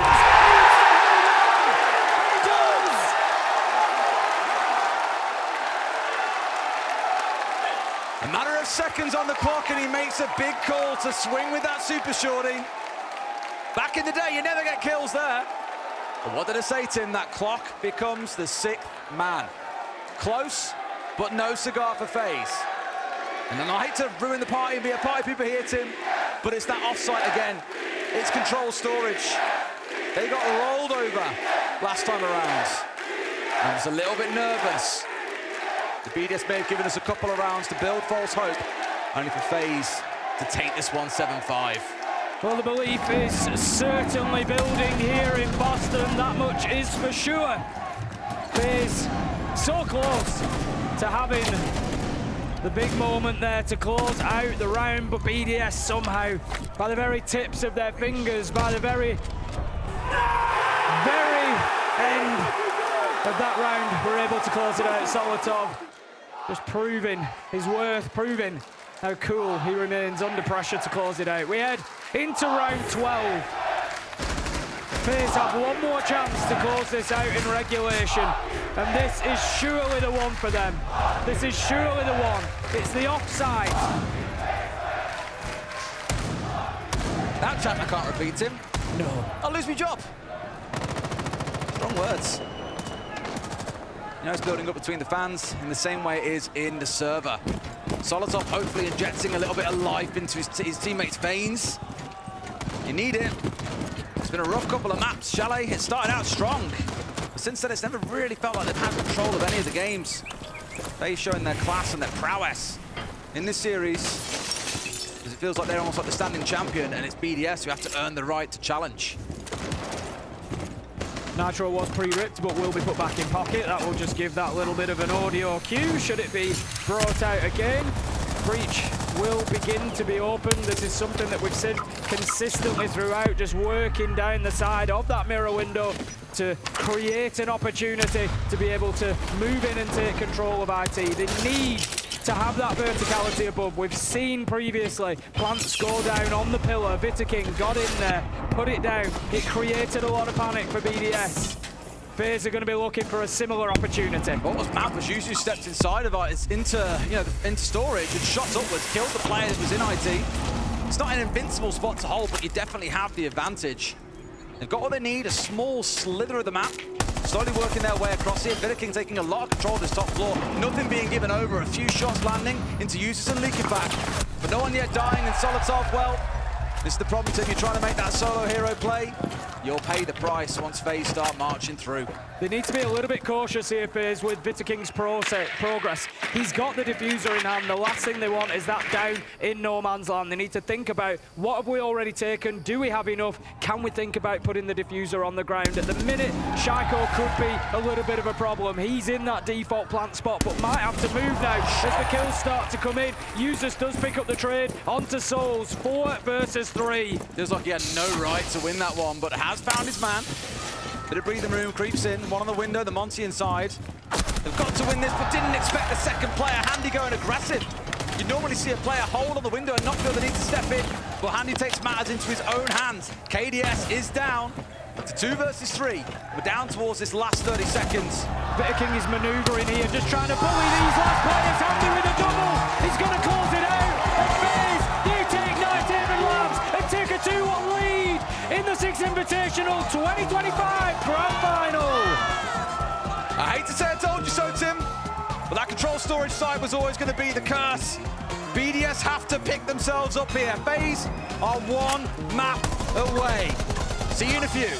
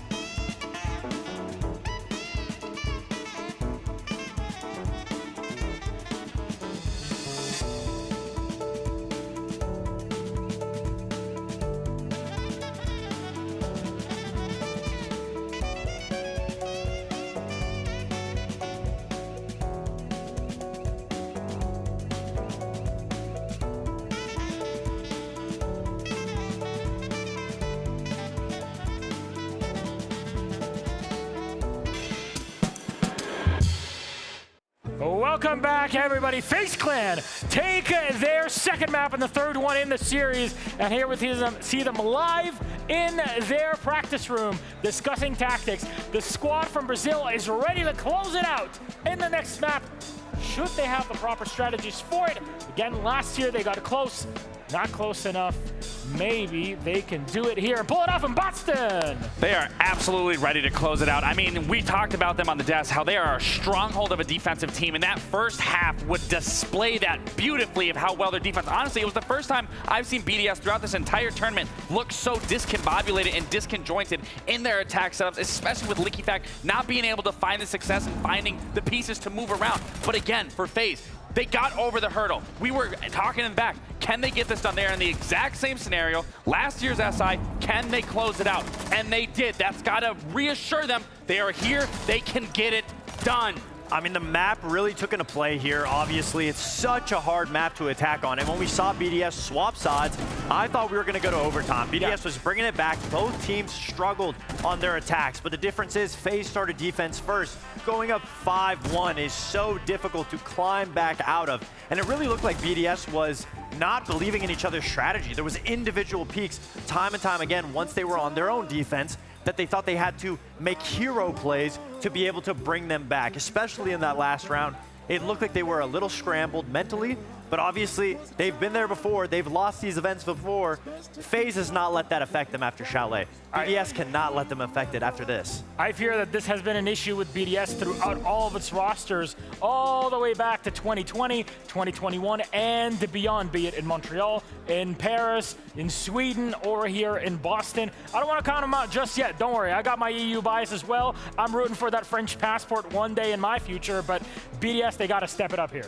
Again, when you're looking at players on BDS specifically, Shaiko's obviously going to be a huge one that's going to stick out for me at a 33% cost. That's barely even making a dent within that round, within the map. So going into a next map, we're going to need to see life coming out of Shaiko in particular. But again, on that FaZe side, if they can control the aggression that BDS wants to bring on those attacks and play it and rely on those defenses just to close it out attacking half, they can easily get it done. I mean, BDS definitely needs some life because they do. Solotov were at the top of the leaderboard. We talked about how they were substantial on keeping BDS so strengthful throughout the whole year that the rest of the players that we're usually talking about, specifically Shaiko, haven't really been putting on the performances that we expected to see. Clearly in that matchup, it looked like they had the hardest time getting back into it. So obviously, that needs to be a wake-up call. We need Shaiko to wake up. We need Licky to wake up. Breday's been doing pretty decent. I can't say anything about him, but we need the two other spearheads to be able to come alive. Yeah, Users had a moment here that we'd like to talk about, Gabe. It wasn't a Users, it was actually FaZe, no? It was? Yeah, it was FaZe's setup here. So yeah, no, it was this is what I'm talking about, the stronghold defense from FaZe. They execute everything perfectly. They force BDS into unwinnable positions where they think they can take map control, but FaZe would immediately pounce on top of them and not let them into any part of the site, and closing out that round in a flawless round. Again, just the emphasis of how strong FaZe truly is on their defensive half. I mean, you said Usus made the play, but he was the first one going down. Yeah. So no play for him. You weren't wrong technically. Technically not wrong. True. But somebody who's been making plays in this main stage grand final matchup has been Cyber. He's been so good at FaZe, and we talked about him the whole event, and he's coming alive in this matchup. He's been the best player on FaZe in the best of 5 so far. Here's the question. Should FaZe lift the hammer, would you consider Cyber the best player in the world in Rainbow Six at the moment? I mean, he's on a team with Handy. That's tough. That's tough. He's on a team with Handy right now. That's a really tough beat. I mean, I think realistically, every one of those players can be the best in the world here. It takes a team effort to get this far, and they are doing it now. Well, Cyber is 21 kills away from breaking the best of 5 kill record in the history of the game. One good game or maybe 2 good maps. Who knows? Maybe I'd love to see it go a bit deeper. Then that record might be shattered right here, right now in Boston. Gentlemen, thank you so much. What a map we've had, but still at the advantage for FaZe Clan. They're up 2-1. We'll take a quick break. When we get back, it's time for map number 4.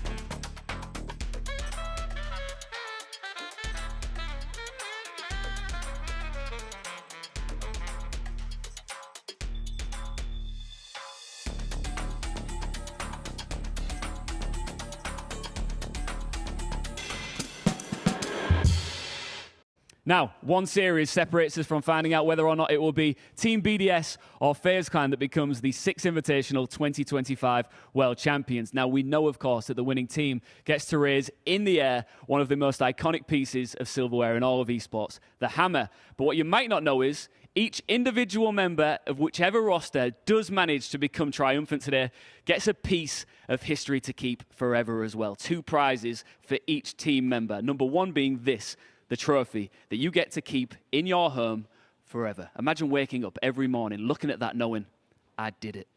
Plus, you get this. Now, I've got to be careful with this. It's really heavy. It is a keyboard. Six Invitational 2025 branded by GMK in partnership, and it is truly beautiful. Look at the back. Let me see if I can show you this. Like I say, all in the SI Boston 2025 gold color scheme. And that is yours forever as well. Imagine winning both of them. Just a little bit more pressure for each of our players. That is a sick-ass keyboard that you get there at the end. Hard. And Ian is a strong man, so imagine it took so much effort to lift it up. Must be made out of gold, if anything. Ladies and gentlemen, we are back on the main stage here at the MGM Music Hall at Fenway Park, and we potentially are 1 map away from making history. FaZe Clan on the cusp of closing it all. All they need is 1 more map, and that map is Clubhouse. What's their history like? Does it favor them and put them in the driver's seat? It absolutely does. You know, we talked about the round differential where FaZe was already up 100 rounds over BDS. And again, on Clubhouse, they have played this map 6 times so far here throughout this tournament, but with BDS only playing it once. So if you got to look at that results in terms of practice and sample size, FaZe has that in their back pocket. If you're BDS, you have to be worried a little bit going on to Clubhouse just because it's a comfortable map for FaZe. The attacks matter the most, but the defenses, you can get a really good run, especially on how strong it is defensively. Attacks, though, what do we know about FaZe? They're very good at the shield play. We saw them on Nighthaven Labs trying to double shield. Yeah. Clubhouse is a map that counts on your attacks. If you can absolutely abuse shields the most to give yourself an extra round or 2, you'll be sitting very comfortably. Clubhouse is also a map of fundamentals. So should your mental be there, should all of you be working together as a well-oiled machine, you'll see that just go in spades for you. Absolutely. I mean, and we just talked about it with BDS, the mental shakeage. We didn't see it affect FaZe. We're now going to see if it affected BDS because absolutely it's a fundamental map. It's all about trades. It's all about teamwork. On Nighthaven Labs, it looked like BDS kind of abandoned the script and started going for individual plays. And that's the crazy thing is because that's not a BDS that we typically are used to seeing. And on a map like Clubhouse, you need to be more focused on your fundamentals more than anything because that's what it comes down to. It's whoever's making the least amount of mistakes and whoever is making the mistakes if they're being punished for it. Gentlemen, it is a spelling disaster for all the EU fans that are watching right now, including myself. But I'm going to ask Boston here, potentially one more time. Are FaZe taking this? FaZe up. We have the contingent over here, though. Are BDS pushing it to map number 5? You heard it here first. Give the people what they want. Up to Ace and Dez. Take it away. Thank you very much, Milosh. All that talk about FaZe on this map.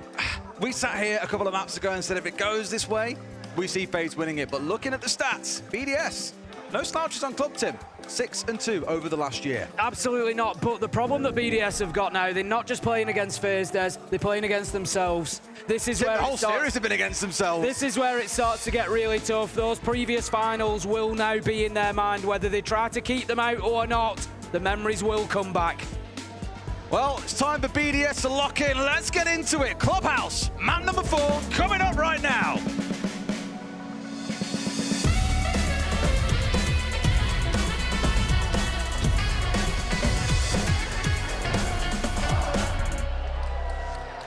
Let's get into this then. BDS will kick things off on the attack, on the defense to start with, which means our bans will be reversed.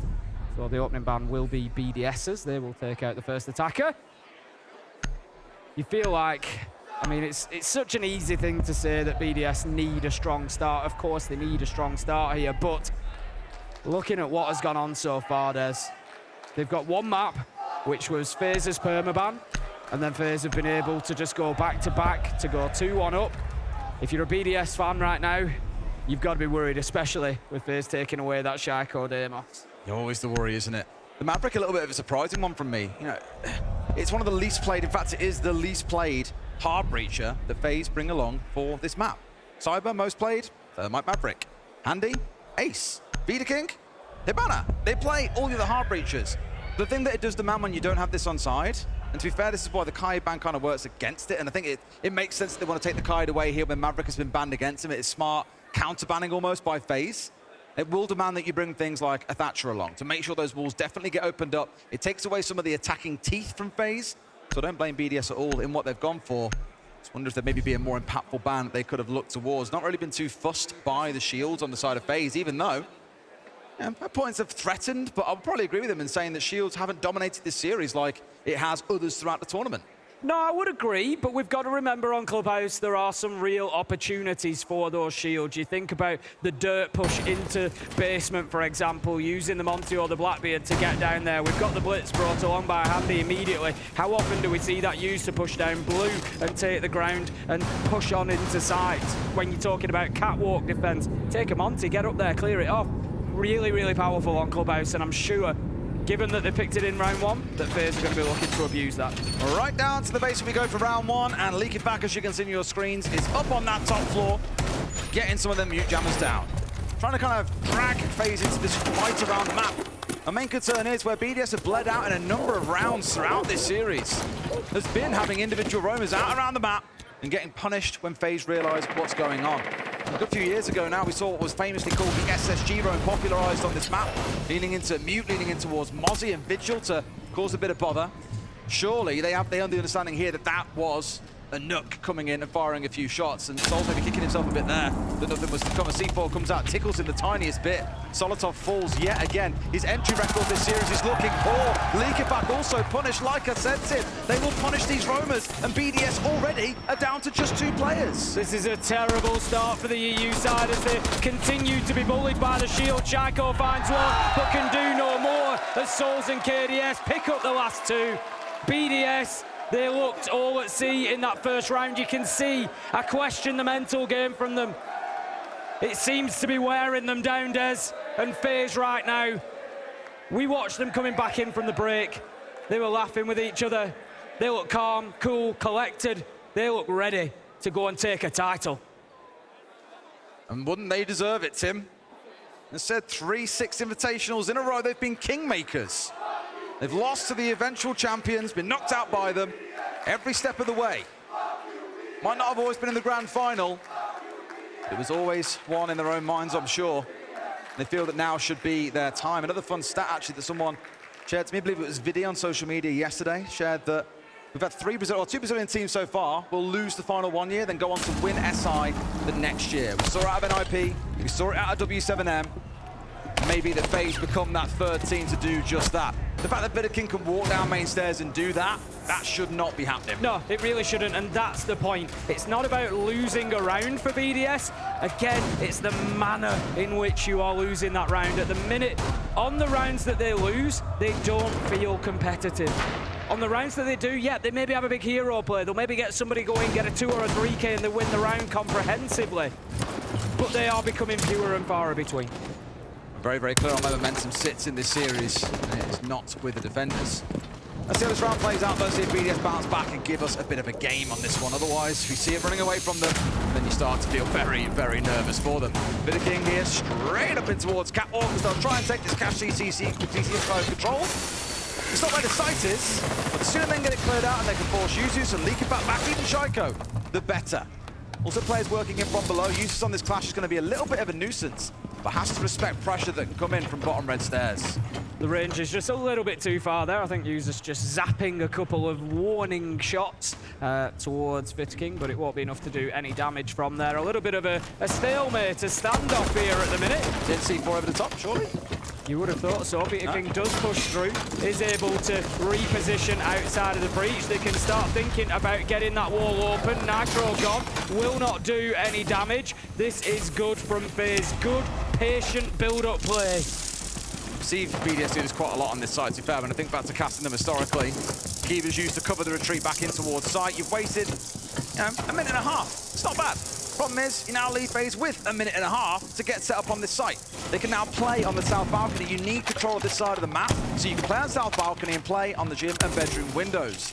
Now they have that as an option. One thing to note, Tim, they have not opened Jacuzzi Breach. There is no late round backstab that BDS need to worry about yet, and that clash is still standing.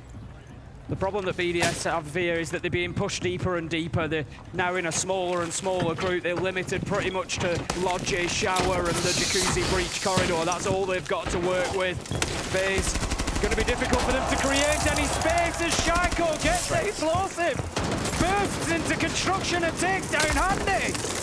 Shocked there was no trade swing coming out there. I think the threat onto the window was enough to keep KDS at bay. This one going over is good, and now impeded by castle barricades, which you saw getting rolled down by Solotov not too long ago. He's still playing below here with shotgun in hand, it's worth noting. They can't comfortably plant inside of this site, they'll always be a threat.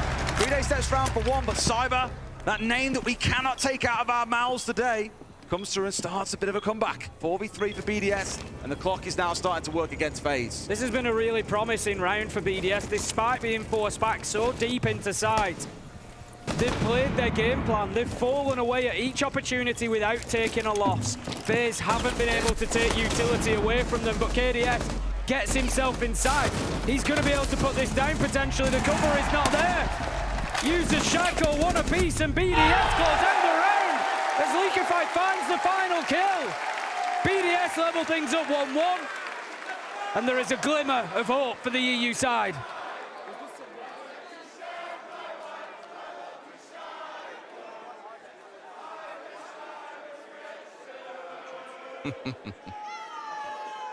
They could be down and out, Tim, and you still have the chance coming through. Don't want to get too excited about one round there. Losing on the basement feels a little bit unforgivable. Much better on gym and bedroom.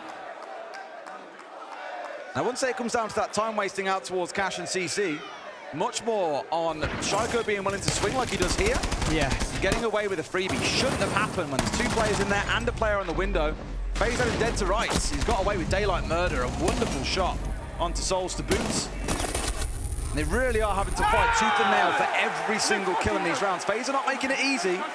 Now we go to Cash and CC. I mean, it's yet another spot inside of construction that's been sort of informally named after him. You can't expect him to allow FaZe to just keep themselves stood in there. For me, I think on the attack there, FaZe did not do enough to punish BDS, Des. They got in there and they forced them back. Out of Cash, out of CCTV, out of construction, they took that ground, but they never punished them. And that came down, I think, to not opening Jacuzzi Wall. You picked up on it during the round. BDS were able to just say, yeah, okay, we've lost a bit of ground, we've lost a bit of map control, but it doesn't matter because we're not losing bodies, we're not losing utility, we're not being punished for this. And that was the big problem FaZe need to deal with. If Jacuzzi was open, they don't stop that plant going down, I expect, because they have no pressure coming in from the hallway. The small one for FaZe there. The consideration needs to be on ensuring there are enough angles to pressure BDS from. Even if you don't put someone on those angles, it's more about the phantom pressure it creates. Having a breach open, you can't always tell if there's a player out there waiting for you, Tim, but you have to assume there is. Otherwise, you lose your life for nothing, and that's how rounds slip away. Still, see how things go next time we come back to that site, I imagine. In round 5, for now, said the focus is on Cash and CC.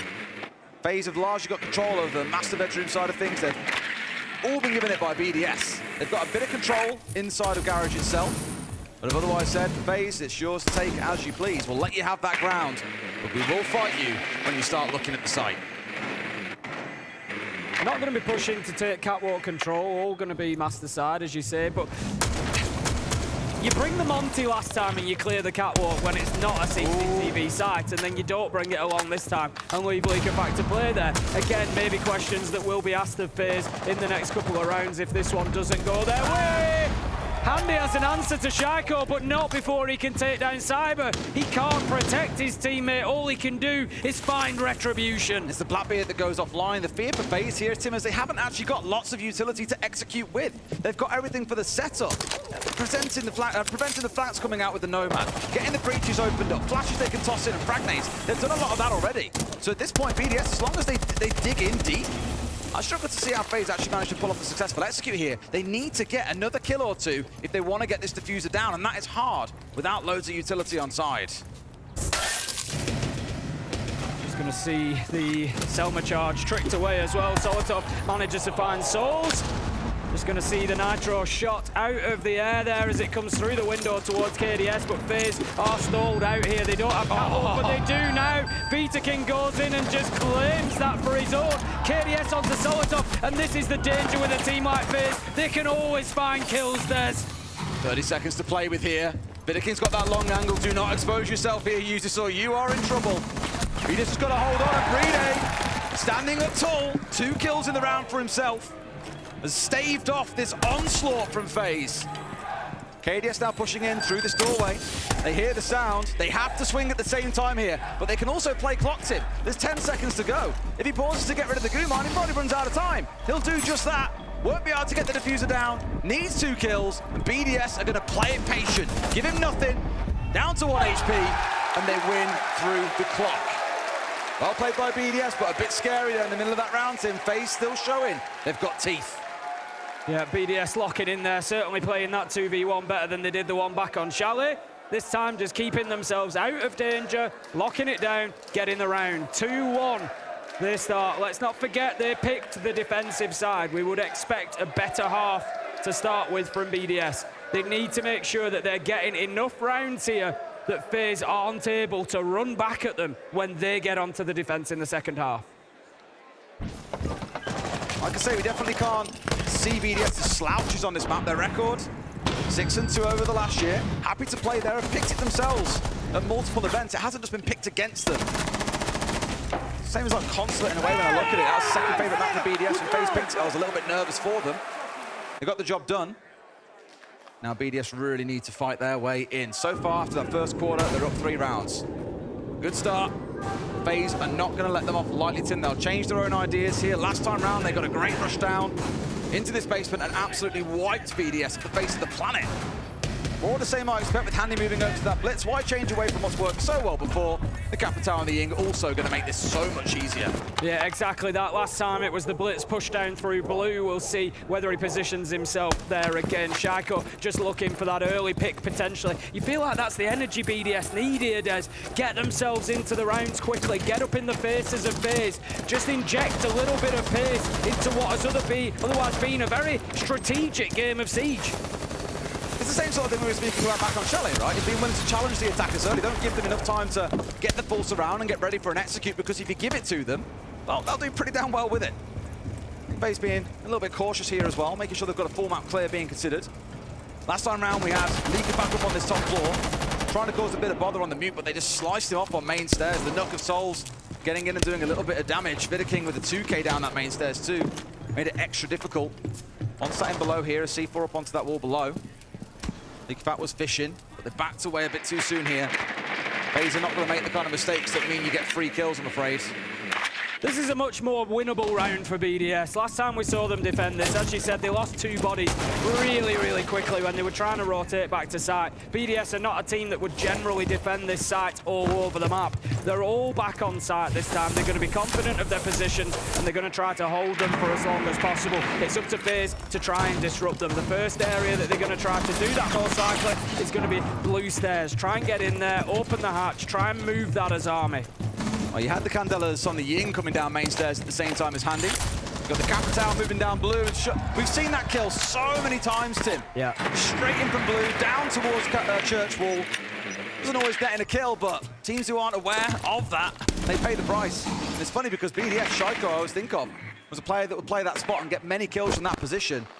Leakyfat, who's paid the price, so Bandit taken offline, a C4 also removed. And what it's indirectly done is free up blue as well, because Shaiko's had to dip deeper. He now needs to be playing more toward door to replace that position that Leakyfat was lost from. He's still trying to hold on to blue, but his attention is split. He doesn't know where the pressure is going to come from. He knows he's got the blitz on this side of him. 45 seconds left to go, FaZe. They've got everything they need here. They just need to be careful that they don't stall out and let this one slip away. Still getting a couple of hatches opened up here as well, but for the most part, it is done. We've got the first fireball coming into blue to move. Shaiko is now back in blue, uses, I'm pretty sure, dropping smokes on towards Handy here, inside of Moto. So trying to keep him at bay and isolate out gunfights. Shaiko going in deep as well, tucking himself in and waiting. KDS marches his way down, Shaiko finds him out. 2 quick kills to BDS. Get the other side guessing, and FaZe have got to find something here. It's down to a 2 versus 2. Shot in the back again. Shaiko is going off Tim. Finally finds himself down now. Users has got a clutch up big. This could be difficult. The blitz just having to make a choice here, Handy. Let's see if the swing will go. Users, no!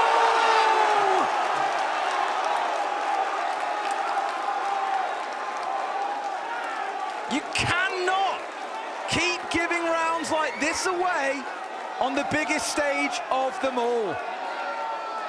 A timeout for FaZe. Let's listen in. Não, é o seguinte, vamos fazer um pouco umas plays mais diretas, tá ligado? Tipo, de Avril 7 é meu, só que a Avril 7 pode ser um pouco mais complicado no banco do dinheiro. Então eu preciso que o KD pegue o Black Beard, aí tu faz o Montanha, saca, subindo, e o Soul faz o Capitão. Tá, isso, e a gente vai, tipo, vamos abrir aquela parede do céu de qualquer jeito ali. Tá, vamos fazer o seguinte então. E no banco do dinheiro. Focus on the next round. Focus on let's get the next 2 Yeah, rounds. let's focus. He's club as well, by the way. Club is Focus on 4-2 only. Yeah. The classic strat. Brede, you play Mira, you put one on Jacuzzi, late round, and one bathroom. I'm playing Bandit, I will put a Bandit in Jacuzzi. Party Let's go, Fenrir. let's Fenrir. Okay. Teko as a meetup garage or Legion. Josh Mitch. Let's go, guys. We don't leave server side on this one, guys, okay? We're going to fight back. Teko, save one Wagger. Don't put. Sounded very frantic when we first jumped into those BDS comms, Tim. I can tell you as well, we've got a great view of the players there from where we are. And when that round was lost, there was a lot of eyes being rubbed on the side of BDS, a lot of heads in hands and just really not sure how to react to it. Less than half a second left. Heartbreaking for the boys in blue. Elation for the ones in orange. I understand as well, if there's no info on site and you assume the plant is going down, you don't want to give them a chance to come off and force a 1v1. No. But maybe just, well, literally 0.45 of a second too soon. BDS pay the price. They could be up to 3-1. FaZe keep things square at 2 apiece.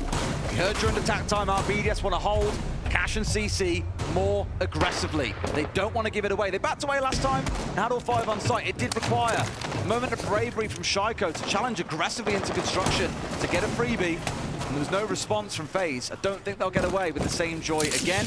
And that's why they're playing so actively on the bandit trick to this main breach. You feel like for BDS, it might start to stack up here and feel like, what can we do?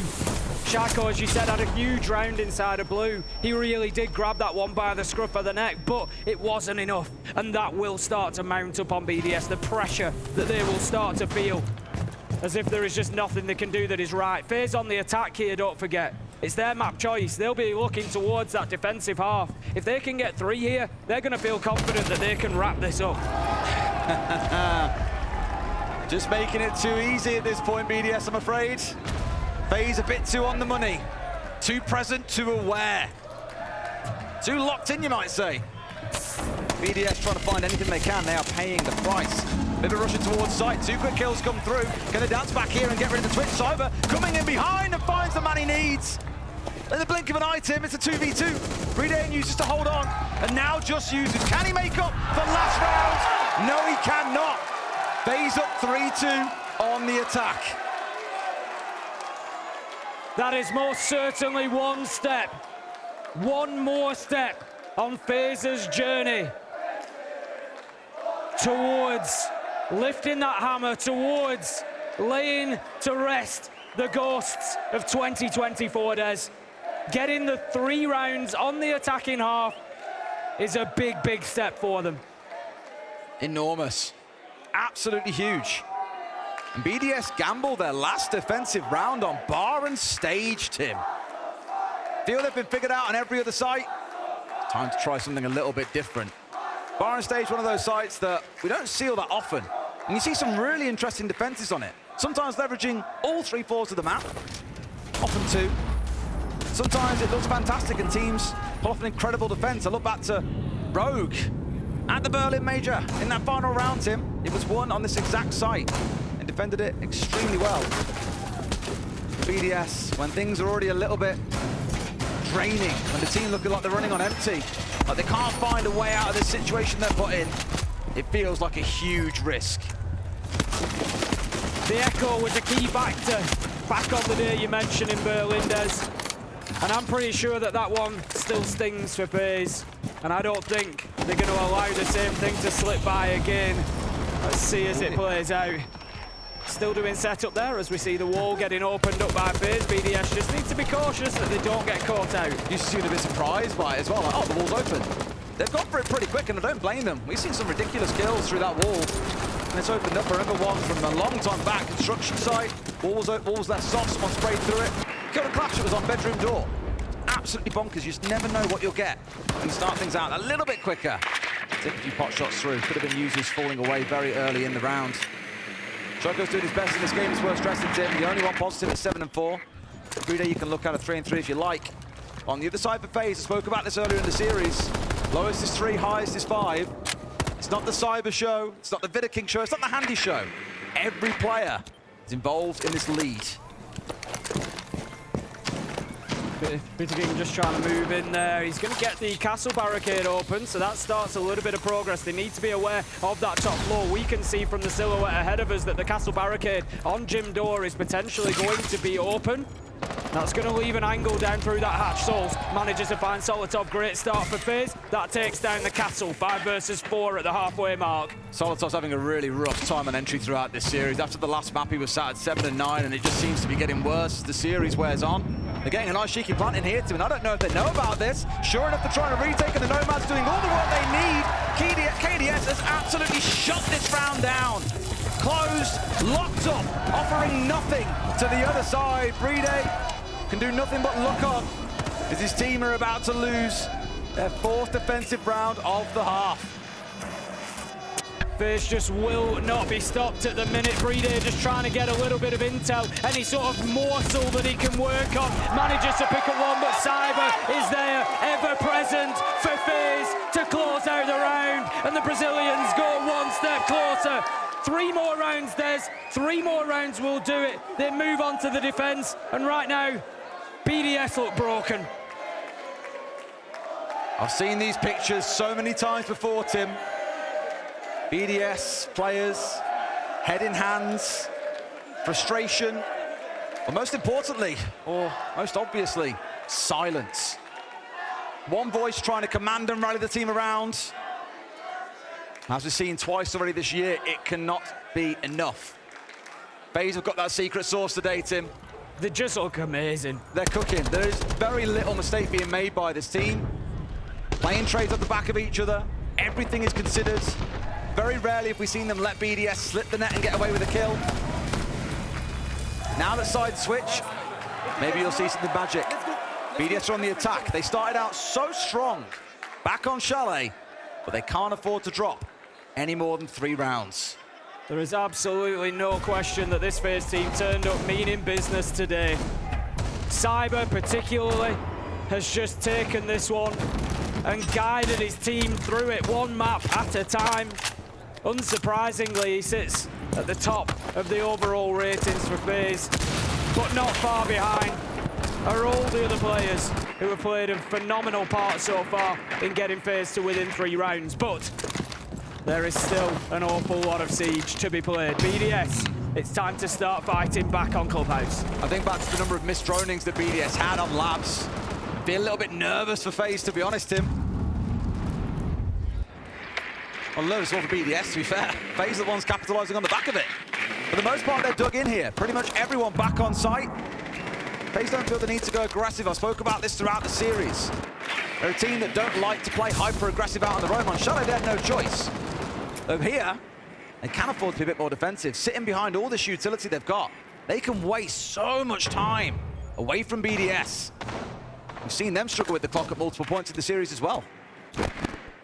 It's just a case of no matter what BDS seem to try, there is just always an answer, always a response from FaZe. It's like they've almost seen the game play out ahead of time, and they know what's coming next, and they're ready for it. First phone call. Halfway through the round, the phones will begin to buzz. Cyber just dips himself away. Yellow ping is there. They know his position. They have to get this entry. They can't lose it. Nearly did. Usus moves in, gets the kill. A good start from BDS. Something for them to build on in the round. Don't realize about the cross, and no! Solotov's found on his way out. That's the problem with oil, Tim. Once you start walking up that corridor, you're dead to rights. If they know you're there. A C4 over the top finds one more. KDS being short alive a little bit. Walks away with 3/4 of HP, though. They can afford to dig in now. The real problem that BDS have got at the minute is the position of Vita King. He's just inside of Armory. BDS were showing all their presence towards blue, trying to push down there and take that ground, but Vita King's just holding that tight angle from the door. So BDS have had to move. They've had to try and work an alternative. KDS spraying through. He knows that one has dropped Moto. He's taking a look. He can't find his man. But there's Vita King. I said from this position that he was going to hurt them, and it's Shaiko who gets cut down. Brede continues fighting. 30 seconds for BDS. Surely they know at this point. Users must know about his man. Yes, they have no idea that he's there. Onto his backside he goes. Got to be careful of the fire there, my friend. Still a bit of time for this plant to go on down, but Handy is lurking, Tim. I think Brede's got an idea that he's here, and he would be right. This might be a mistake. Letting him in towards Moto. He's got himself tucked back inside of sight here. In a great spot, and Users might just run head first into him. Brede alone in a 1v2, and it has collapsed once again. FaZe are 3 steps ahead at every turn, Tim. BDS are on the ropes. The difference that we see there at the end of that round is their ability to work as a team. Time out, Tim. Let's have a listen. Guys, the only thing I see right now, it's a team give up. This is the only thing I see. Everyone. So what you want to do? You want to give up right now and we go back at home, or you want to fight until your death? Until my death. So do it, guys. Right now. Now! Not tomorrow, now! What the fuck are you doing? Please! It's time to fucking wake up, guys! Let's check the setups and don't hesitate, by the way. And we have to play more fast, more together. We will say it every time, we have to do it! If I feel like we hesitate as well, just fucking pick Thatcher, fucking blitz, just take shields. I'd rather lose, I'd rather lose trying to do that than just all wait around. Exactly, Jim. You can literally do the full clear, like the RCB. I respect it. Because it's the same things that we've noted throughout the series, Tim. They talk about it in the attack timeout, and it still seems to miss. They don't ever quite put into practice the things that they speak about. I respect it. We've got a little call in from Alphama. He's just going to interject for us here. Oranges, man, you've heard Stu Flex. Now is the wake-up time. Now is the time where BDS is on the verge of getting eliminated. And I will tell you, they have 2 win conditions. The first one, they need to bring shields, just like they've said. They're missing aggression right now. So the second one is Shaiko. Shaiko is the savior for this team right now. He dropped the ball. He was one of the biggest guys, uncontrolled, to bring this back. He dropped the ball the last map. He was the best fragger on this team on the defense side. With Deimos banned, he's the one that plays in the big, strong positions. With Capitao on blue, he's the one that needs to step it up for his team. Let's take a look at Shaiko right now, because if one guy can save this team, it's him right now. I think he's very spot on there, Leo. I think it requires more than just one man to save this team, though. It requires voices, Tim. Yeah. It's been quiet. Look, the end of that last round, as I was going to say, the teamwork, the difference was evident. Handy and Souls worked together as a team brilliantly. Souls had the long angle from boxers to cover his man, who'd hidden himself away. Users pushed in on his own. Souls cuts him down. Brede pushes on his own. Handy cuts him down. Users and Brede had to push at the same time there. So yes, maybe Users loses his life, but at least they get the kill onto Handy. And then it's a 1v1. They get the trade, but the timing wasn't there. Maybe the communication wasn't there. But for FaZe, it certainly was. And they are not making a single mistake at the minute.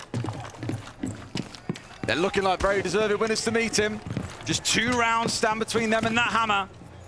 And BDS, that is their last time out they will get, unless they can recover this map and send us through to Sky. It has felt since Chalet, they've been on the back foot. But the Brazilian side have been the ones in control. It's looking to carry on just that way. Bulletproof taken out, but look at the C4s as well in FaZe's back pocket, Tim. They've got 3 of them to play behind. BDS could be walking into a trap here. BDS are playing under such intense pressure as well. Of course, Stuflex says what he has to. They have to fire themselves up at this point, but the pressure to not make that mistake, to not be the one to die, must be immense right now. And it will start to affect the way that they play. Right now, they're working the windows. They've got themselves secure. They know they're not going to be pushed from CCTV. BDS now need that entry kill. More than just that, Tim, and they've got no idea. I spoke about rat plays and missed dronings earlier on. BDS might have missed out on the man tucked in, and just like that, Handy's come up, taking a big double. does get traded out from the window, but the damage is done, Tim. Leakafak and Shaiko are gone. It's just too easy for FaZe right now. With a player on the window, they're still able to step into construction, to push that aggression. Just the way that Shaiko did to them, but BDS unprepared. They get hurt by it. 3 versus 4. Maybe not aware again. KDS is just going to firm this one. He's going to keep himself in this position. He goes for the peak. They don't know that he's there. And BDS, they keep being hurt by what they can't see, Des. We've called about the misdrownings throughout time and time again, Tim, but FaZe will abuse every mistake this team makes. They are 1 round away from correcting the course of history and lifting a hammer. They fought for this for so long. 3, 4 tiring years of being knocked out by the eventual winners of the Six Invitational. This time, they make amends. FaZe will know better than anybody else that this job is not done yet. 1 more round is required, but they are on a map that they love. They're on the defensive side, and right now, they are firmly on top of BDS. BDS just don't look competitive with this FaZe side at the minute. Over what I've seen over the last hour and a half, I have no doubt that right now at this moment, FaZe look like the greatest team in the world. They look absolutely phenomenal. Throughout this tournament at points, I've looked at them and thought, they play too slow. They don't roam aggressively enough, they drop off. But sometimes, Tim, teams will step up and show you fundamentals are all you need to lift a hammer. Our Kingmakers may yet take their rightful throne, and just 1 round stands between them and their empire. We've seen it throughout this tournament, Des, and I say it over and over again. Form is so important. You can have a slow start so long as you finish like this. And think about the history of lower bracket teams going on to win, because they're still warm from yesterday. They had lights out series yesterday. They were unbelievable. 2-2-0s, didn't give their opponents a chance to fight back in. BDS coming in a little bit colder after their win on Friday. You're seeing exactly what happens then, Tim. Just not quite in the game. BDS was shown the blueprint for what they need to do last year. W7M, they fought back. They got themselves to overtime, and they overcame. BDS have no choice. No more mistakes, no more chances. 4 rounds in a row, or they go home empty-handed. It would be one hell of a comeback if they could save this game, but it feels all but impossible.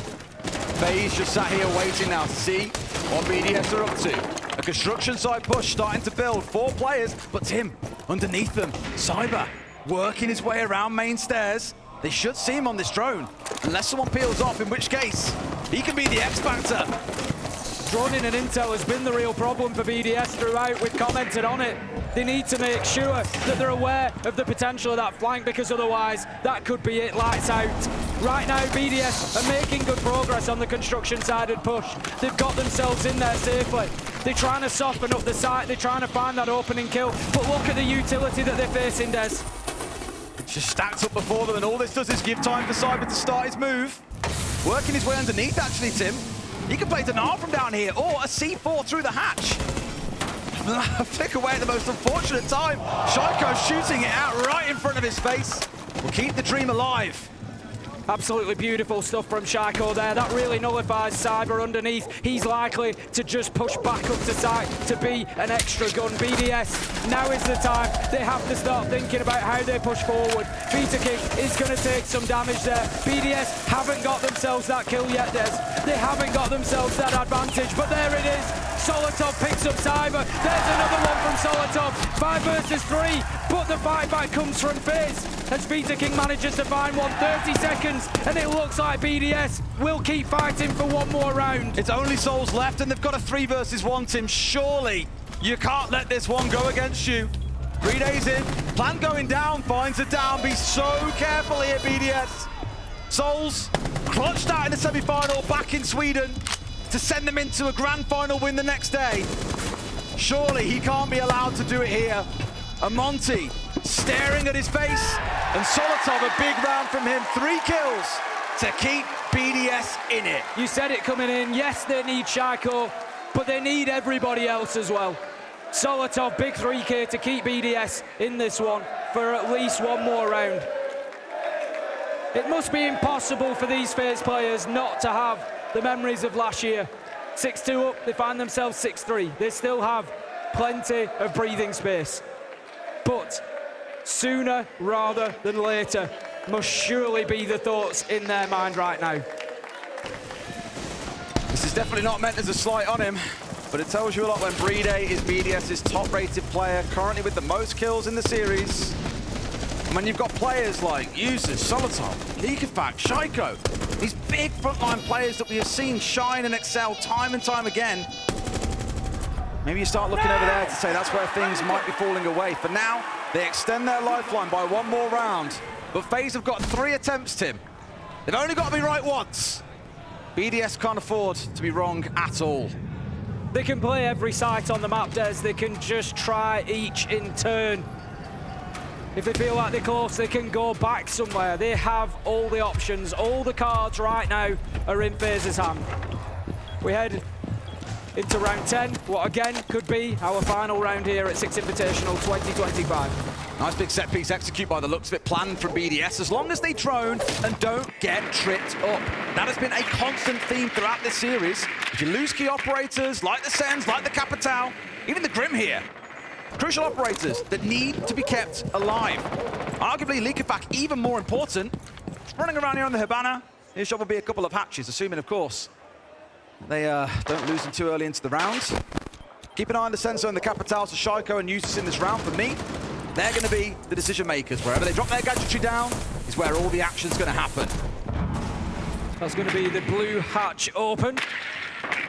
So they can start thinking about moving players now. That's going to be the next job, but look at this. KDS is getting aggressive, he's stuck. They're going to find the opener, Solotov again. 3 kills in the last round, and the entry in this one. Solotov is digging deep. They almost found Bitter King as well. He's down to a 3rd HP, force away from blue. BDS are moving these players around. A nice attempt to C4 through the hatch. Gonna find nothing. BDS keeping themselves safe. Leakerfact dipping away towards meat to keep himself safe. Got to watch that clock, Tim, because BDS have ran it down to the wire a few times, and it does come back to bite them. Got the Goyo canisters stacked up. Just gonna see the first of those being taken out. Is not gonna force them out of Dirt Tunnel. Souls will hold his position there, but it is at least going to remove one of his options when thinking about the later round. 1 minute 20 left to go. BDS continuing their work here, trying to soften up the side. Leakerfact, he softens up FaZe with a kill on Vita King. That's the Azami taken down, 5 versus 3. Surely not, Tim. Surely BDS don't claw this back from the jaws of defeat. Still 2 more rounds after this one to go, and they've got to get this one over the line first. Cyber, Handy, Souls. 3 players you trust in a situation like this to get the job done. But for now, they've all been backed inside Church. Cyber and Handy both in there. Time to start saying some prayers that you can get this done here and now. Souls starts the fight back, but Usus is there for the trade. Surely this is another BDS round. 3 versus 2 though, as Handy manages to find one. Diffuser's going down. Brede likely to stick this, and will. The cover is there. BDS surely fight back. Cyber has tried to retake above, but it won't be enough. Tries very best. There's a shield bearing down on you, and 2 of the players that are hungry for this one, Tim. That's 2 rounds in a row. Do you dare to dream of a BDS bounce back? I'm still thinking FaZe, like we've already seen on the map in this series, Tim, will break hearts. Bitter King for a second there, hinting at a timeout. They chose not to. The coach shaking his head, letting this carry on.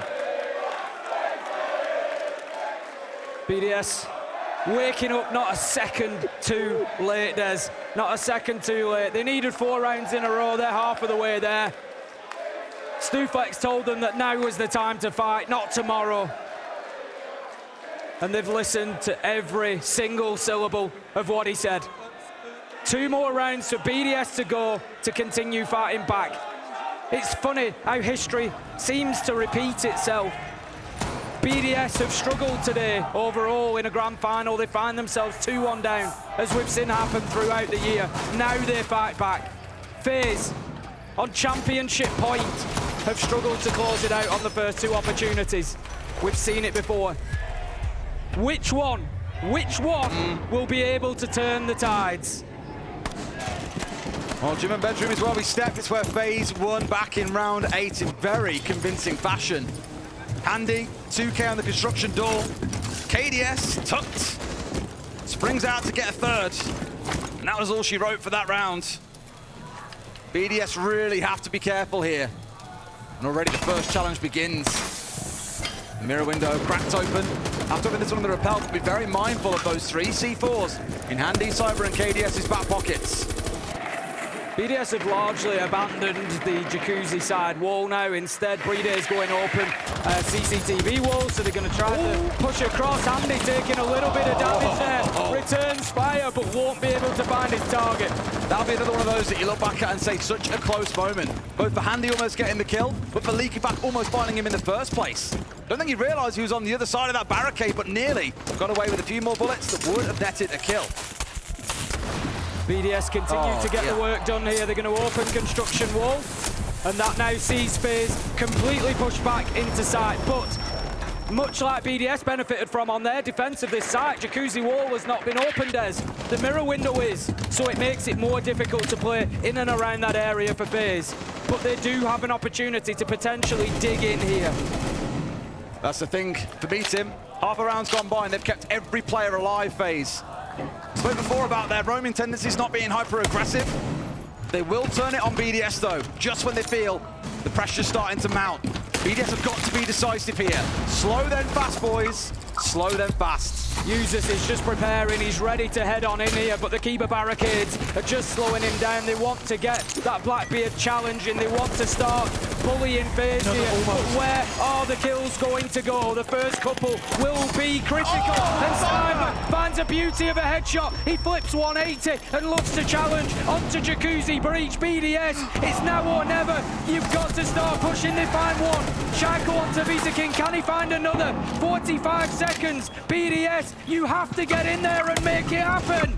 Tucked in on the corner, KDS down to a slither of HP. They've got the breach to, but they can't make moves. Shaiko starts on it, a second on site. He loses out to KDS, but BDS, with Leakyback going down, it's looking dangerous. This could be the end. Such low health across FaZe. 3 versus 2 Des. 20 seconds for the attackers to rescue themselves. Main stairs looks like a real threat as well. Handy in position. Diffuser's going down. This cover has got to be flawless. But Brine comes up. He's going for the kills, Tim. They've found one, but now they've got to re-stick, and Cyber's in a spot to do a bit of damage here. Trying to bait out once again. Solotov has to win this gunfight. He's got to get Cyber. They're waiting. Solotov's down. Brine's off. He's also down. Fate will wait, but it will not be denied as FaZe lift the hammer after 3 years of waiting. Unbelievable scenes as BDS continue to fight back, continue to seek and search, but just couldn't find the rounds they needed. FaZe have looked on another level today, Des. They found that extra gear when they needed it, and it is going to bring them the peace that they have been looking for 12 months. This time, they will not have to sit and watch another team lift the trophy. The Kingmakers take their rightful throne. As for now, the best team in the world. It was never a question of if, Tim. It was only ever a question of when.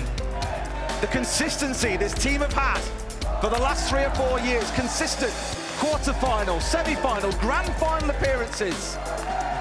And now they're up there. BDS, 3 losses in a year, that's going to sting, but there is work for them to do.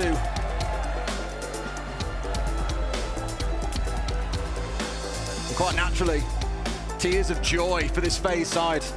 Let's get down to Ian on the stage to speak to our winners. Wow.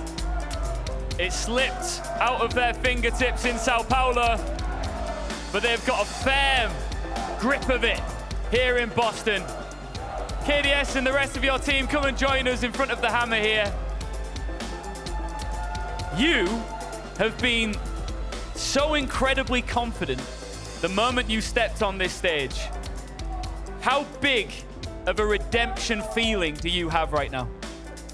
This feeling is amazing, you know, because we work a lot to win this tournament.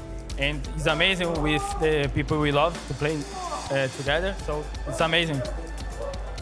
Did last year play on your mind throughout this series here? Did you know that how easy a situation like this, how easy a final like this can slip away from you? We expect a lot more difficult match, you know, to the last map, and I'm so happy to be that fast, you know, only one map, and yeah, it's amazing, amazing. You've been phenomenal. And like the casters said there, the best team in the world right now. Handy, come here, brother. Listen, we all remember in Sao Paulo when you and your brother hugged with tears in your eyes. Ned, do you want to come and give your brother a hug wherever you are right now? Your twin brother.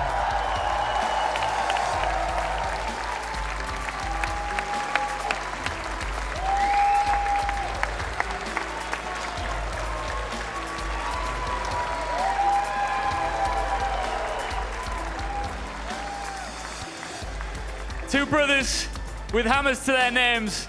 But now, this FaZe clan is your moment. Boston, ladies and gentlemen, your Six Invitational 2025 World Champions, it's FaZe clan!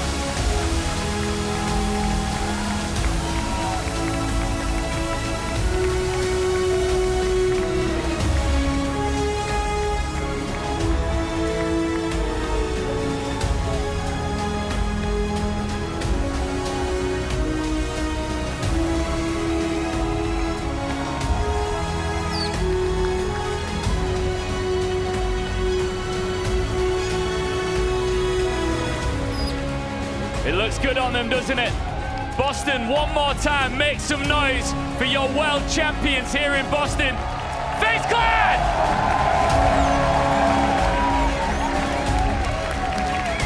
Now we're wrapping things up here, but of course we had some monumental news coming. March 13th, the Siege X Showcase from Atlanta. You do not want to miss what is shaping up to be the entire next chapter of Rainbow Six. And of course, too, we will see you in Rio, Brazil very soon. But for now, we will end with you having a good, clear view of your Brazilian world champions. It's FaZe clan.